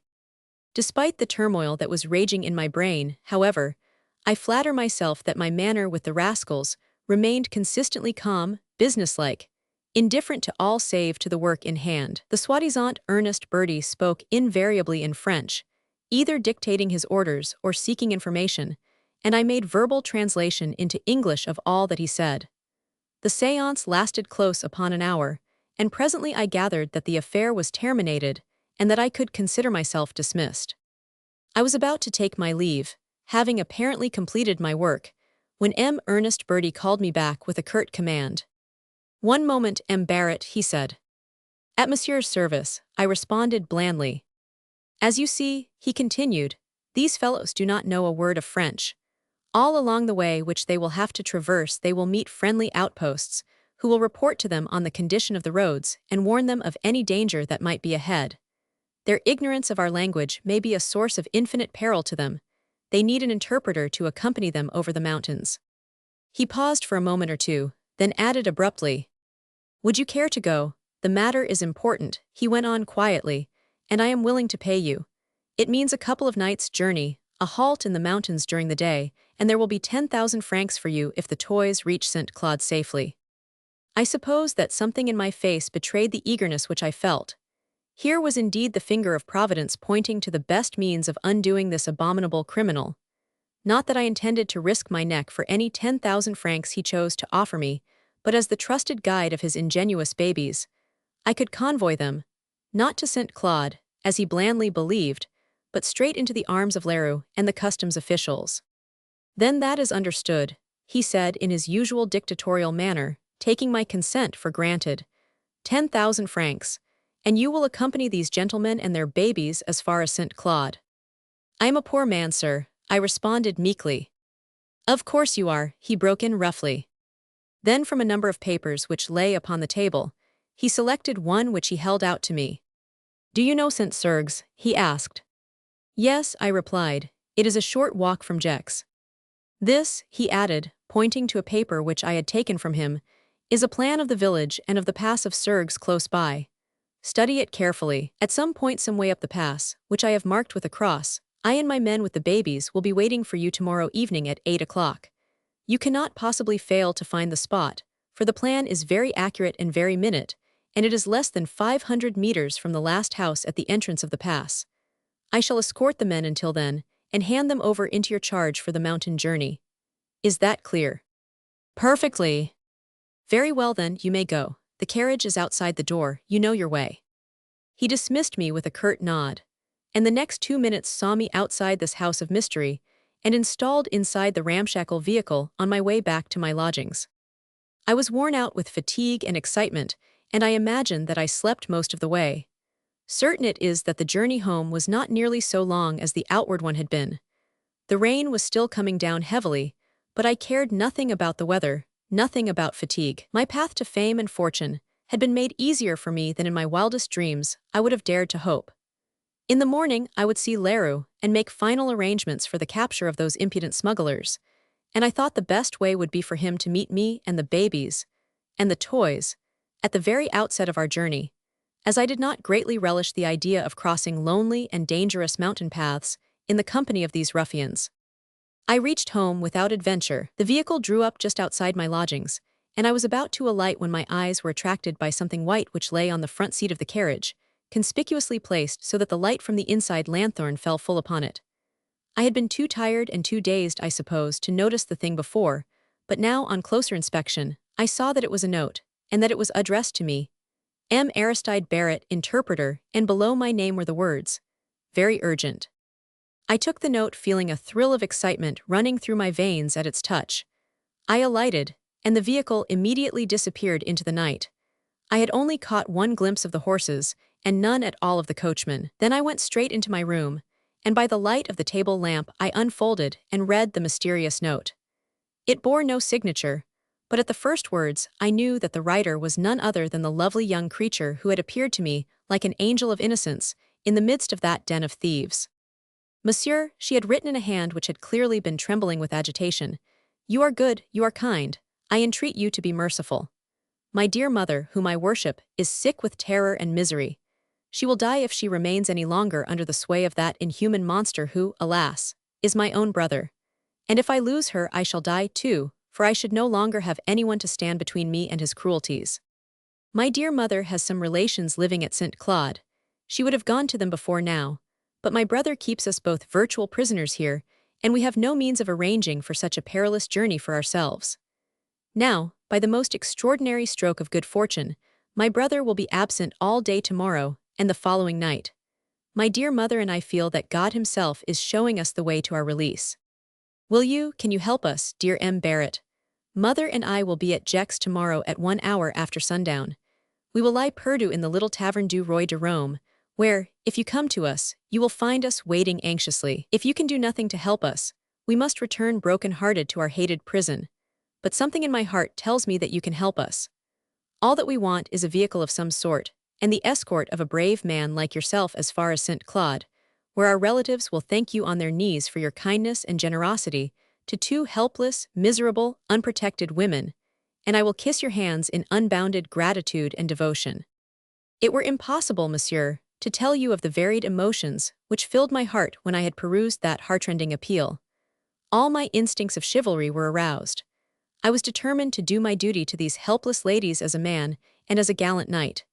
Even before I finally went to bed, I had settled in my mind what I meant to do. Fortunately, it was quite possible for me to reconcile my duties to my emperor, and those which I owed to myself, in the matter of the reward for the apprehension of the smugglers, with my burning desire to be the savior and protector of the lovely creature, whose beauty had inflamed my impressionable heart, and to have my hands kissed by her in gratitude and devotion. The next morning Leroux and I were deep in our plans, whilst we sipped our coffee outside the Crane Chauve. He was beside himself with joy and excitement at the prospective haul, which would, of course, redound enormously to his credit, even though the success of the whole undertaking would be due to my acumen, my resourcefulness, and my pluck. Fortunately, I found him not only ready, but eager to render me what assistance he could in the matter of the two ladies who had thrown themselves so entirely on my protection. "We might get valuable information out of them," he remarked. "In the excess of their gratitude, they may betray many more secrets and nefarious doings of the firm of Fournier Freres." "Which further proves," I remarked, "how deeply you and Monsieur le Minister of Police are indebted to me over this affair." He did not argue the point. Indeed, we were both of us far too much excited to waste words in useless bickerings. Our plans for the evening were fairly simple. We both pored over the map which Fournier Birdie had given me, until we felt that we could reach blindfolded the spot which had been marked with a cross. We then arranged that Leroux should betake himself thither with a strong posse of gendarmes during the day, and lie hidden in the vicinity until such time as I myself appeared upon the scene, identified my friends of the night before, parleyed with them for a minute or two, and finally retired, leaving the law in all its majesty, as represented by Leroux, to deal with the rascals. In the meantime, I also mapped out for myself my own share in this night's adventurous work. I had hired a vehicle to take me as far as St. Sergues. Here I intended to leave it at the local inn, and then proceed on foot up the mountain pass to the appointed spot. As soon as I had seen the smugglers safely in the hands of Leroux and the gendarmes, I would make my way back to St. Sergues as rapidly as I could, step into my vehicle, drive like the wind back to Gex, and place myself at the disposal of my fair angel and her afflicted mother. Leroux promised me that at the customs station on the French frontier, the officials would look after me and the ladies, and that a pair of fresh horses would be ready to take us straight on to St. Claude, which, if all was well, we could then reach by daybreak. Having settled all these matters, we parted company, he to arrange his own affairs with the commissary of police and the customs officials, and I to await with as much patience as I could the hour when I could start for St. Sergues. The night, just as I anticipated, promised to be very dark. A thin drizzle, which wetted the unfortunate pedestrian to the marrow, had replaced the torrential rain of the previous day. Twilight was closing in very fast. In the late autumn afternoon, I drove to St. Sergues, after which I left the chaise in the village and boldly started to walk up the mountain pass. I had studied the map so carefully that I was quite sure of my way, but though my appointment with the rascals was for 8 o'clock, I wished to reach the appointed spot before the last flicker of gray light had disappeared from the sky. Soon I had left the last house well behind me. Boldly, I plunged into the narrow path. The loneliness of the place was indescribable. Every step which I took on the stony track seemed to rouse the echoes of the grim heights, which rose precipitously on either side of me. And in my mind, I felt aghast at the extraordinary courage of those men who, like Aristide Fournier and his gang, chose to affront such obvious and manifold dangers as these frowning mountain regions held for them for the sake of paltry lucre. I had walked, according to my reckoning, just upon 500 meters through the gorge, when on ahead I perceived the flicker of lights which appeared to be moving to and fro. The silence and loneliness no longer seemed to be absolute. A few meters from where I was, men were living and breathing, plotting and planning, unconscious of the net which the unerring hand of a skillful fowler had drawn round them and their misdeeds. The next moment I was challenged by a peremptory halt. Recognition followed. Ernest Bertie, or Aristide Fournier, whichever he was, acknowledged with a few words my punctuality, whilst through the gloom I took rapid stock of his little party. I saw the vague outline of 3 men and a couple of mules which appeared to be heavily laden. They were assembled on a flat piece of ground, which appeared like a roofless cavern carved out of the mountain's side. The walls of rock around them afforded them both cover and refuge. They seemed in no hurry to start. They had the long night before them, so one of them remarked in English. However, presently Fournier Bertie gave the signal for the start to be made, he himself preparing to take leave of his men. Just at that moment, my ears caught the welcome sound of the tramping of feet, and before any of the rascals there could realize what was happening, their way was barred by Leroux and his gendarmes, who loudly gave the order, "Hands up, in the name of the Emperor." I was only conscious of a confused murmur of voices, of the click of firearms, of words of command passing to and fro, and of several violent oaths uttered in the not unfamiliar voice of Aristide Fournier. But already I had spied Leroux. I only exchanged a few words with him, for indeed my share of the evening's work was done as far as he was concerned, and I made haste to retrace my steps through the darkness and the rain along the lonely mountain path toward the goal where chivalry and manly ardor beckoned to me from afar. I found my vehicle waiting for me at St. Sergues, and by the promise of an additional pourboire, I succeeded in making the driver whip up his horses to some purpose. Less than an hour later, we drew up at Gex outside the little inn, pretentiously called Le Roi de Rome. On alighting, I was met by the proprietress who, in answer to my inquiry after 2 ladies who had arrived that afternoon, at once conducted me upstairs. Already my mind was busy conjuring up visions of the fair lady of yestereve. The landlady threw open a door and ushered me into a small room which reeked of stale food and damp clothes. I stepped in and found myself face to face with a large and exceedingly ugly old woman who rose with difficulty from the sofa as I entered. Aristide Barrett, she said as soon as the landlady had closed the door behind me. "At your service, madame," I stammered, but I was indeed almost aghast. Never in my life had I seen anything so grotesque as this woman. To begin with, she was more than ordinarily stout and unwieldy. Indeed, she appeared like a veritable mountain of flesh. But what was so disturbing to my mind was that she was nothing but a hideous caricature of her lovely daughter, whose dainty features she grotesquely recalled. Her face was seamed and wrinkled, her white hair was plastered down above her yellow forehead. She wore an old-fashioned bonnet tied under her chin, and her huge bulk was draped in a large patterned cashmere shawl. "You expected to see my dear daughter beside me, my good Barrett," she said after a while, speaking with remarkable gentleness and dignity. I confess, madame, I murmured. Ah, the darling has sacrificed herself for my sake.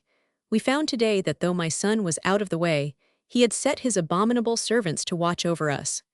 Soon, we realized that we could not both get away. It meant one of us staying behind to act the part of unconcern and to throw dust in the eyes of our jailers. My daughter, ah, she is an angel, monsieur, feared that the disappointment and my son's cruelty, when he returned on the morrow and found that he had been tricked, would seriously endanger my life. She decided that I must go and that she would remain. But madame, I protested. I know, monsieur, she rejoined with the same calm dignity which already had commanded my respect. I know that you think me a selfish old woman, but my angel, she is an angel of a truth, made all the arrangements, and I could not help but obey her. But have no fears for her safety, monsieur. My son would not dare lay hands on her as often as he has done on me. Angel will be brave, and our relations at St. Claude will, directly we arrive, make arrangements to go and fetch her and bring her back to me. My brother is an influential man. He would never have allowed my son to martyrize me, and Angel had he known what we have had to endure. Of course I could not then tell her that all her fears for herself and the lovely Angel could now be laid to rest. Her ruffianly son was even now being conveyed by Leroux and his gendarmes to the frontier, where the law would take its course. I was indeed not sorry for him. I was not sorry to think that he would end his evil life upon the guillotine or the gallows. I was only grieved for Angel, who would spend a night and a day, perhaps more, in agonized suspense, knowing nothing of the events which at one great swoop would free her and her beloved mother from the tyranny of a hated brother, and send him to expiate his crimes. Not only did I grieve, sir, for the tender victim of that man's brutality, but I trembled for her safety. I did not know what minions or confederates Fournier Bertie had left in the lonely house yonder, or under what orders they were in case he did not return from his nocturnal expedition. Indeed, for the moment, I felt so agitated at thought of that beautiful Angel's peril that I looked down with anger and scorn at the fat old woman, who ought to have remained beside her daughter to comfort and to shield her. I was on the point of telling her everything and dragging her back to her post of duty, which she should never have relinquished. Fortunately, my sense of what I owed to my own professional dignity prevented my taking such a step. It was clearly not for me to argue. My first duty was to stand by this helpless woman in distress, who had been committed to my charge, and to convey her safely to St. Claude.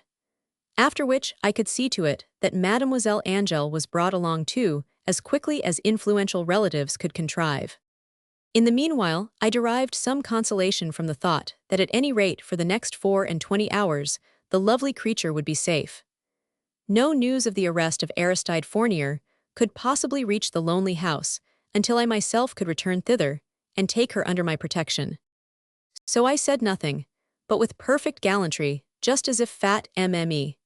Fournier had been a young and beautiful woman, I begged her to give herself the trouble of mounting into the carriage which was waiting for her. It took time and trouble, sir, to hoist that mass of solid flesh into the vehicle, and the driver grumbled not a little at the unexpected weight. However, his horses were powerful, wiry mountain ponies, and we made headway through the darkness and along the smooth, departmental road at moderate speed. I may say that it was a miserably uncomfortable journey for me, sitting, as I was forced to do, on the narrow front seat of the carriage, without support for my head or room for my legs. But Madame's bulk filled the whole of the back seat, and it never seemed to enter her head that I too might like the use of a cushion. However, even the worst moments and the weariest journeys must come to an end, and we reached the frontier in the small hours of the morning. Here we found the customs officials ready to render us any service we might require. Leroux had not failed to order the fresh relay of horses, and whilst these were being put to, the polite officers of the station gave Madame and myself some excellent coffee. Beyond the formal, Madame has nothing to declare for His Majesty's customs, and my companions equally formal, nothing, monsieur, except my personal belongings. They did not ply us with questions, and after half an hour's halt we again proceeded on our way. We reached St. Claude at daybreak, and following Madame's directions, the driver pulled up in front of a large house in the Avenue du Jura. Again there was the same difficulty in hoisting the unwieldy lady out of the vehicle, but this time, in response to my vigorous pull at the outside bell, the concierge and another man came out of the house, and very respectfully they approached Madame and conveyed her into the house. While they did so, she apparently gave them some directions about myself. For anon the concierge returned, and with extreme politeness, told me that Madame Fournier greatly hoped that I would stay in St. Claude a day or two, as she had the desire to see me again very soon.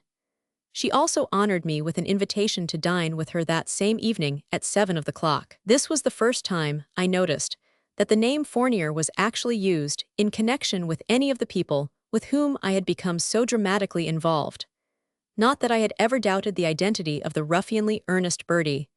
Still, it was very satisfactory to have my surmises confirmed. I concluded that the fine house in the Avenue du Jura belonged to Mme. Fournier's brother, and I vaguely wondered who he was. The invitation to dinner had certainly been given in her name, and the servants had received her with a show of respect, which suggested that she was more than a guest in her brother's house. Be that as it may, I betook myself for the nonce to the Hotel des Moines, in the center of the town, and killed time for the rest of the day as best I could. For one thing, I needed rest after the emotions and the fatigue of the past 48 hours. Remember, sir, I had not slept for 2 nights, and had spent the last 8 hours on the narrow front seat of a jolting chaise. So I had a good rest in the afternoon, and at 7 o'clock I presented myself once more at the house in the Avenue du Jura. My intention was to retire early to bed after spending an agreeable evening with the family, who would no doubt overwhelm me with their gratitude, and at daybreak I would drive back to Gex after I had heard all the latest news from Leroux. I confess that it was with a pardonable feeling of agitation that I tugged at the wrought iron bell-pull on the perron of the magnificent mansion in the Avenue du Jura. To begin with, I felt somewhat rueful at having to appear before ladies at this hour in my traveling clothes, and then, you will admit, sir, that it was a somewhat awkward predicament for a man of highly sensitive temperament to meet on terms of equality a refined if stout lady whose son he had just helped to send to the gallows. Fortunately, there was no likelihood of Mme. Fournier being as yet aware of this unpleasant fact. Even if she did know at this hour that her son's illicit adventure had come to grief, she could not possibly in her mind connect me with his ill fortune. So I allowed the sumptuous valet to take my hat and coat, and I followed him with as calm a demeanor as I could assume up the richly carpeted stairs. Obviously, the relatives of Mme. Fournier were more than well-to-do. Everything in the house showed evidences of luxury, not to say wealth. I was ushered into an elegant salon, where in every corner showed traces of dainty feminine hands. There were embroidered silk cushions upon the sofa, lace covers upon the tables, whilst a work basket, filled with a riot of many-colored silks, stood invitingly open. And through the apartment, sir, a scent of violets lingered and caressed my nostrils, reminding me of a beauteous creature in distress whom it had been my good fortune to succor. I had waited less than 5 minutes when I heard a swift, elastic step approaching through the next room, and a second or so later, before I had time to take up an appropriate posture, the door was thrown open, and the exquisite vision of my waking dreams, the beautiful Angel, stood smiling before me. Mademoiselle, I stammered somewhat clumsily, for of a truth I was hardly able to recover my breath, and surprise had well-nigh robbed me of speech.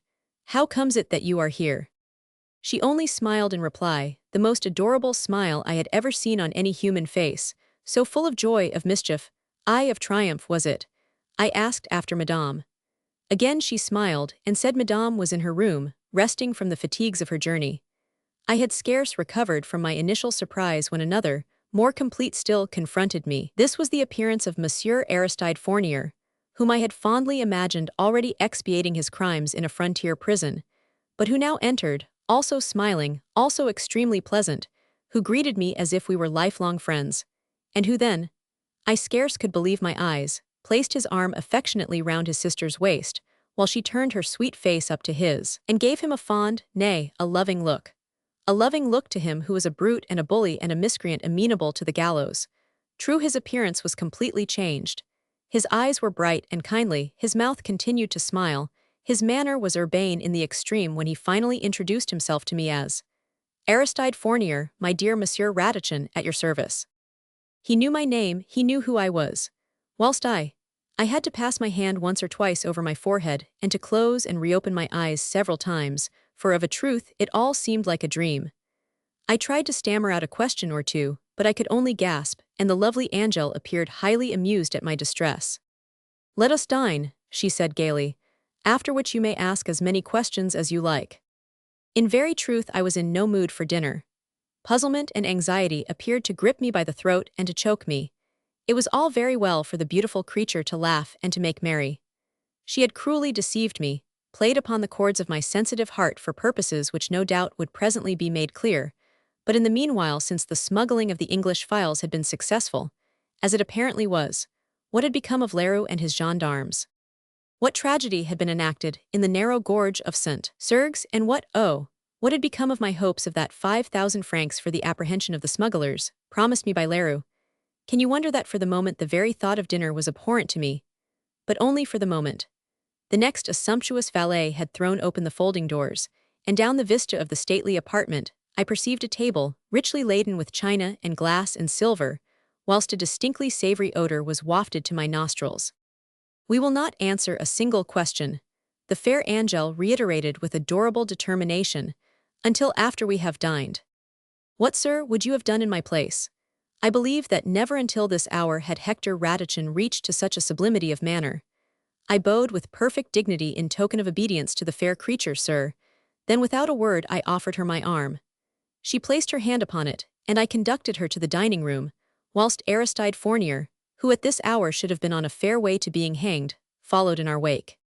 Ah, it seemed indeed a lovely dream, one that lasted through an excellent and copious dinner, and which turned to delightful reality when, over a final glass of succulent Madeira, Monsieur Aristide Fournier slowly counted out 100 notes, worth 100 francs each, and presented these to me with a gracious nod. "Your fee, monsieur," he said, "and allow me to say that never have I paid out so large a sum with such a willing hand." "But I have done nothing," I murmured from out the depths of my bewilderment. Mademoiselle Angel and Monsieur Fournier looked at one another, and no doubt, I presented a very comical spectacle, for both of them burst into an uncontrollable fit of laughter.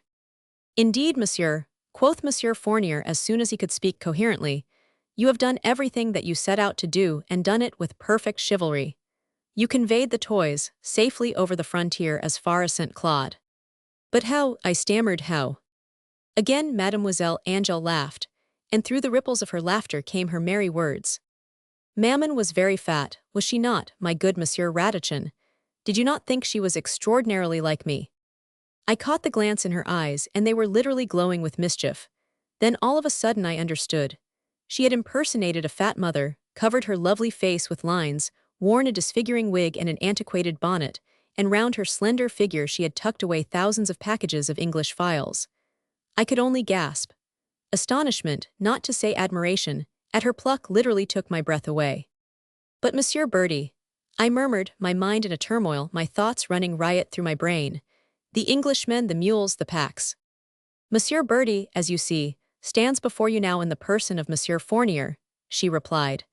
"The Englishmen were 3 faithful servants who threw dust not only in your eyes, my dear M. Radichin, but in those of the customs officials, while the packs contained harmless personal luggage which was taken by your friend and his gendarmes to the customs station at Midju, and there, after much swearing, equally solemnly released with many apologies to M. Fournier, who was allowed to proceed unmolested on his way, and who arrived here safely this afternoon, whilst Mammon divested herself of her fat, and once more became the slender MME. Aristide Fournier, at your service." She bobbed me a dainty curtsy, and I could only try and hide the pain which this last cruel stab had inflicted on my heart. So she was not Mademoiselle after all, and henceforth it would even be wrong to indulge in dreams of her. But the 10,000 francs crackled pleasantly in my breast pocket, and when I finally took leave of Monsieur Aristide Fournier and his charming wife, I was an exceedingly happy man. But Leroux never forgave me. Of what he suspected me, I do not know, or if he suspected me at all. He certainly must have known about fat Mammon from the customs officials who had given us coffee at Midju. But he never mentioned the subject to me at all, nor has he spoken to me since that memorable night. To one of his colleagues, he once said that no words in his vocabulary could possibly be adequate to express his feelings. Chapter 6. Honor Among. Ah, my dear sir, it is easy enough to despise our profession, but believe me that all the finer qualities, those of loyalty and of truth, are essential not only to us, but to our subordinates if we are to succeed in making even a small competence out of it.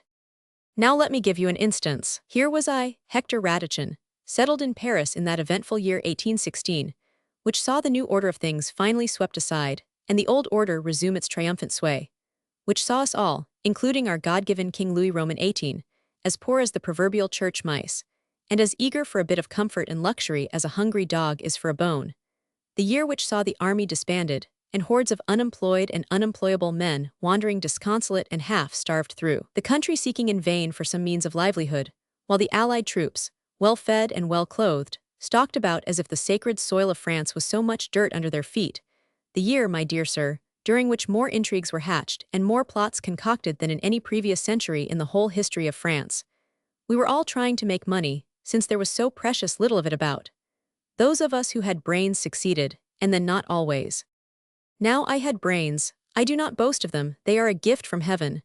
But I had them, and good looks, too, and a general air of strength, coupled with refinement, which was bound to appeal to anyone needing help and advice, and willing to pay for both, and yet, but you shall judge.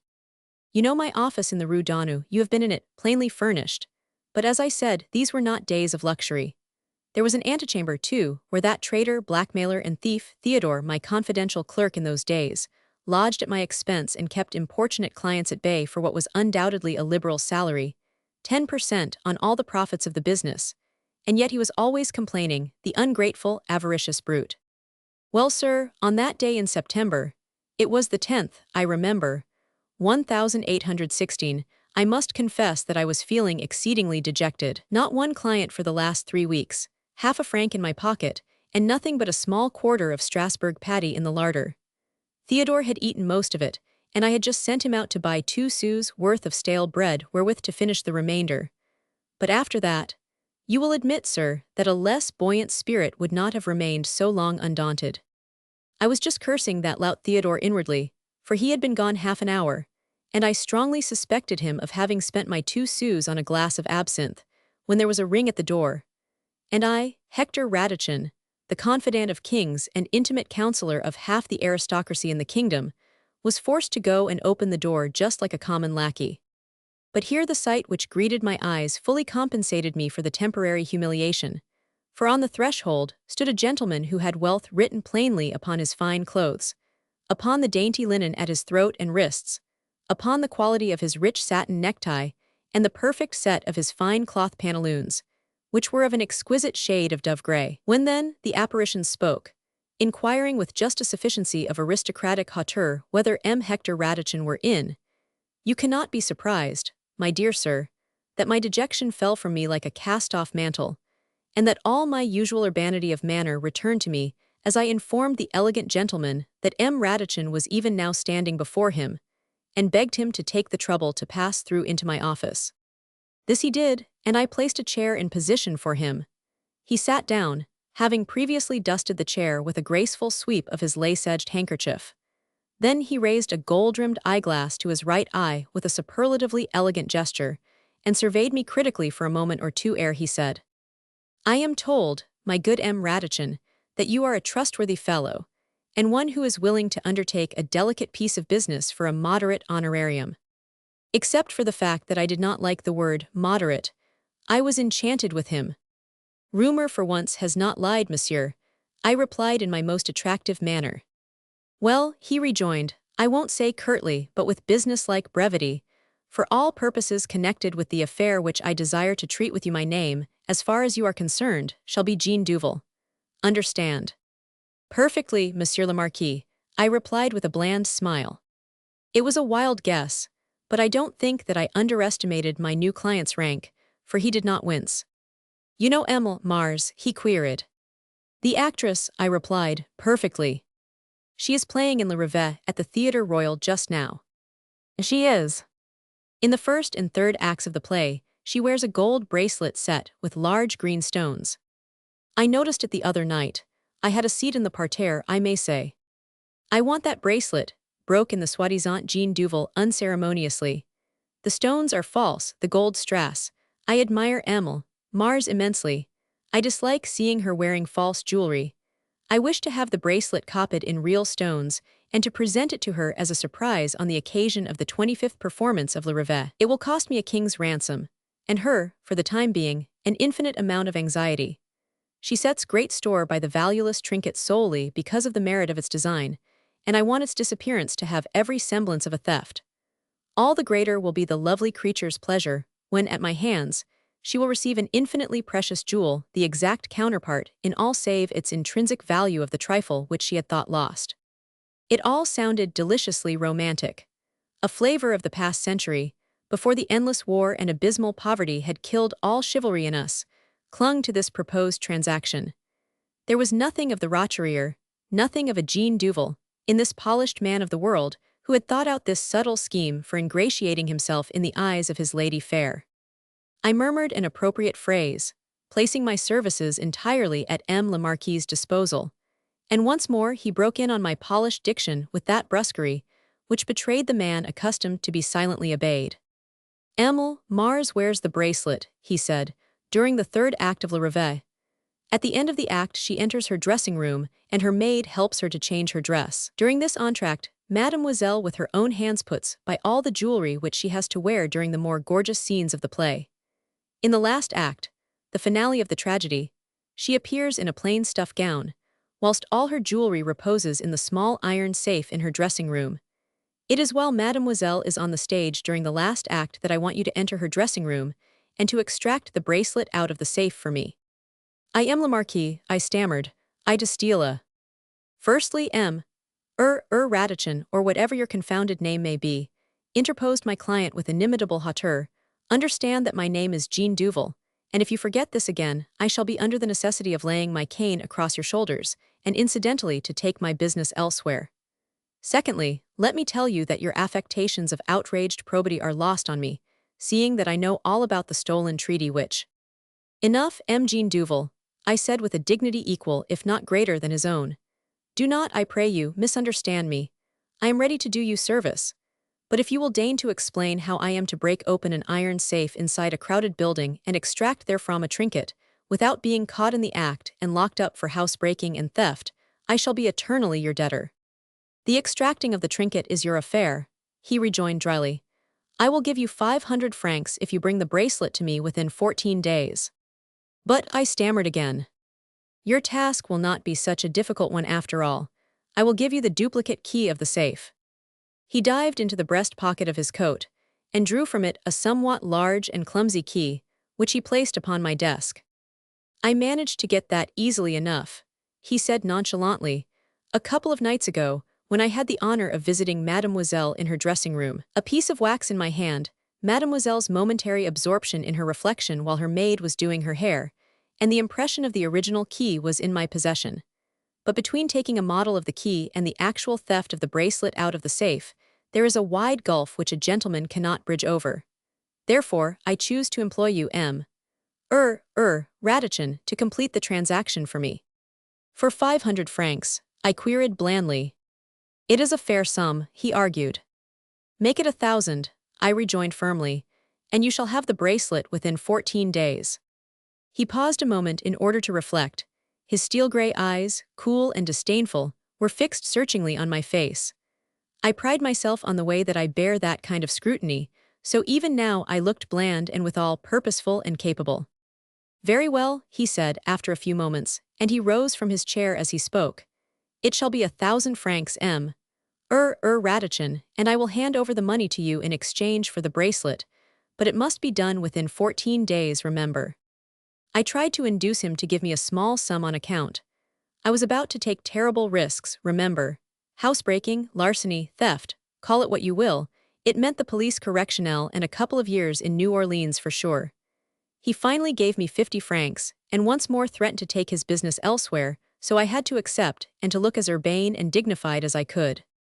He was out of the office, and about to descend the stairs when a thought struck me. "Where and how can I communicate with M. Jean Duval?" I asked, "when my work is done?" "I will call here," he replied, "at 10 o'clock of every morning that follows a performance of Le Rêve. We can complete our transaction then across your office desk." The next moment he was gone. Theodore passed him on the stairs and asked me, with one of his impertinent leers, whether we had a new client and what we might expect from him. I shrugged my shoulders. "A new client," I said disdainfully. Bah, vague promises of a couple of louis for finding out if Madame his wife sees more of a certain captain of the guards than Monsieur the husband cares about. Theodore sniffed. He always sniffs when financial matters are on the tapis. Anything on account, he queried. A paltry 10 francs, I replied, and I may as well give you your share of it now. I tossed a franc to him across the desk. By the terms of my contract with him, you understand, he was entitled to 10% of every profit accruing from the business in lieu of wages. But in this instance, do you not think that I was justified in looking on 1 franc now, and perhaps 20 when the transaction was completed, as a more than just honorarium for his share in it? Was I not taking all the risks in this delicate business? Would it be fair for me to give him 100 francs for sitting quietly in the office or sipping absinthe at a neighboring bar, whilst I risked New Orleans, not to speak of the gallows? He gave me a strange look as he picked up the silver franc, spat on it for luck, bit it with his great yellow teeth to ascertain if it were counterfeit or genuine, and finally slipped it into his pocket and shuffled out of the office whistling through his teeth. An abominably low, deceitful creature, that Theodore, you will see anon. But I won't anticipate. The next performance of Le Reveille was announced for the following evening, and I started on my campaign. As you may imagine, it did not prove an easy matter. To obtain access through the stage door to the back of the theater was one thing. A franc to the doorkeeper had done the trick. To mingle with the scene shifters, to talk with the supers, to take off my hat with every form of deep respect to the principals had been equally simple. I had even succeeded in placing a bouquet on the dressing table of the great tragedienne on my second visit to the theater. Her dressing-room door had been left ajar during that memorable 4th act, which was to see the consummation of my labors. I had the bouquet in my hand, having brought it expressly for that purpose. I pushed open the door, and found myself face to face with a young though somewhat forbidding damsel, who peremptorily demanded what my business might be. In order to minimize the risk of subsequent trouble, I had assumed the disguise of a middle-aged Anglich, red side whiskers, florid complexion, a ginger-colored wig plastered rigidly over the ears towards the temples, high stock collar, nankeen pantaloons, a patch over one eye and an eyeglass fixed in the other. My own sainted mother would never have known me. With becoming diffidence, I explained in broken French that my deep though respectful admiration of Mars had prompted me to lay a floral tribute at her feet. I desired nothing more. The damsel eyed me coldly, though at the moment I was looking quite my best, diffident yet courteous, a perfect gentleman of the old regime. Then she took the bouquet from me and put it down on the dressing table.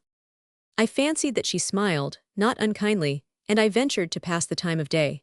She replied not altogether disapprovingly. She sat down by the dressing table and took up some needlework which she had obviously thrown aside on my arrival.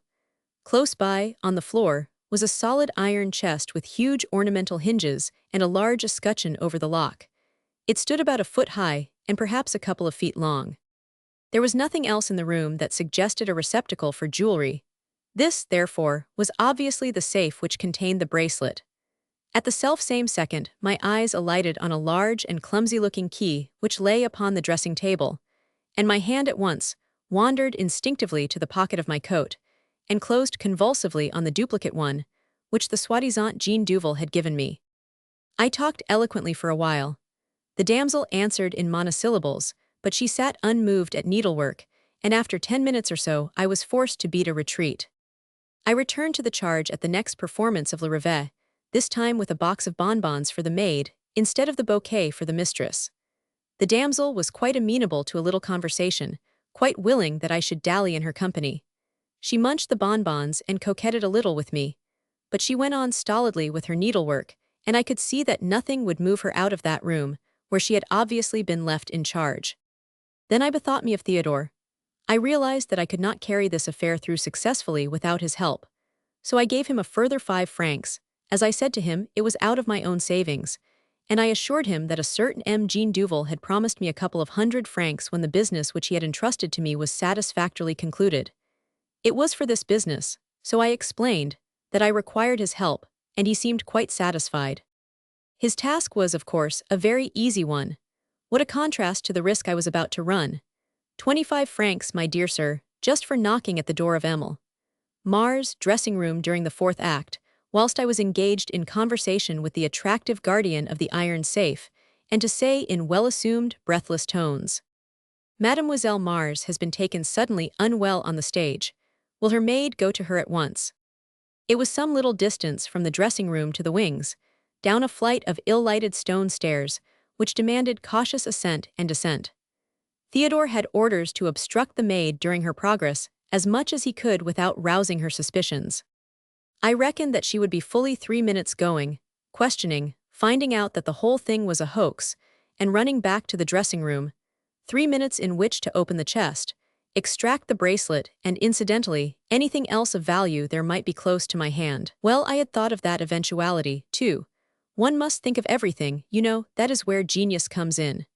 Then, if possible, relock the safe so that the maid, on her return, would find everything apparently in order and would not, perhaps, raise the alarm until I was safely out of the theater. It could be done. Oh yes, it could be done, with a minute to spare. And tomorrow at 10 o'clock Jean Duval would appear, and I would not part with the bracelet until 1,000 francs had passed from his pocket into mine. I must get Theodore out of the house, by the way, before the arrival of M. Duval. 1,000 francs. I had not seen 1,000 francs all at once for years. What a dinner I would have tomorrow. There was a certain little restaurant in the Rue des Pipots where they concocted a cassolette of goose liver and pork chops with haricot beans which, I only tell you that.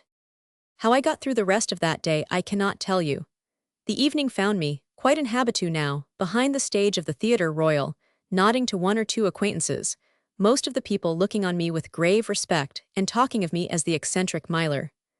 I was supposed to be pining for an introduction to the great tragedienne, who, very exclusive as usual, had so far given me the cold shoulder.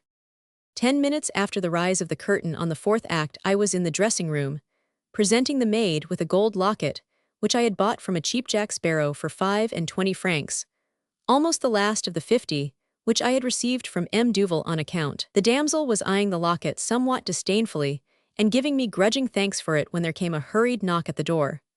The next moment Theodore poked his ugly face into the room.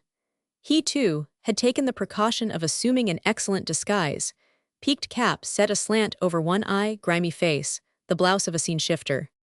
"Emile Mars," he gasped breathlessly. "She has been taken ill on the stage very suddenly. She is in the wings asking for her maid. They think she will faint." The damsel rose, visibly frightened. "I'll come at once," she said, and without the slightest flurry she picked up the key of the safe and slipped it into her pocket. I fancied that she gave me a look as she did this. Oh, she was a pearl among abigails. Then she pointed unceremoniously to the door. "Miler," was all she said, but of course I understood. I had no idea that English milers could be thus treated by pert maidens. But what cared I for social amenities just then? My hand had closed over the duplicate key of the safe, and I walked out of the room in the wake of the damsel. Theodore had disappeared. Once in the passage, the girl started to run. A second or two later, I heard the patter of her high-heeled shoes down the stone stairs. I had not a moment to lose. To slip back into the dressing room was but an instant's work. The next I was kneeling in front of the chest. The key fitted the lock accurately, one turn, and the lid flew open. The chest was filled with a miscellaneous collection of theatrical properties all lying loose. Showy necklaces, chains, pendants, all of them obviously false. But lying beneath them, and partially hidden by the meretricious ornaments, were one or two boxes covered with velvet such as jewelers use. My keen eyes noted these at once. I was indeed in luck. For the moment, however, my hand fastened on a leather case which reposed on the top in one corner, and which very obviously, from its shape, contained a bracelet. My hands did not tremble, though I was quivering with excitement.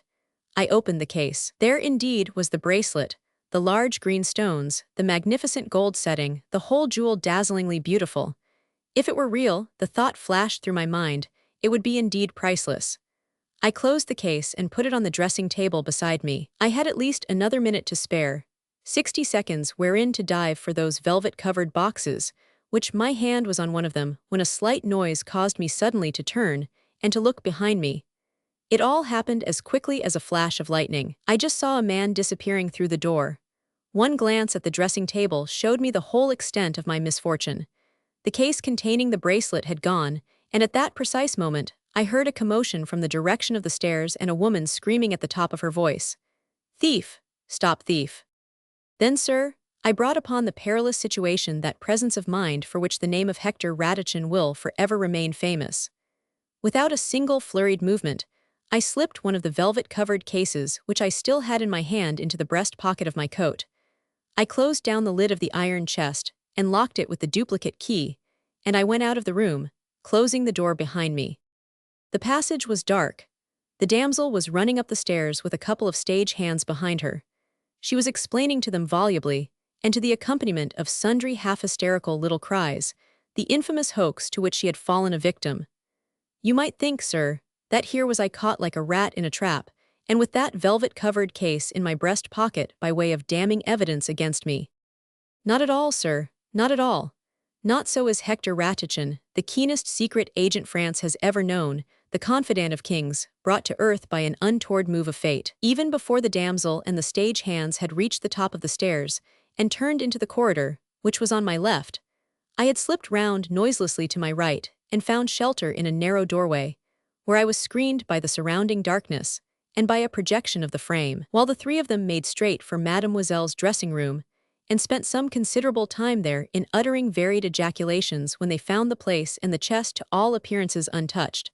I slipped out of my hiding place, sped rapidly along the corridor, and was soon halfway down the stairs. Here my habitual composure in the face of danger stood me in good stead. It enabled me to walk composedly and not too hurriedly through the crowd behind the scenes. Supers, scene-shifters, principals, none of whom seemed to be aware as yet of the hoax practiced on Mademoiselle Mars' maid, and I reckoned that I was out of the stage door exactly 5 minutes after Theodore had called the damsel away. But I was minus the bracelet, and in my mind there was the firm conviction that that traitor Theodore had played me one of his abominable tricks. As I said, the whole thing had occurred as quickly as a flash of lightning, but even so my keen, experienced eyes had retained the impression of a peaked cap and the corner of a blue blouse as they disappeared through the dressing-room door. Tact, wariness, and strength were all required, you must admit, in order to deal with the present delicate situation.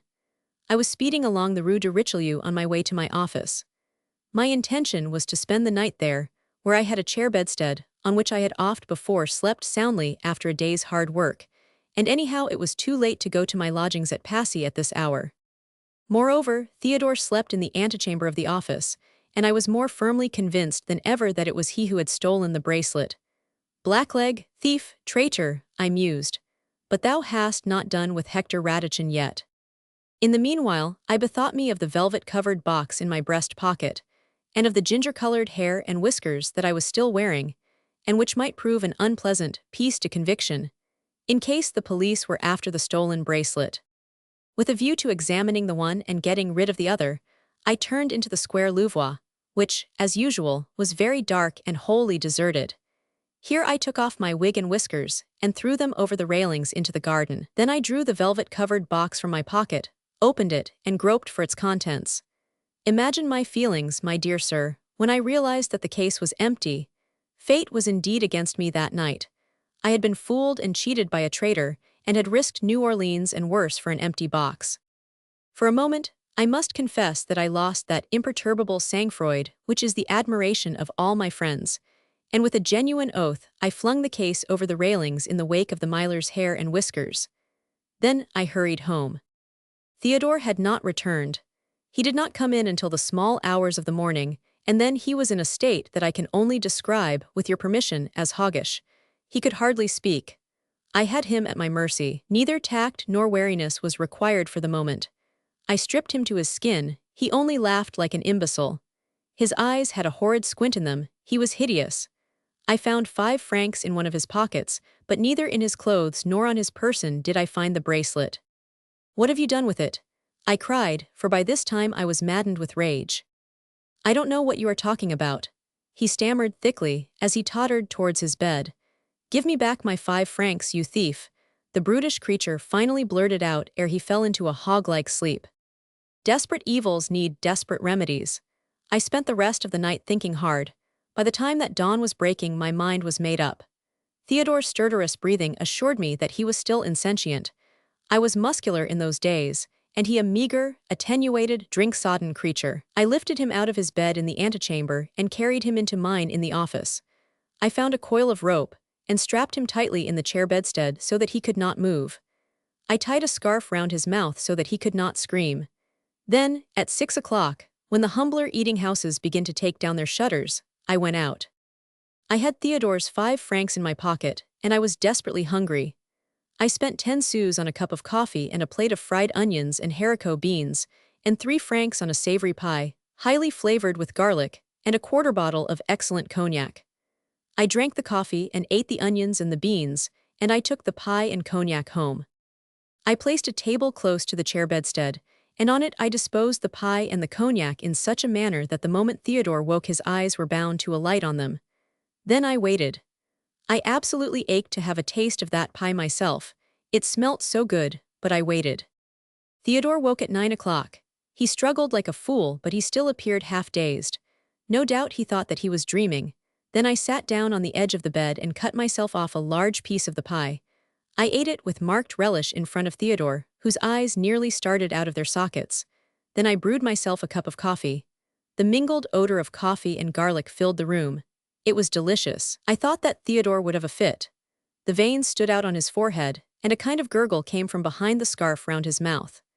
Then I told him he could partake of the pie and coffee if he told me what he had done with the bracelet.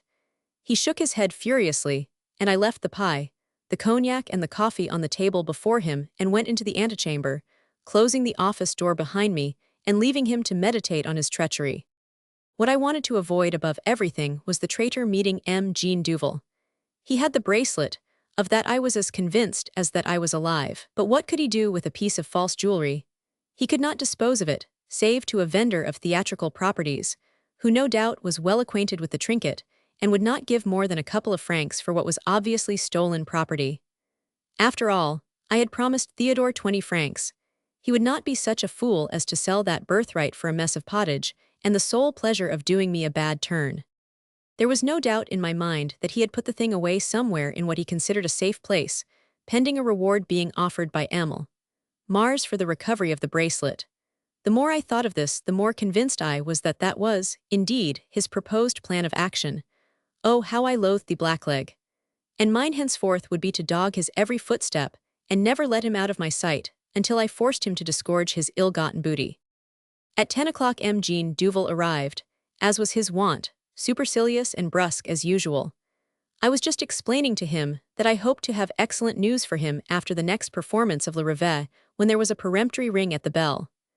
I went to open the door, and there stood a police inspector in uniform with a sheaf of papers in his hand. Now, I am not overfond of our Paris police. They poke their noses in where they are least wanted. Their incompetence favors the machinations of rogues and frustrates the innocent ambitions of the just. However, in this instance the inspector looked amiable enough, though his manner, I must say, was, as usual, unpleasantly curt.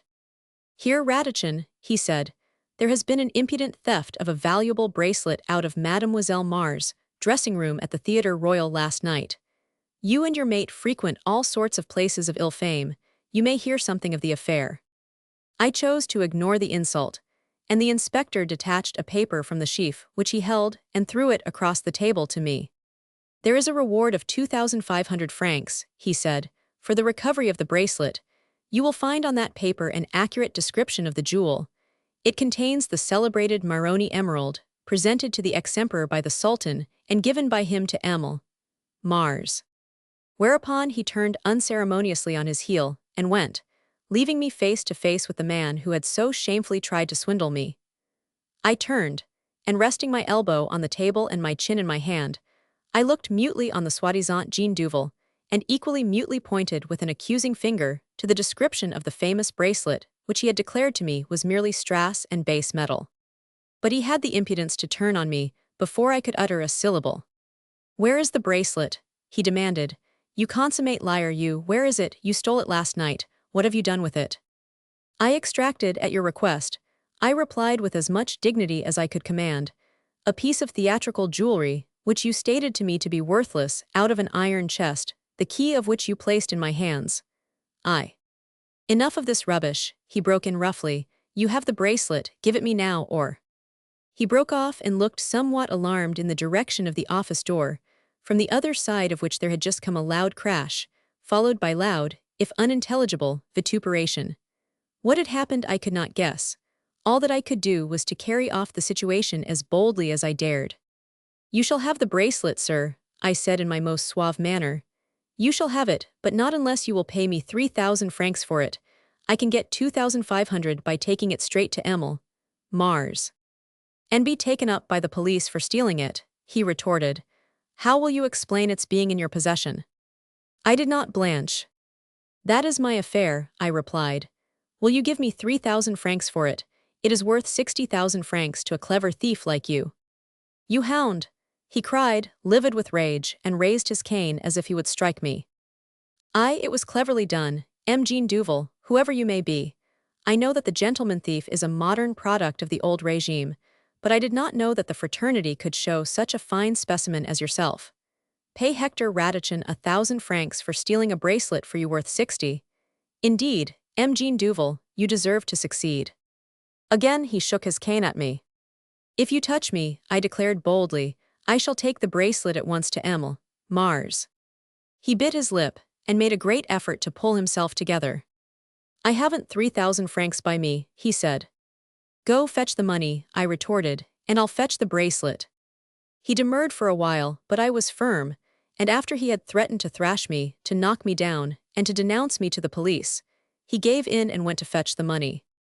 When I remembered Theodore, whom only a thin partition wall had separated from the full knowledge of the value of his ill-gotten treasure, I could have torn my hair out by the roots with the magnitude of my rage. He, the traitor, the blackleg, was about to triumph, where I, Hector Radichin, had failed.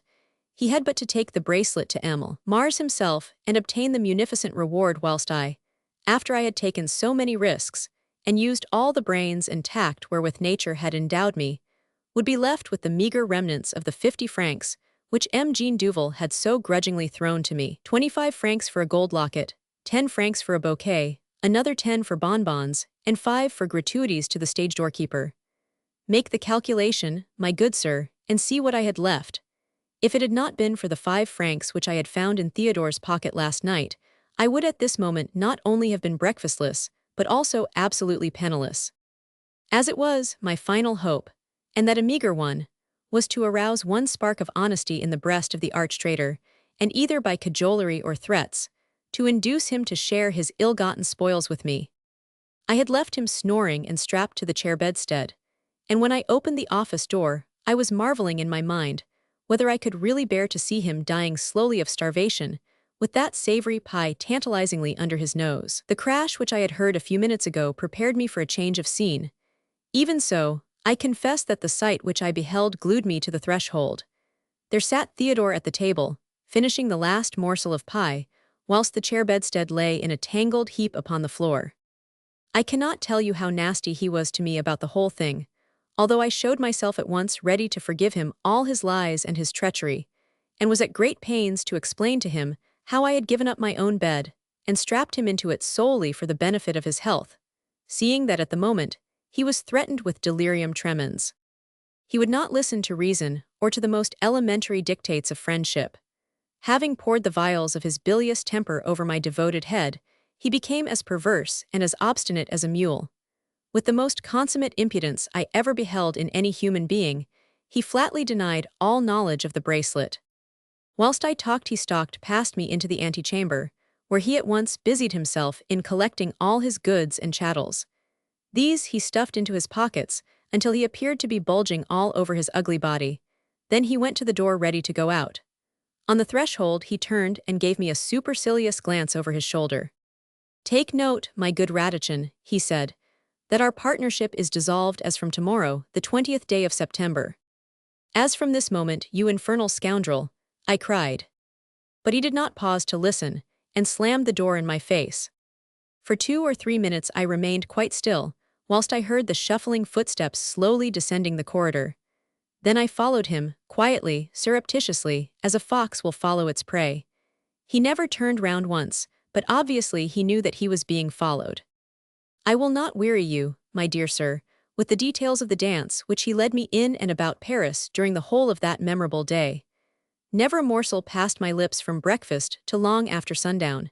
He tried every trick known to the profession to throw me off the scent, but I stuck to him like a leech. When he sauntered, I sauntered. When he ran, I ran. When he glued his nose to the window of an eating house, I halted under a doorway close by. When he went to sleep on a bench in the Luxembourg Gardens, I watched over him as a mother over a babe. Towards evening, it was an hour after sunset and the street lamps were just being lighted. He must have thought that he had at last got rid of me, for after looking carefully behind him, he suddenly started to walk much faster and with an amount of determination which he had lacked hitherto. I marveled if he was not making for the Rue Daunou, where was situated the squalid tavern of ill fame which he was wont to frequent. I was not mistaken. I tracked the traitor to the corner of the street, and saw him disappear beneath the doorway of the tavern des Trois Tigres. I resolved to follow.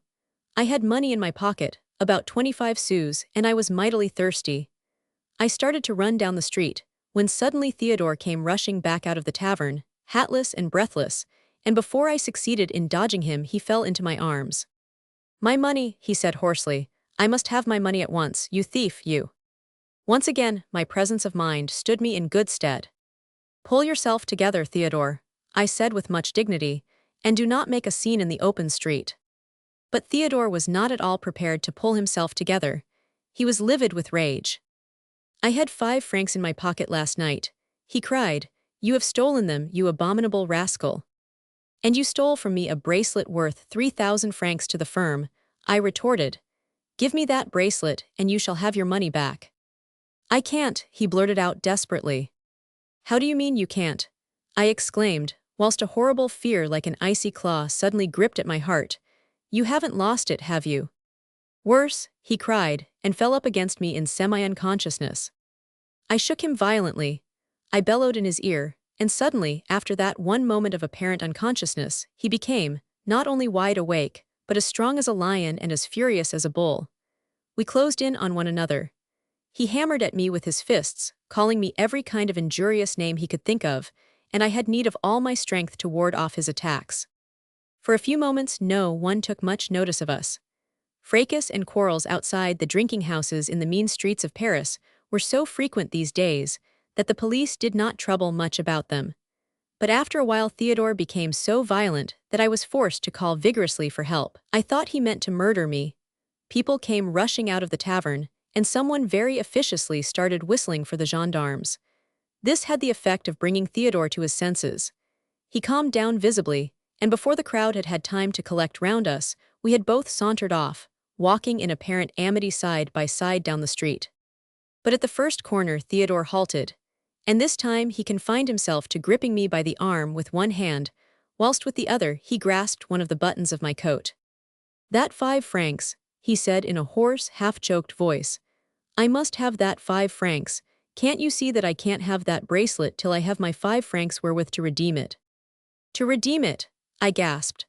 I was indeed glad then that he held me by the arm, for it seemed to me as if I was falling down a yawning abyss which had opened at my feet. "Yes," said Theodore, and his voice sounded as if it came from a great distance, and through cotton wool. "I knew that you would be after that bracelet like a famished hyena after a bone, so I tied it securely inside the pocket of the blouse I was wearing, and left this with Legros, the landlord of the Trois Tigres. It was a good blouse. He lent me 5 francs on it. Of course, he knew nothing about the bracelet then, but he only lends money to clients in this manner on the condition that it is repaid within 24 hours. I have got to pay him back before 8 o'clock this evening, or he will dispose of the blouse as he thinks best. It is close on 8 o'clock now. Give me back my 5 francs, you confounded thief, before Legros has time to discover the bracelet. We'll share the reward, I promise you. Faith of an honest man. You liar, you cheat, you." What was the use of talking? I had not got 5 francs. I had spent 10 sous in getting myself some breakfast, and 3 francs in a savory pie flavored with garlic and in a quarter of a bottle of cognac. I groaned aloud. I had exactly 25 sous left. We went back to the tavern hoping against hope that Legros had not yet turned out the pockets of the blouse, and that we might induce him, by threat or cajolery or the usurious interest of 25 sous, to grant his client a further 24 hours wherein to redeem the pledge. One glance at the interior of the tavern, however, told us that all our hopes were in vain. Legros, the landlord, was even then turning the blouse over and over, whilst his hideous hag of a wife was talking to the police inspector, who was showing her the paper that announced the offer of 2,500 francs for the recovery of a valuable bracelet, the property of Emil. Mars, the distinguished tragedienne. We only waited 1 minute, with our noses glued against the windows of the Trois Tigres, just long enough to see Legros extracting the leather case from the pocket of the blouse, just long enough to hear the police inspector saying peremptorily, "You Legros ought to be able to let the police know who stole the bracelet. You must know who left that blouse with you last night." Then we both fled incontinently down the street. Now, sir, was I not right when I said that honor and loyalty are the essential qualities in our profession? If Theodore had not been such a liar and such a traitor, he and I, between us, would have been richer by 3,000 francs that day. Chapter 7. An Oversensitive Heart. No doubt, sir, that you have noticed during the course of our conversations that nature has endowed me with an oversensitive heart. I feel keenly, sir, very keenly. Blows dealt me by fate, or as has been more often the case, by the cruel and treacherous hand of man, touch me on the raw, I suffer acutely. I am highly strung. I am one of those rare beings whom nature preordained for love and for happiness. I am an ideal family man. What, you did not know that I was married? Indeed, sir, I am. And though Madame Radichin does not perhaps fulfill all my ideals of exquisite womanhood, nevertheless she has been an able and willing helpmate during these last years of comparative prosperity. Yes, you see me fairly prosperous now. My industry, my genius, if I may so express myself, found their reward at last. You will be the first to acknowledge, you, the confidant of my life's history, that reward was fully deserved. I worked for it, toiled and thought and struggled up to the last, and had fate been just, rather than grudging, I should have attained that ideal which would have filled my cup of happiness to the brim. But anyway, the episode connected with my marriage did mark the close of my professional career, and is therefore worthy of record. Since that day, sir, a happy one for me, a blissful one for Mme. Radichin, I have been able, thanks to the foresight of an always providence, to gratify my bucolic tastes. I live now, sir, amidst my flowers, with my dog and my canary and Mme. Radichin, smiling with kindly indulgence on the struggles and the blunders of my younger colleagues, oft consulted by them in matters that require special tact and discretion. I sit and dream now beneath the shade of a vine-clad arbor of those glorious days of long ago, when kings and emperors placed the destiny of their inheritance in my hands, when autocrats and dictators came to me for assistance and advice, and the name of Hector Radichin stood for everything that was most astute and most discreet. And if at times a gentle sigh of regret escapes my lips, Mme. Radichin, whose thinness is ever my despair, for I admire comeliness, sir, as being more womanly, Mme. Radichin, I say, comes to me with the gladsome news that dinner is served, and though she is not all that I could wish in the matter of the culinary arts, yet she can fry a cutlet passably, and one of her brothers is a wholesale wine merchant of excellent reputation. It was soon after my connection with that abominable Marquis de Firmin-Latour that I first made the acquaintance of the present Mme. Radichin, under somewhat peculiar circumstances. I remember it was on the 1st day of April in the year 1817 that M. Roche, Fernand Roche was his exact name, came to see me at my office in the Rue Daunou, and the date proved propitious, as you will presently see. How M. Roche came to know of my gifts and powers, I cannot tell you. He never would say. He had heard of me through a friend, was all that he vouchsafed to say. Theodore had shown him in. Have I not mentioned the fact that I had forgiven Theodore his lies and his treachery, and taken him back to my bosom and to my board? My sensitive heart had again got the better of my prudence, and Theodore was installed once more in the antechamber of my apartments in the Rue Daunou, and was, as heretofore, sharing with me all the good things that I could afford. So there he was on duty on that fateful 1st of April, which was destined to be the turning point of my destiny, and he showed M. de Roche in. At once I knew my man, the type I mean. Immaculately dressed, scented and befrilled, haughty of manner and nonchalant of speech, M. Roche had the word adventurer writ all over his well-groomed person. He was young, good-looking, his nails were beautifully polished, his pantaloons fitted him without a wrinkle. These were of a soft putty shade, his coat was bottle green, and his hat of the latest modish shape. A perfect exquisite, in fact. And he came to the point, without much preamble. M. Radichin, he said, I have heard of you through a friend, who tells me that you are the most unscrupulous scoundrel he has ever come across. Sir, I began, rising from my seat in indignant protest at the coarse insult, but with an authoritative gesture, he checked the flow of my indignation. No comedy, I pray you, sir, he said. We are not at the Theatre Molière, but I presume, in an office where business is transacted both briefly and with discretion. At your service, monsieur, I replied. Then listen, will you? He went on curtly, and pray do not interrupt. Only speak in answer to a question from me. I bowed my head in silence. Thus must the proud suffer when they happen to be sparsely endowed with riches. You have no doubt heard of Emil Goldberg, M. Roche continued after a moment's pause, the lovely daughter of the rich usurer in the Rue des Médecins. I had heard of Emil Goldberg. Her beauty and her father's wealth were reported to be fabulous. I indicated my knowledge of the beautiful lady by a mute inclination of the head.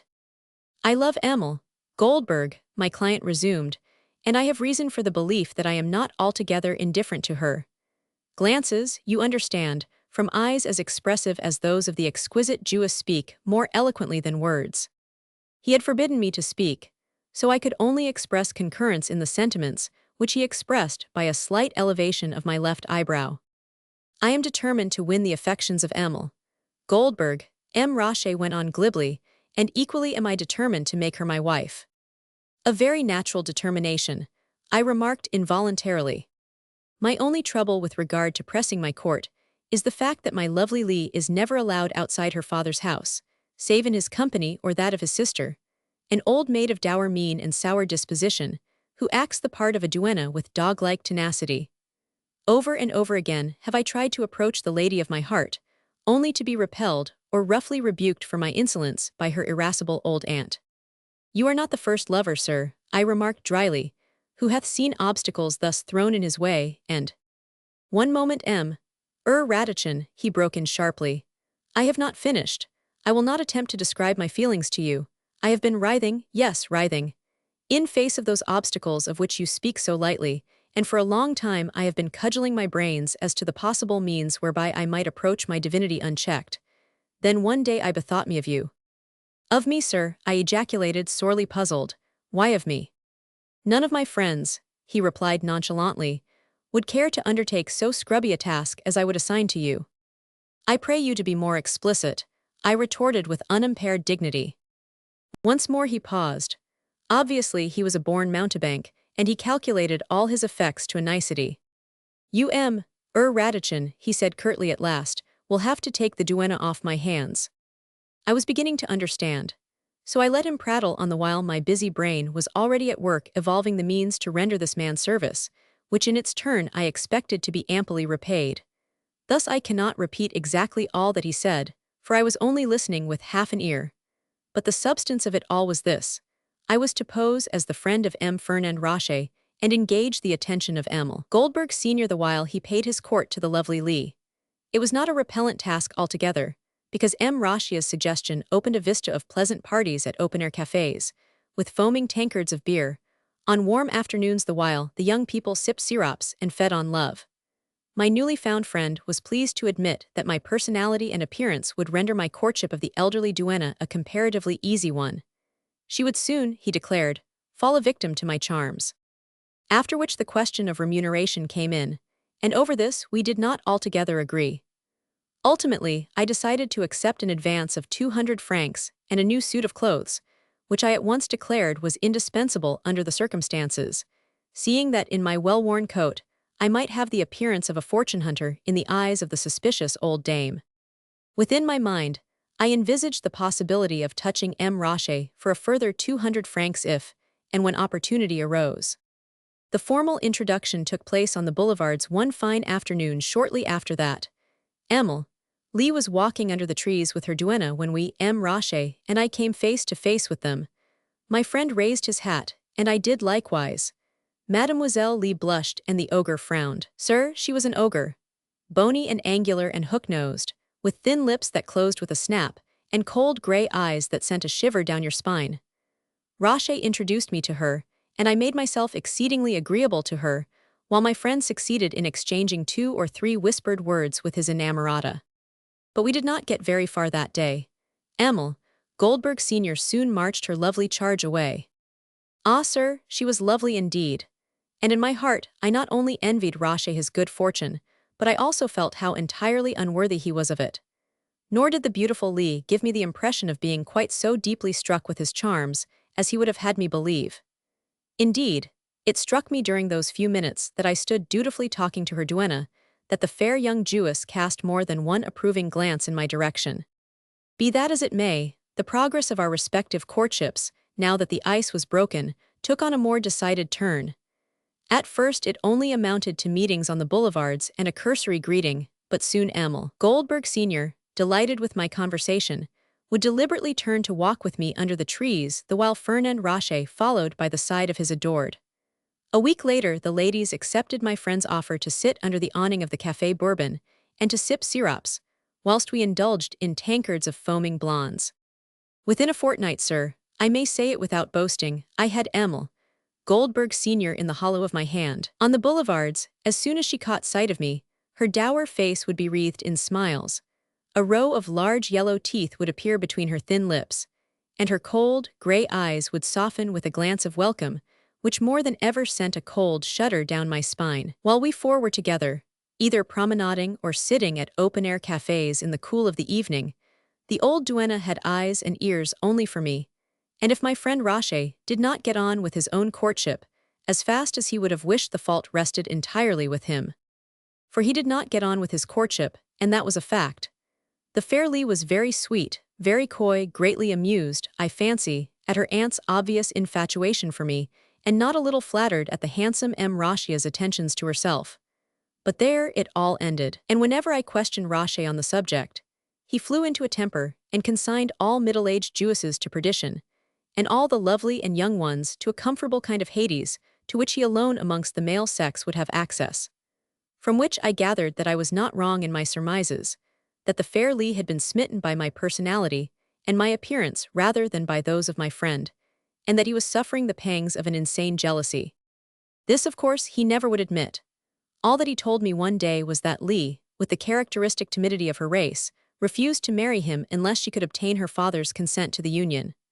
Old Goldberg, duly approached on the matter, flatly forbade his daughter to have anything further to do with that fortune-hunter, that parasite, that beggarly pickthank. Such, sir, were but a few complimentary epithets which he hurled with great volubility at his daughter's absent suitor. It was from Emil Goldberg, Sr., that my friend and I had the details of that stormy interview between father and daughter, after which she declared that interviews between the lovers would necessarily become very difficult of arrangement, from which you will gather that the worthy soul, though she was as ugly as sin, was by this time on the side of the angels. Indeed, she was more than that. She professed herself willing to aid and abet them in every way she could.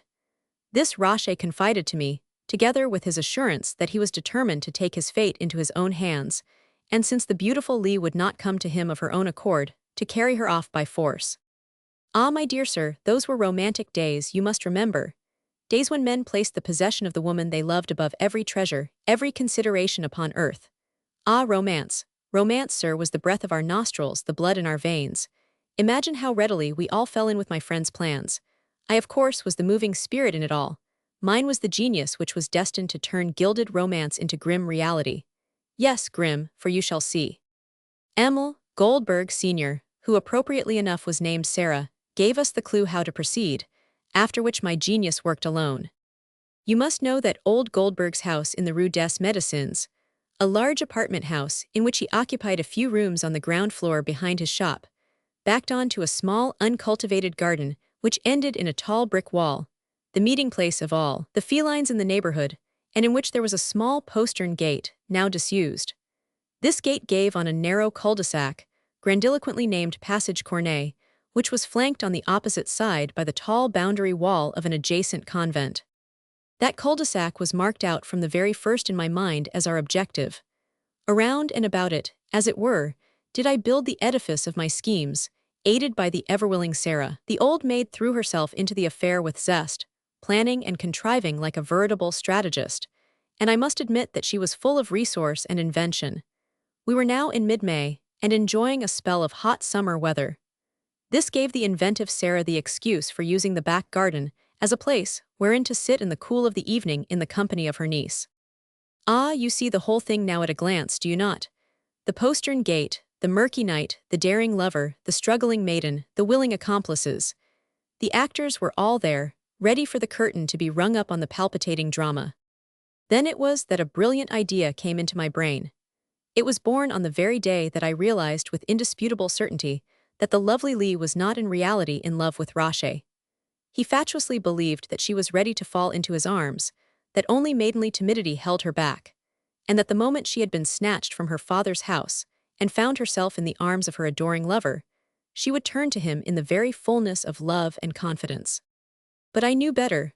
I had caught a look now and again, an undefinable glance, which told me the whole pitiable tale.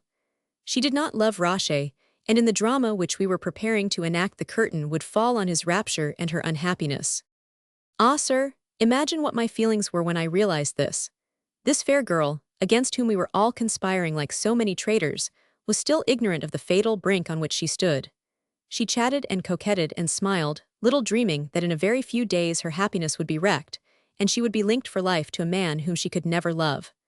Rachia's idea, of course, was primarily to get hold of her fortune. I had already ascertained for him, through the ever-willing Sarah, that this fortune came from Lee's grandfather, who had left a sum of 200,000 francs on trust for her children, she to enjoy the income for her life. There certainly was a clause in the will whereby the girl would forfeit that fortune if she married without her father's consent. But according to Rachia's plans, this could scarcely be withheld once she had been taken forcibly away from home, held in durance, and with her reputation hopelessly compromised. She could then pose as an injured victim, throw herself at her father's feet, and beg him to give that consent without which she would forever remain an outcast of society, a pariah amongst her kind. A pretty piece of villainous combination, you will own. And I, sir, was to lend a hand in this abomination. Nay, I was to be the chief villain in the drama. It was I who, even now, was spending the hours of the night, when I might have been dreaming sentimental dreams, in oiling the lock of the postern gate which was to give us access into Papa Goldberg's garden. It was I who, under cover of darkness and guided by that old jade Sarah, was to sneak into that garden on the appointed night, and forcibly seize the unsuspecting maiden, and carry her to the carriage which Rache would have in readiness for her. You see what a coward he was. It was a criminal offense in those days, punishable with deportation to New Caledonia, to abduct a young lady from her parents' house, and Rache left me the dirty work to do in case the girl screamed and attracted the police. Now you will tell me if I was not justified in doing what I did, and I will abide by your judgment. I was to take all the risks, remember. New Caledonia, the police, the odium attached to so foul a deed, and do you know for what? For a paltry 1,000 francs, which with much difficulty I had induced Rache, nay, forced him, to hand over to me in anticipation of what I was about to accomplish for his sake. 1,000 francs. Did this miserliness not characterize the man? Was it to such a scrubby knave that I, at risk of my life and of my honor, would hand over that jewel amongst women, that pearl above price? A lady with a personal fortune amounting to 200,000 francs. No, sir, I would not.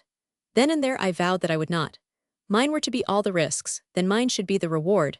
What Rache meant to do, that I could too, and with far greater reason. The lovely Lee did at times frown on Fernand, but she invariably smiled on me. She would fall into my arms far more readily than into his, and Papa Goldberg would be equally forced to give his consent to her marriage with me as with that self-seeking carpet knight whom he abhorred. Needless to say, I kept my own counsel, and did not speak of my project even to Sarah. To all appearances, I was to be the mere tool in this affair, the unfortunate cat employed to snatch the roast chestnuts out of the fire for the gratification of a mealy-mouthed monkey. The appointed day and hour were at hand. Fernand Rache had engaged a barouche which was to take him and his lovely victim to a little house at Auteuil, which he had rented for the purpose. There the lovers were to lie perdu, until such time as Papa Goldberg had relented, and the marriage could be duly solemnized in the synagogue of the Rue des Halles. Sarah had offered in the meanwhile to do all that in her power lay to soften the old man's heart, and to bring about the happy conclusion of the romantic adventure. For the latter we had chosen the night of May 23rd. It was a moonless night, and the passage Cornet, from whence I was to operate, was most usefully dark. Sarah Goldberg had, according to convention, left the postern gate on the latch, and at 10 o'clock precisely I made my way up the cul-de-sac and cautiously turned the handle of the door. I confess that my heart beat somewhat uncomfortably in my bosom. I had left Rache and his barouche in the Rue des Pipots, about 100 meters from the angle of the passage Cornet, and it was along those 100 meters of a not altogether unfrequented street that he expected me presently to carry a possibly screaming and struggling burden in the very teeth of a gendarmerie, always on the lookout for exciting captures. No, sir, that was not to be, and it was with a resolute if beating heart that I presently felt the postern gate yielding to the pressure of my hand. The neighboring church clock of St. Sulpice had just finished striking 10. I pushed open the gate and tiptoed across the threshold. In the garden, the boughs of a dilapidated old ash tree were soughing in the wind above my head, whilst from the top of the boundary wall, the yarring and yowling of beasts of the feline species grated unpleasantly on my ear. I could not see my hand before my eyes, and had just stretched it out in order to guide my footsteps when it was seized with a kindly yet firm pressure, whilst a voice murmured softly, "Hush!" "Who is it?" I whispered in response. "It is I, Sarah," the voice replied. "Everything is all right, but Lee is unsuspecting. I am sure that if she suspected anything she would not set foot outside the door." "What shall we do?" I asked. "Wait here a moment quietly," Sarah rejoined, speaking in a rapid whisper under cover of this wall. "Within the next few minutes Lee will come out of the house. I have left my knitting upon a garden chair, and I will ask her to run out and fetch it. That will be your opportunity. The chair is in the angle of the wall, there," she added, pointing to her right, "not 3 paces from where you are standing now. Lee has a white dress on. She will have to stoop in order to pick up the knitting. I have taken the precaution to entangle the wool in the leg of the chair, so she will be some few seconds entirely at your mercy. Have you a shawl?" I had, of course, provided myself with one. A shawl is always a necessary adjunct to such adventures. Breathlessly, silently, I intimated to my kind accomplice that I would obey her behests, and that I was prepared for every eventuality. The next moment her hold upon my hand relaxed, she gave another quickly whispered "hush," and disappeared into the night. For a second or two after that my ear caught the soft sound of her retreating footsteps, then nothing more.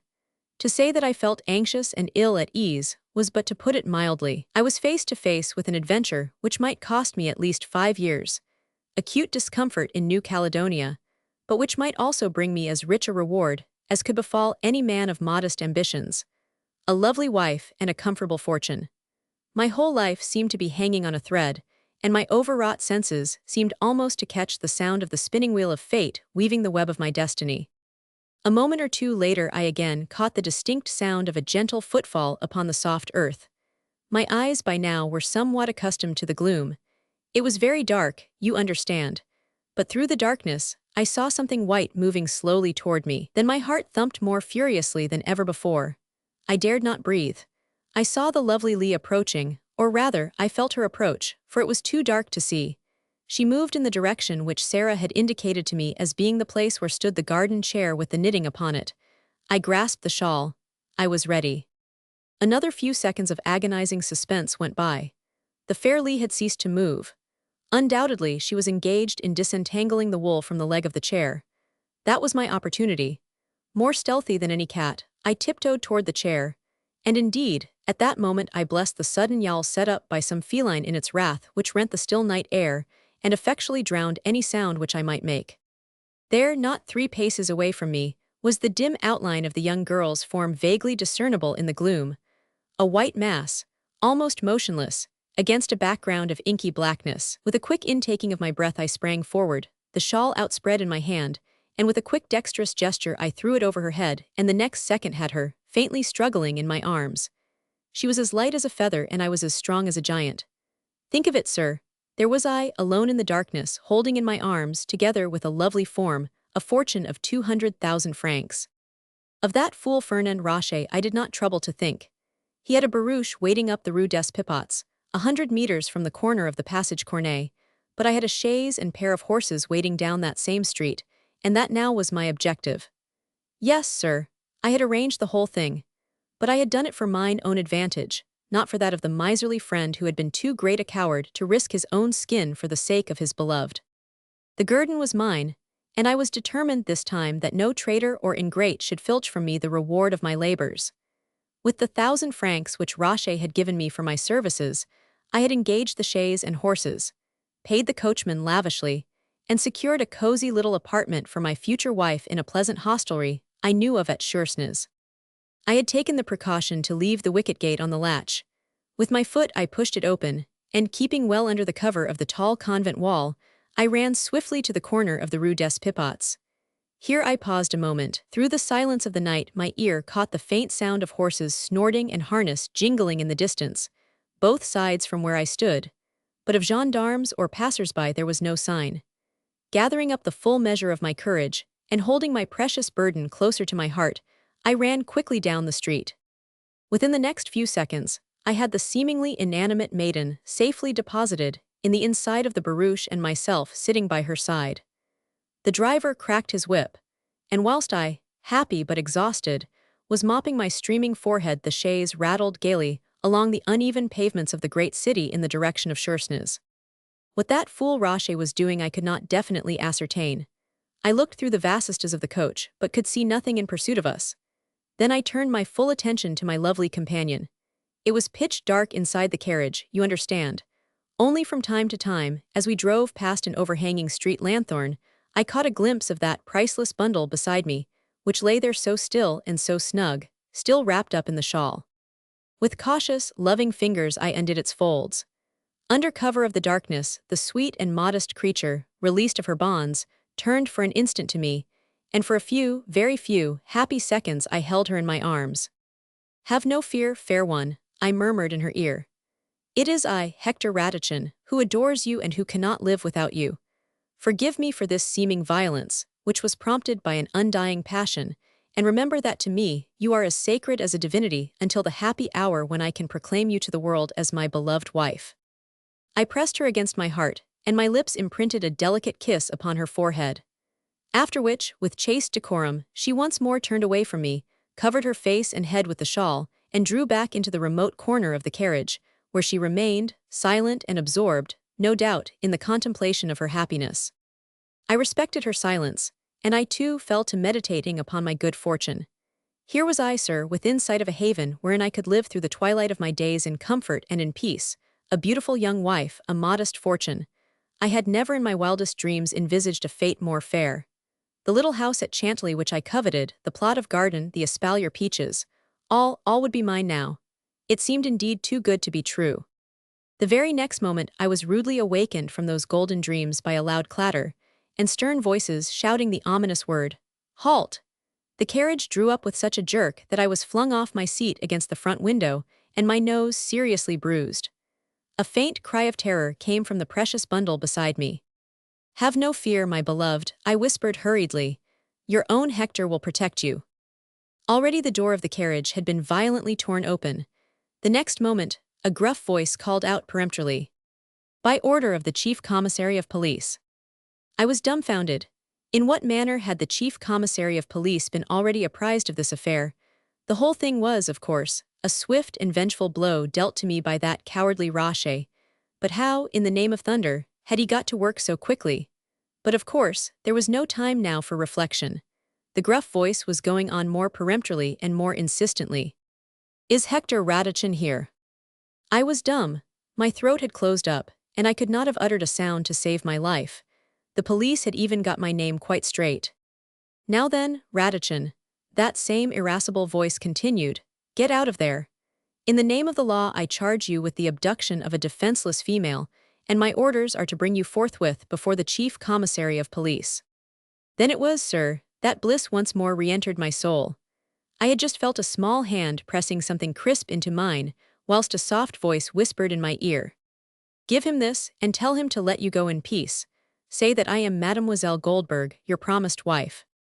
The feel of that crackling note in my hand at once restored my courage. Covering the lovely creature beside me with a protecting arm, I replied boldly to the minion of the law. "This lady," I said, "is my affianced wife. You, sir gendarme, are overstepping your powers. I demand that you let us proceed in peace." "My orders are," the gendarme resumed, but already my sensitive ear had detected a faint wavering in the gruffness of his voice. The hectoring tone had gone out of it. I could not see him, of course, but somehow I felt that his attitude had become less arrogant and his glance more shifty. "This gentleman has spoken the truth," now came in soft, dulcet tones from under the shawl that wrapped the head of my beloved. "I am Emile Goldberg, M. le gendarme, and I am traveling with M. Hector Radichin entirely of my own free will, since I have promised him that I would be his wife. Ah, the gendarme ejaculated, obviously mollified. If mademoiselle is the fiancée of monsieur, and is acting of her own free will, it is not for you to interfere, my friend? I broke in jocosely. You will now let us proceed in peace, and for your trouble you will no doubt accept this token of my consideration. And, groping in the darkness, I found the rough hand of the gendarme, and speedily pressed into it the crisp note which my adored one had given to me. Ah, he said, with very obvious gratification.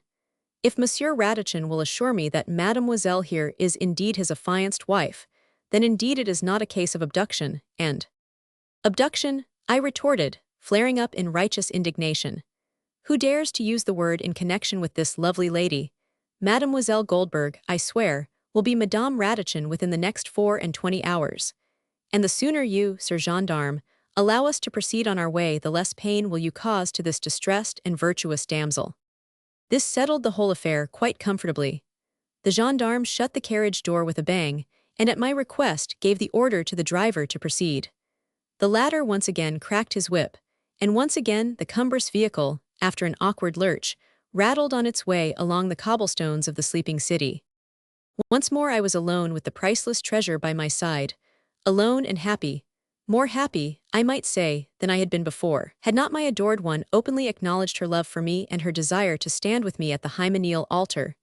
To put it vulgarly, though vulgarity in every form is repellent to me, she had burnt her boats. She had allowed her name to be coupled with mine in the presence of the minions of the law.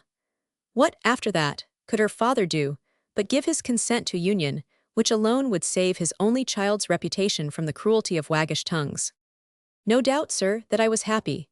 True, that when the uncouth gendarme finally slammed to the door of our carriage and we restarted on our way, my ears had been unpleasantly tickled by the sound of prolonged and ribald laughter which sounded strangely and unpleasantly familiar.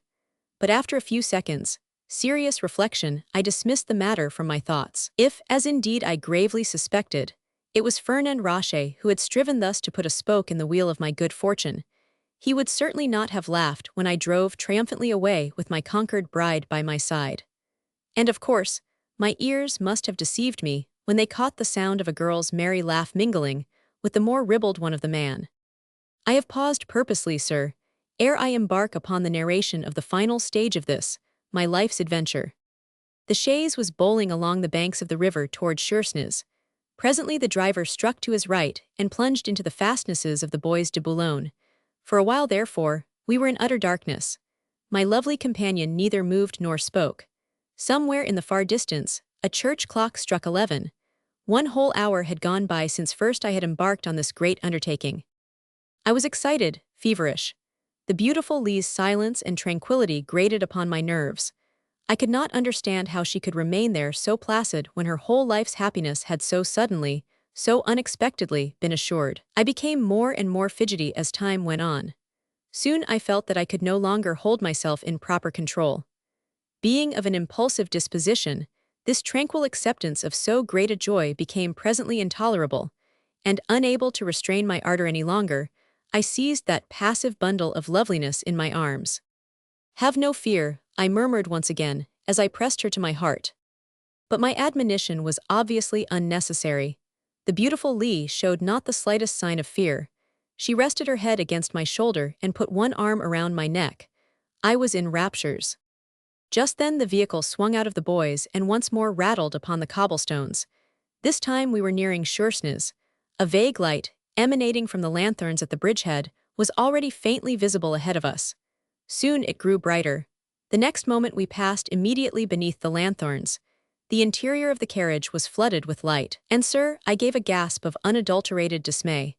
The being whom I held in my arms, whose face was even at that moment raised up to my own, was not the lovely Lee. It was Sarah, sir. Sarah Goldberg, the dour, angular aunt, whose yellow teeth gleamed for one brief moment through her thin lips as she threw me one of those glances of amorous welcome which invariably sent a cold shiver down my spine. Sarah Goldberg, I scarce could believe my eyes, and for a moment did indeed think that the elusive, swiftly vanished light of the bridgehead lanthorns had played my excited senses a weird and cruel trick. But no, the very next second proved my disillusionment. Sarah spoke to me. She spoke to me and laughed. Ah, she was happy, sir, happy in that she had completely and irrevocably tricked me. That traitor Fernand Roche was up to the neck in the plot which had saddled me forever with an ugly, elderly wife of dour mien, and no fortune, while he and the lovely Lee were spinning the threads of perfect love at the other end of Paris, and laughing their fill at my discomfiture. Think, sir, what I suffered during those few brief minutes, while the coach lurched through the narrow streets of Suresnes, and I had perforce to listen to the protestations of undying love from this unprepossessing female. That love, she vowed, was her excuse, and everything, she asserted, was fair in love and war. She knew that after Roche had attained his heart's desire and carried off the lady of his choice, which he had successfully done half an hour before I myself made my way up the passage cornet, I would pass out of her life forever. This she could not endure. Life at once would become intolerable. And aided and abetted by Roche and Lee, she had planned and contrived my mystification and won me by foul means, since she could not do so by fair, and it seemed as if her volubility then was the forecast of what my life with her would be in the future. Talk, talk, talk, she never ceased. She told me the whole story of the abominable conspiracy against my liberty. Her brother, M. Goldberg, she explained, had determined upon remarriage. She, Sarah, felt that henceforth she would be in the way of everybody, she would have no home. Lee married to Roche, a new and young MME. Goldberg ruling in the old house of the Rue des Médecins. Ah, it was unthinkable. And I, sir, I, Hector Radichin, had, it appears, by my polite manners and prepossessing ways, induced this dour old maid to believe that she was not altogether indifferent to me. Ah, how I cursed my own charms, when I realized whither they had led me. It seems that it was that fickle jade Lee who first imagined the whole execrable plot. Roche was to entrust me with the task of carrying off his beloved, and thus I would be tricked in the darkness into abducting Emile Goldberg Sr. from her home. Then some friends of Roche arranged to play the comedy of false gendarmes, and again, I was tricked into acknowledging Sarah as my affianced wife before independent witnesses. After that, I could no longer repudiate mine honorable intentions, for if I did, then I should be arraigned before the law on a criminal charge of abduction. In this comedy of false gendarmes, Roche himself and the heartless Lee had joined with zest and laughed over my discomfiture, whilst the friends who played their roles to such perfection had a paltry 100 francs each as the price of this infamous trick. Now my doom was sealed, and all that was left for me to do was to think disconsolately over my future. I did bitterly reproach Sarah for her treachery, and tried to still her protestations of love by pointing out to her that I had absolutely no fortune, and could only offer her a life of squalor, not to say of what. But this she knew, and vowed that penury by my side would make her happier than luxury beside any other man. Ah, sir, 'tis given to few men to arouse such selfless passion in a woman's heart, and it hath oft been my dream in the past one day thus to be adored for myself alone. But for the moment, I was too deeply angered to listen placidly to Sarah's vows of undying affection. My nerves were irritated by her fulsome adulation. Indeed, I could not bear the sight of her nor yet the sound of her voice. You may imagine how thankful I was when the chaise came at last to a halt outside the humble little hostelry, where I had engaged the room which I had so fondly hoped would have been occupied by the lovely and fickle Lee. I bundled Emile Goldberg Sr. into the house, and here again I had to endure galling mortification in the shape of sidelong glances cast at me and my future bride by the landlord of the hostelry and his ill-bred daughter. When I engaged the room, I had very foolishly told them that it would be occupied by a lovely lady who had consented to be my wife, and that she would remain here in happy seclusion until such time as all arrangements for our wedding were complete. The humiliation of these vulgar people's irony seemed like the last straw which overweighed my forbearance. The room and pension I had already paid 2 days in advance, so I had nothing more to say either to the ribald landlord or to Emile Goldberg Sr. I was bitterly angered against her, and refused her the solace of a kindly look or of an encouraging pressure from my hand, even though she waited for both with the pathetic patience of an old spaniel. I re-entered the coach, which was to take me back to mine own humble lodgings in Passy. Here at least I was alone with my gloomy thoughts. My heart was full of wrath against the woman who had so basely tricked me, and I viewed with dismay amounting almost to despair the prospect of spending the rest of my life in her company. That night I slept but little, nor yet the following night, or the night after that. Those days I spent in seclusion, thankful for my solitude. Twice each day did Emile Goldberg come to my lodgings. In the foolish past, I had somewhat injudiciously acquainted her of where I lived. Now she came and asked to be allowed to see me, but invariably did I refuse thus to gratify her. I felt that time alone would perhaps soften my feelings a little towards her. In the meanwhile, I must commend her discretion and delicacy of procedure. She did not in any way attempt to molest me. When she was told by Theodore, whom I employed during the day to guard me against unwelcome visitors, that I refused to see her, she invariably went away without demur, nor did she refer in any way, either with adjurations or threats, to the impending wedding.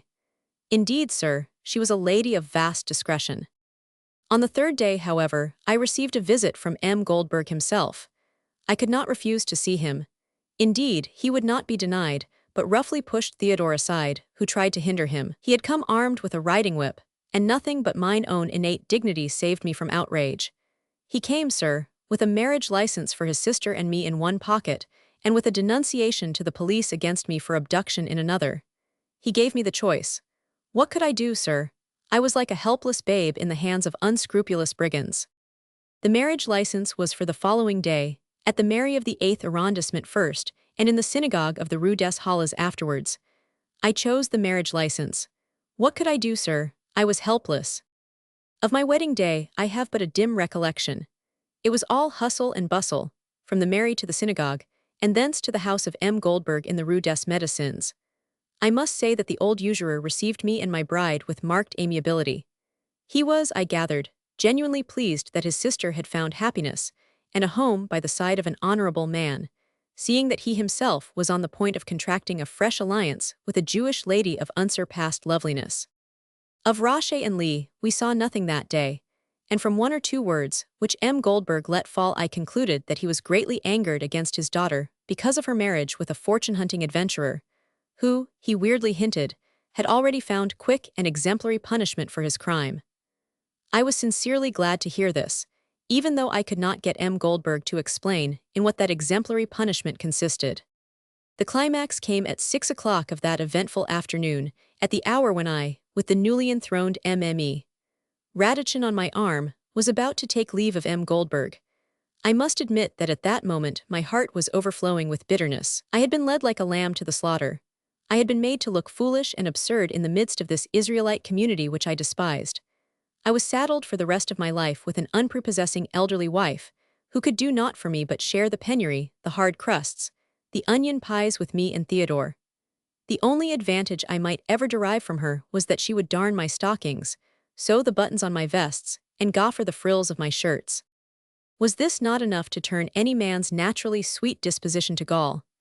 No doubt my mobile face betrayed something of the bitterness of my thoughts, for M. Goldberg at one moment slapped me vigorously on the back and bade me be of good cheer, as things were not so bad as I imagined. I was on the point of asking him what he meant when I saw another gentleman advancing toward me. His face, which was sallow and oily, bore a kind of obsequious smile. His clothes were of rusty black, and his features were markedly Jewish in character. He had some law papers under his arm, and he was perpetually rubbing his thin, bony hands together as if he were forever washing them. Monsieur Hector Radichin, he said unctuously, it is with much gratification that I bring you the joyful news. Joyful news? To me? Ah, sir, the words struck at first with cruel irony upon mine ear. But not so a second later, for the Jewish gentleman went on speaking, and what he said appeared to my reeling senses like songs of angels from paradise. At first I could not grasp his full meaning. A moment ago I had been in the depths of despair, and now, a whole vista of beatitude opened out before me. What the worthy Israelite said was that, by the terms of Grandpapa Goldberg's will, if Lee married without her father's consent, one half of the fortune destined for her would revert to her aunt, Sarah Goldberg, now Madame Hector Radichin. Can you wonder that I could scarce believe my ears? One half that fortune meant that 100,000 francs would now become mine. M. Goldberg had already made it very clear to his daughter and to Roche that he would never give his consent to their marriage, and as this was now consummated, they had already forfeited one half of the grandfather's fortune in favor of my Sarah. That was the exemplary punishment which they were to suffer for their folly. But their folly, and their treachery had become my joy. In this moment of heavenly rapture I was speechless, but I turned to Sarah with loving arms outstretched, and the next instant she nestled against my heart like a joyful if elderly bird. What is said of a people, sir, is also true of the individual. Happy he who hath no history. Since that never-to-be-forgotten hour my life has run its simple, uneventful course here in this quiet corner of our beautiful France, with my pony and my dog and my chickens, and MME. Radichin to minister to my creature comforts. I bought this little property, sir, soon after my marriage, and my office in the Rue Donu knows me no more. You like the house, sir? Ah, yes, and the garden. After dejeuner you must see my prize chickens. Theodore will show them to you. You did not know Theodore was here. Well, yes, he lives with us. Madame Radichin finds him useful about the house, and not being used to luxuries, he is on the whole pleasantly contented. Ah, here comes Madame Radichin to tell us that the dejeuner is served. This way, sir, under the porch. After you. The end.